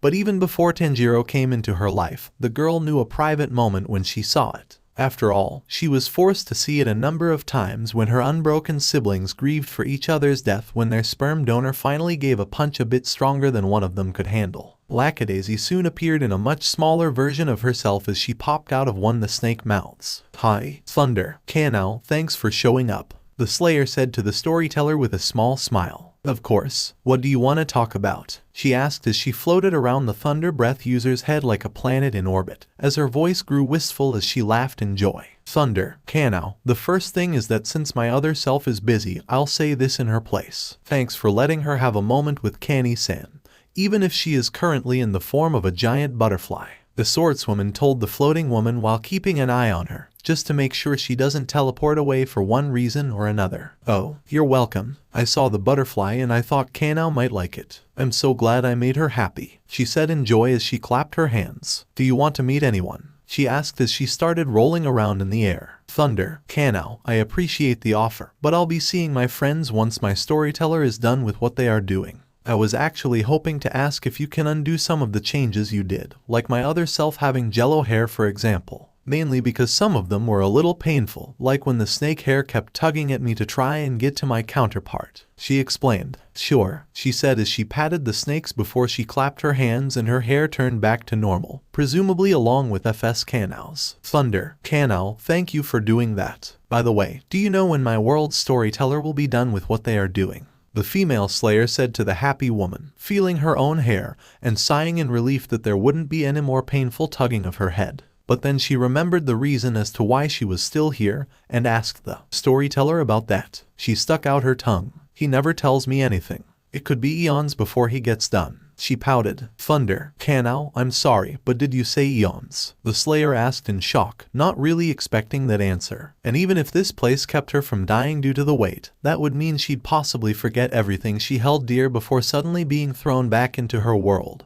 not remembering who her friends were. It was a horrifying thought to the girl who was just starting to make connections with others. Oh, don't worry. Eons don't last long. There are only 60 of them in a minute, she said as she patted her head. Thunder. Kanao, sigh, wait, aren't eons supposed to be something that lasts a long time? The Slayer couldn't help but sigh in relief before blinking and asking the storyteller. She tilted her head. No, they go by in the blink of an eye. See, 1 eon, 2 eons, she said as she started counting. Thunder. Kanao, alright then. Thanks for providing reassurance. I honestly needed that, the Thunder Breather said gratefully to the blue-skinned woman. Of course, she said happily before thinking of something. Hey, does your storyteller ever say anything about me? Thunder. Kanao. I only ever really heard his voice, let alone became aware of him today. But from what my other self has explained to me, I'm sure that he considers you one of his best friends. The Slayer told the storyteller, completely confident in her words. She froze before she started cheering loudly,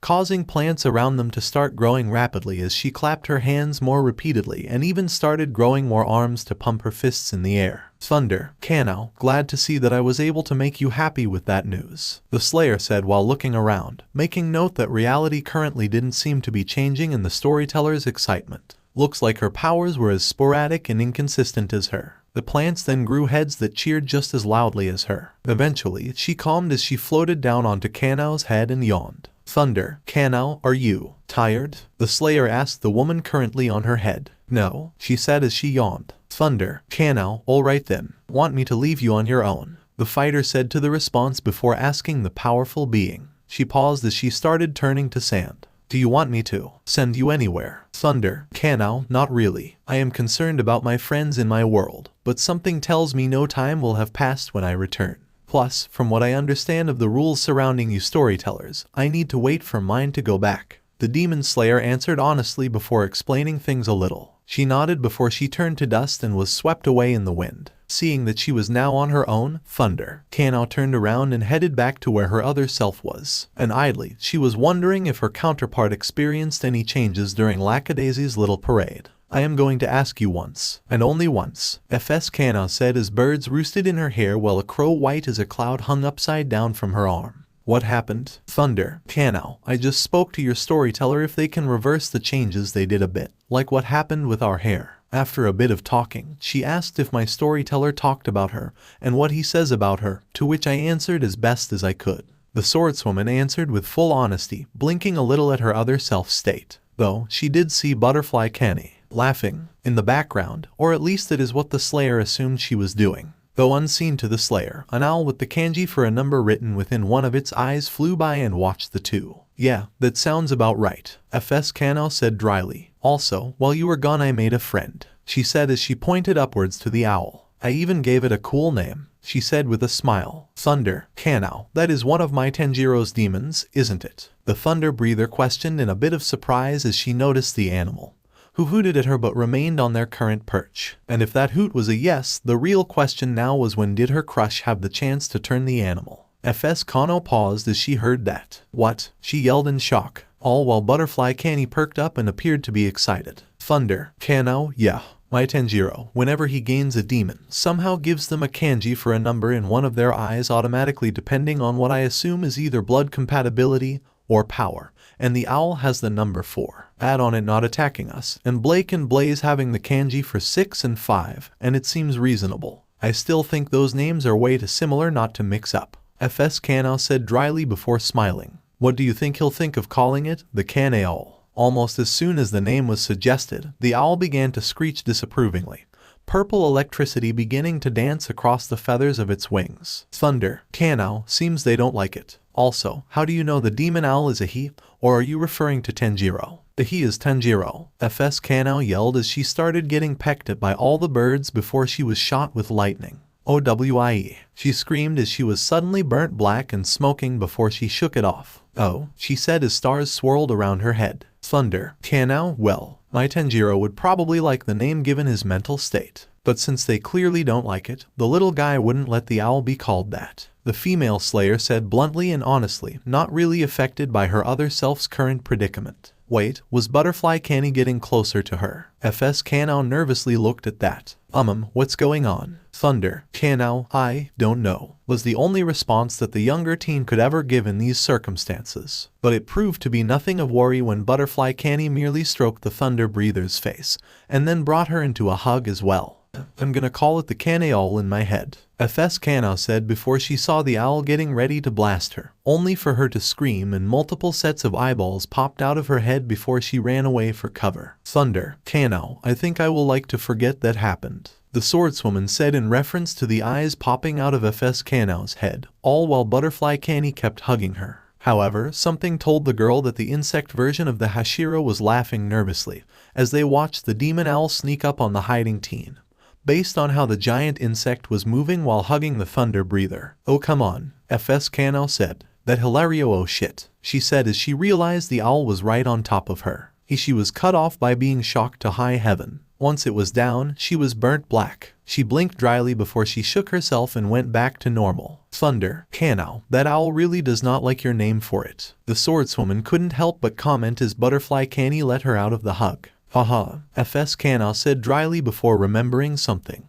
Hey, I remembered something about the upper moons I fought. Thunder. Kanao, what is it? The Thunder Breather questioned curiously and cautiously. It's about Gako and Hantingu. You know who those guys are at least, FS Kanao asked. Thunder. Kanao, me and my friends already faced off against Gako. We did surprisingly well, even if it was just because he was an arrogant bastard. He is dead though since the water Hashira beheaded him to save our lives, and I was initially going to warn you about his abilities. Hantingu is a new name though, the teen answered honestly, raising a curious eyebrow as to what she may be told. How neat, FS Kanao said. Given the other girl's abilities, she figured she'd have been slaughtered against the pot demon. I'd have thought he'd kill you all. It took an upper moon with total concentration breathing and a special demon blade, 2 marked pillars, one of which had a demon blade of fire, and me, who had both a mark and a demon blade, she said as she stuck out her tongue and showed off her mark. Thunder. Kanao, your mark looks like a tattoo more than anything else, the Slayer commented as she stared at the mark. Thunder. Kanao, when did you fight Gako though? After all, he was the first upper moon to be killed in my world, so perhaps that fact may have caused a difference between our versions of the pot demon. Kanao asked her other self curiously, wondering if that may affect things. FS Kanao looked at her dryly. Oh, I'm sure yours looks much cool. Oh wait, you don't have one, she said as she flipped her other self off. Thunder. Kanao, why are you acting like this now? She questioned with a head tilt to express her confusion.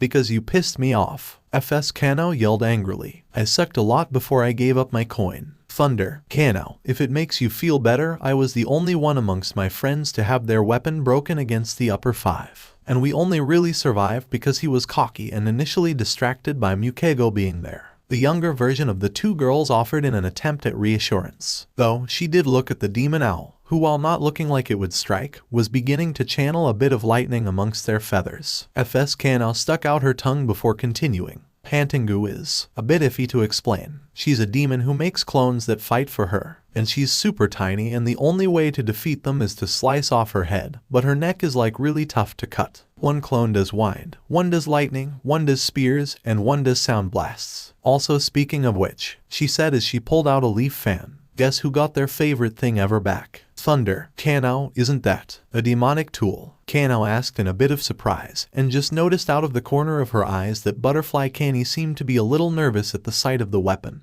Yeah, it is, FS Kanao cheered as she looked at the owl. I dare you to fuck with me, she said as she grinned happily. Thunder. Kanao, nope, the Slayer said, feeling her danger senses flare up as the leaf fan began to move within her other self's hand. As a result, she quickly moved and was able to snatch it from her hands before FS Kanao realized what fully happened. FS Kanao frowned before she activated her mark and kneed her other self in the stomach. She then yoinked it out of her hand. I was only gonna do something if that owl shot lightning at me. Thunder. Kanao must be really happy to have that mark back, the Slayer commented with a groan, almost feeling as if her bones were breaking from that blow. Thunder. Kanao, and honestly, I just followed my instincts there when I saw the fan moving about, she explained honestly while struggling to stand a little, all while the demon owl landed on her shoulder and ruffled its feathers threateningly. FS Kano stuck her tongue out. Now where was I before I started threatening owls and being the strongest variant of myself here? She asked as she hummed in thought. Oh right, Hantengu. However, before the marked version of Kano could continue, Butterfly Canny began to move about in a manner that expressed displeasure before.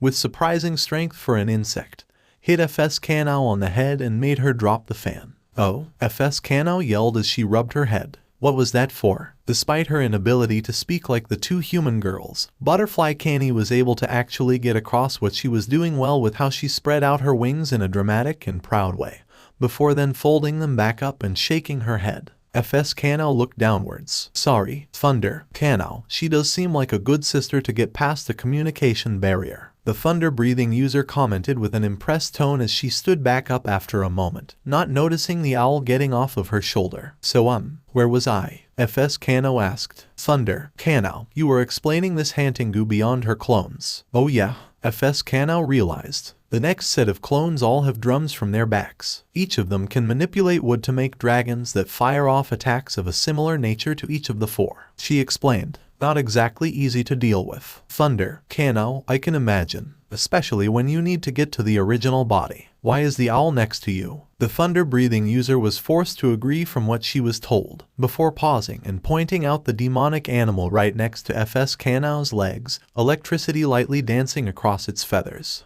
I will blast you away if you do what I think you're about to do, FS Kano said angrily. Thunder, Kano, did they act like this when you met them and I wasn't here? The teen questioned while approaching the owl, and upon noticing her, the animal ceased to generate lightning and allowed the girl to stroke its feathers, even making a pleased sound. FS Kano rolled her eyes. Point is, the most powerful one is definitely the final one. She can make a volcano. Thunder, Kano, for some reason, that sounds more believable than I would like to admit after facing Gako, and he bragged about turning things into fish with his fists. Though note to self, make sure Tenjiro doesn't eat her flesh. The teen admits before noting to herself, not wanting to learn how creating a volcano would change if Tenjiro ate their flesh. Though, she did begin to blush at the idea of the demon Komodo cloning himself. Yeah, she can make these rings by moving her limbs in a circle that spew out lava. Wait, can Tenjiro copy blood demon arts by eating demon flesh? FS Kano asked eagerly. Thunder, Kano, sort of. The hypothesis I overheard from Shinobu-san one night was that Tenjiro's blood demon art is actually adaptation, which helps him take even lower moons from Musen, gain energy from sleep, and even take another demon's blood demon art and make his own version of it. For example, after eating the flesh of a demon that could create some swampy portal, Tenjiro could do so as well now. Though, he mostly uses a tendril he creates from his bones and his claws and legs to fight. The teen explained to her other self. FS Kano looked in shock at that. Huh, what can Genya do? She asked eagerly. Thunder, Kano, well, he can automatically create more ammo for his gun via his flesh,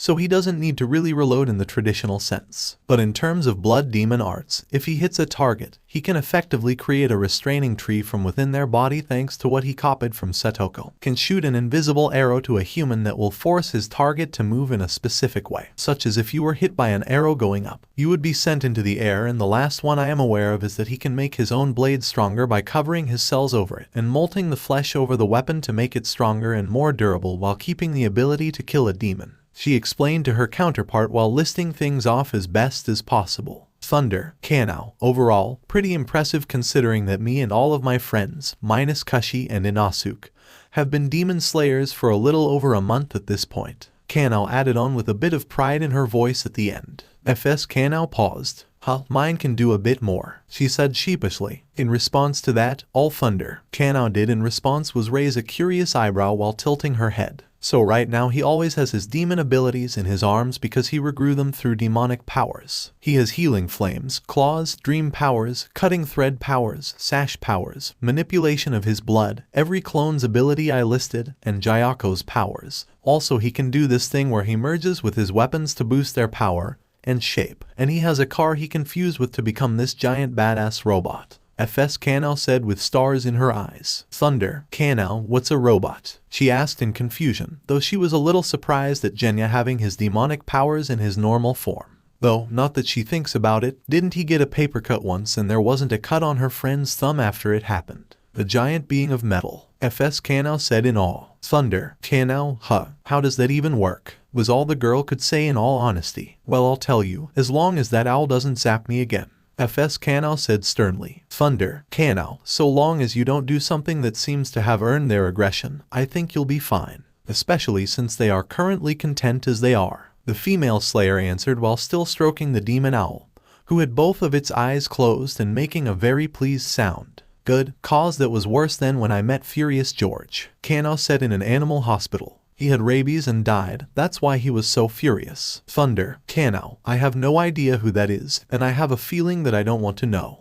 And you'd be right. Anyway, FS Kanao said before she started running off. Follow me. Raising an eyebrow at this, Thunder, Kanao had the owl perch itself on her shoulder before running after the other girl, and pretty quickly catching up thanks to her training in thunder breathing. Though, she did make note that out of the corner of her eyes, a portal appeared before Butterfly Canny, and with an amused noise, the large insect walked through it before the portal closed behind her. They soon arrived at what FS Kanao would call the Sun Estate. She opened the door to reveal a flat-screen TV. Yes, Thunder, Kanao, what is that? The thunder-breathing user questioned in surprise. True, thanks to her mentor, she was well aware of more modern things like trains and cars. But this black box was something she had never seen or heard of before. A flat-screen TV, something I got from my storyteller. FS Kanao grinned. Thunder, Kanao, what does it do? She questioned while the owl began to flap its wings and fly around the room, seeming oddly pleased with the building. It shows things. Let me just set it to a Transformers movie. FS Kanao explained as she hit play. Thunder, Kanao, this is a lot to take in. Kanao commented after a few minutes into the movie, completely taken aback by what she was being shown and how technology seems to have evolved compared to the era she lived in. Yeah, this is unlike anything else. I'm just lucky the storyteller gave it to me. FS Kanao said in gratitude. He really came through. Thunder, Kanao, still hard to think something like this is possible. Makes me wonder what me and the others would like in that era and how we would do. The swordswoman commented before taking out her picture of her friends and smiling a bit as she thought over such a scenario. How, now that's a fanfic idea. FS Kanao said as she watched the Transformers movie. Thunder, Kanao, wait, is that Sanmi there? The Thunder Breather questioned in surprise as the film shifted to Earth and showed Sanmi Shinazugawa messing with a man around his age that was caught in a net. Huh, yeah, FS Kanao said weirdly. Suddenly, as if to answer their confusion, a note appeared within Thunder Kano's lap. After exchanging a look, the two girls began to read it. To answer possible confusion, sometimes the different stories float next to each other. When this happens, if the inhabitants of Story A were to watch Story B, they may view the inhabitants of Story B as themselves and other people within their world. This is a rare occurrence, but it does happen quite often from the perspective of a storyteller. From a reaction storyteller. Well, that explains that, I guess. FS Kanao said as she yawned and laid on the couch. Thunder, Kanao, I suppose that this is new to you as well. Also, if the letter is correct, who do you think are some of these Transformers or in terms of people from our world? The swordswoman asked curiously while looking at the screen. Seeing the AI on the screen witnessed the green and black colored car transform into one of the giant robots from the beginning and had gotten badly damaged after keeping the on-screen Sanmi and others safe. First thing off the top of my head, Kyojiro. FS Kanao said with a smile. Thunder, Kanao, which one specifically? Either way, I'm pretty sure the one AI is interacting with his Tenjiro since his colors are the same as his Haori. The teen asked curiously before making her guess, especially with the personality of the robot interacting with this much calmer version of her wild friend. I think both of our Kyojiros are the same, though that isn't all that bad. FS Kano said as she yawned and leaned on her variant's shoulder. You know, I gave you a lot of flack for being like how I was before I gave up my coin.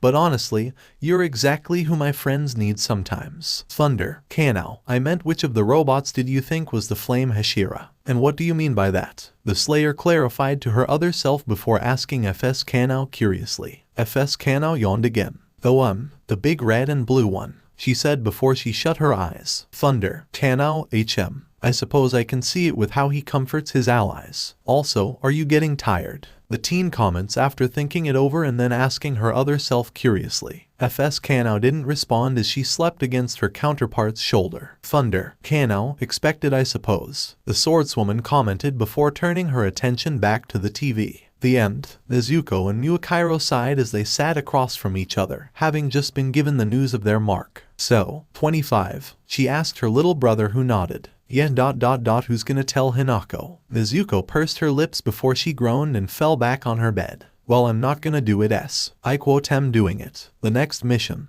Who's ready for some flamboyantness? Genya looked at Kashi and Yuzui saying it together before smacking his lips and turning around, leaving the group. I am not dealing with two of them, he said bluntly as Tenjin, Nezuko, Hanako, Inosuke, Kashi, Tanjiro, Suzumaru and Mukego looked at his back. So, where are we going? Inosuke asked as he looked at them both, prompting them both to open their mouths. Suddenly, the scene flashed towards Tanjiro as he breathed heavily, sweat dripping from his face as he tried to move his body, but found it stuck. Just, what is going on? The Komodo questioned to himself, just barely being able to shake his head while feeling almost suffocated. But upon hearing that muffled sound, Tenjiro jumped back while finally looking up, seeing his reflection in the mirror. But despite his face looking at him, he knew that wasn't actually him. How are you here right now? The entertainment district. Rokuro and Wakiraba grinned before they started clashing with Daki, who laughed as she took them both on as they shot towards her. You ugly freaks don't have a chance, she cackled as she shot her sashes at them, their razor-sharp edges aiming to slice them to bits. And the upper moons. Rui looked at his master in disbelief at what he just heard, before scowling soon after. Seems even a favorite will leave when they have the chance. Assemble. Upper 6, Daki and Jutaro. Ugh, all the freaks are here, so who's been killed this time? Upper 5, Rui. You of all people shouldn't be calling me a freak. Upper 4, Hantingu. Og. Once more we are called. Will I be the next slain? How terrifying. Terrifying. Upper 2, Dauma. Oh no, dear Akaza has left us. How terribly tragic. Upper 1, Kokishibo. This is ... most displeasing. Demon King, Muse and Kibutsuji. You all are getting more and more obsolete by the day. Clash of the squad of slayers and demons. Daki's perspective. Location, Infinity Castle. Oi, Nakheim. Why the hell have you brought me here? I was just about to eat when you dragged me here. Daki complained to the unranked demon as soon as she landed on a platform that had been rising only moments ago,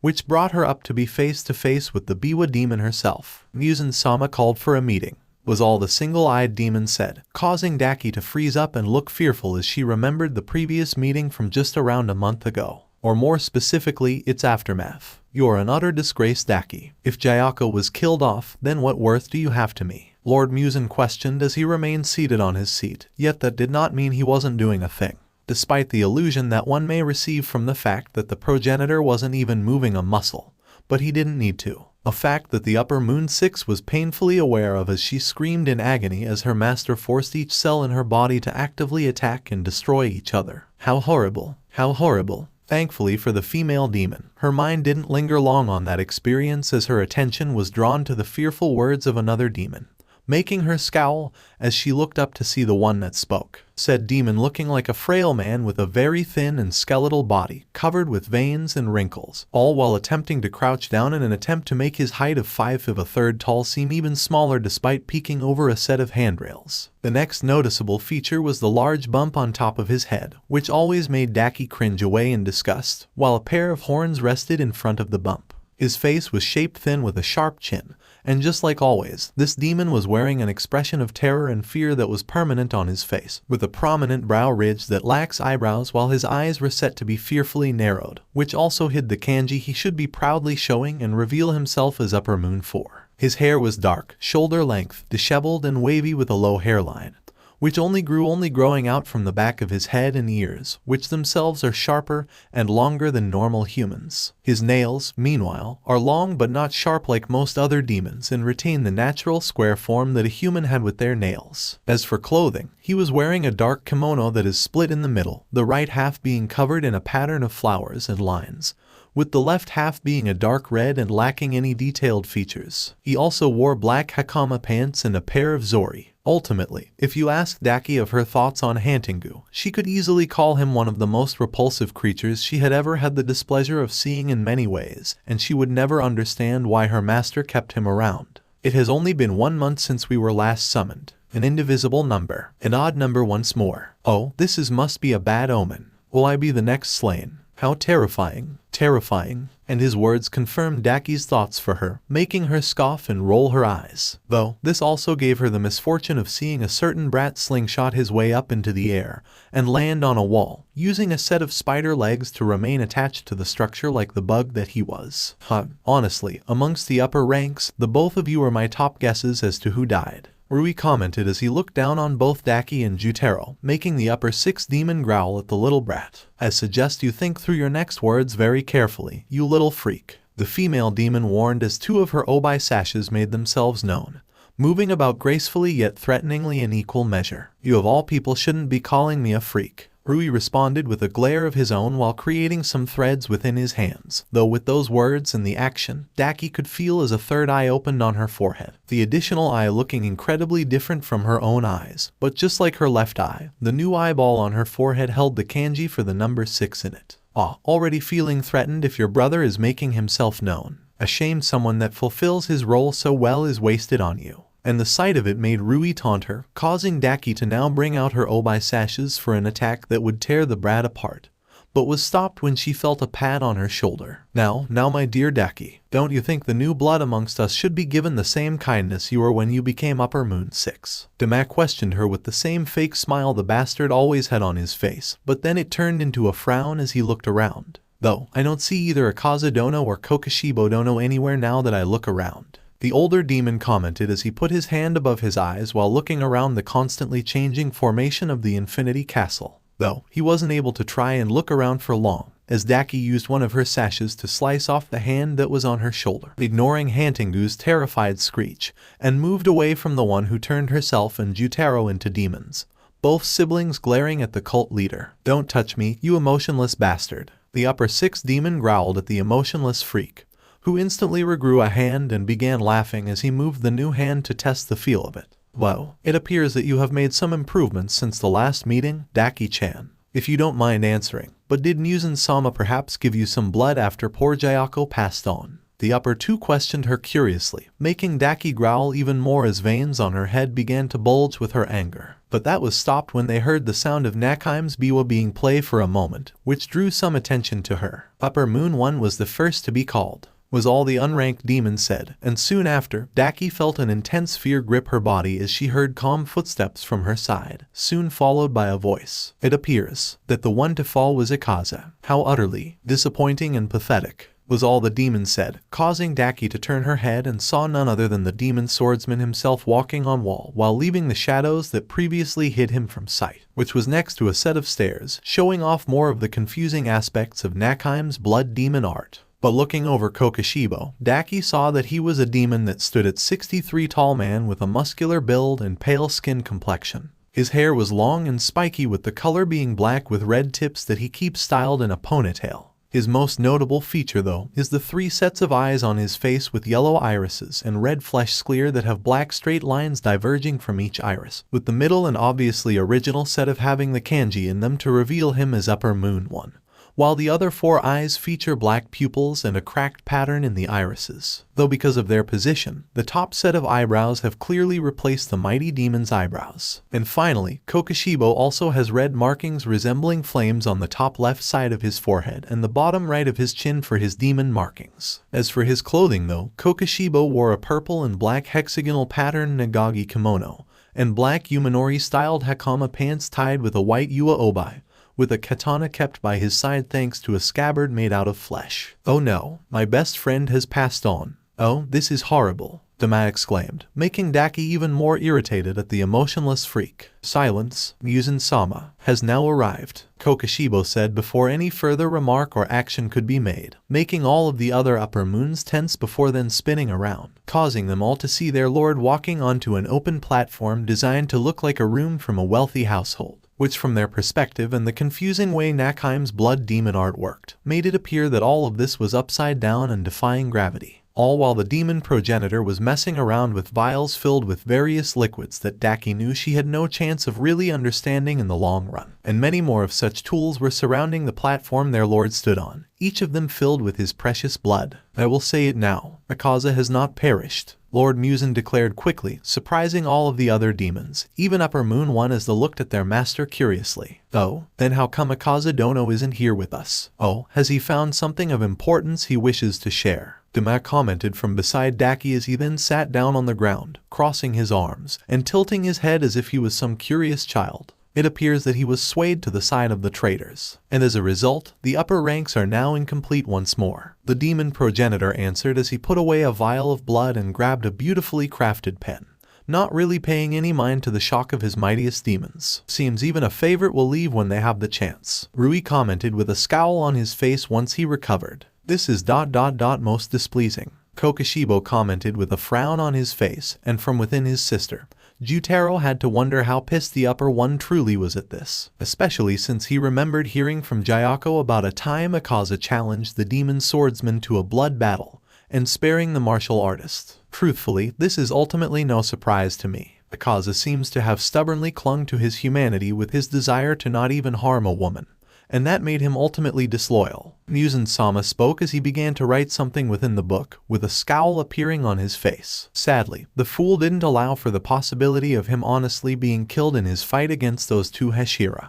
It would have certainly been a much more preferable outcome compared to the mess that the former Upper Moon 3 has now created. Oh well, none of it matters anymore. And with that, their master paused for a moment, before slamming the book in his hands shut, forcing an intense pressure to crash down on each of the upper ranks as their bodies began to bleed from each cell. Truly, it looks like you are all beginning to perish in order of who plays around with their food the most. Gyako with his desire to prove his art to everyone, and Akaza with his tendency to play with any demon slayer that could so much as survive even an initial blow from him. But that isn't the worst of it. The Demon King continued on, his rage now beginning to make the vials and other tools holding his blood to crack and even shatter. Even after all of these centuries, you fools haven't been able to find the Blue Spider Lily or the Yubayashiki family. Even when I have informed you all of that Kamado boy knowing of its precise location before my connection to him was fully destroyed, you still have nothing to show of your purpose. I'm honestly beginning to wonder why even a single cell of any of you still exist. Now Muzan-sama, it ain't like detective work is my strong suit, and really, it has only been a few months since we learned of this kid, so it ain't like he has been around for long. Dama commented from his seated position, easily ignoring the pain of his body to speak up. I have no excuses to make. Yubayashiki is hiding. Skillfully, Kokoshibo responded in response to their master's words, bowing down to him as he did so. However, the Upper Moons 4 to 6 did not say a word, none being brave enough to so much as even breath while their lord was like this. Thankfully, the pain soon came to an end as Muzan-sama placed down the book in his hands and now looked towards them. You know, I don't think any of you truly realize my disdain for change. The death of Gyako alone showed weakness with the ranks changing, and as he is now, Rui is weaker than his predecessor. But now one of the strongest amongst you has left, Muzan-sama said while the veins on his head began to bulge in rage, but he took a moment and breathed for a moment. Use this to struggle with all of your might. Because this incident with Akaza has proven to me how soft I was simply because of your upper rank titles. But first, their master finished. But before anyone could do anything, two skeletal whips appeared from Muzan's palms and sped down right towards Hantengu and Rui, quickly stabbing them in the neck as blood was pumped into their system. I will not tolerate another death or betrayal amongst your ranks, was all he said after a minute of giving the upper 4 and 5 more blood while changing the number in their eyes into 3 and 4 respectively. And with that done, Nakheim then played her biwa and it sent everyone back to their previous location. Besides Daki, Muzan-sama, why am I still here? Daki questioned her lord, only to grow tense and fearful when she felt Jutaro's eye on her head disappear, and she could barely feel her brother. No, I don't think you will interfere, Jutaro, Muzan-sama said before Daki felt her connection to her brother be cut, causing her to feel panic before that was instantly overwhelmed by agonizing pain. I have a challenge for you, Daki. Besides Rui, 2 of the soon-to-be former lower moons are still alive, but are lacking. Regardless, in a desperate bid for survival, Rokuro and Wakiraba have called for a blood battle against you, and I have allowed it, with both of them facing you together, Muzan-sama explained to Daki, surprising her, but any response she would have made was cut off by her lord continuing on with his words. So, you shall face them without your brother's aid. If you win, then you may do with them as you wish and shall receive even more blood than what I gave Rui and Hantengu. If they win, then both you and Jutaro shall perish and they will become the new Upper Moon 5 and 6. You have until tomorrow night to prepare for this challenge, was her lord's order before he snapped his fingers, and soon after, Nakaime's biwa played and she found herself back in her room in the Kyogoku house.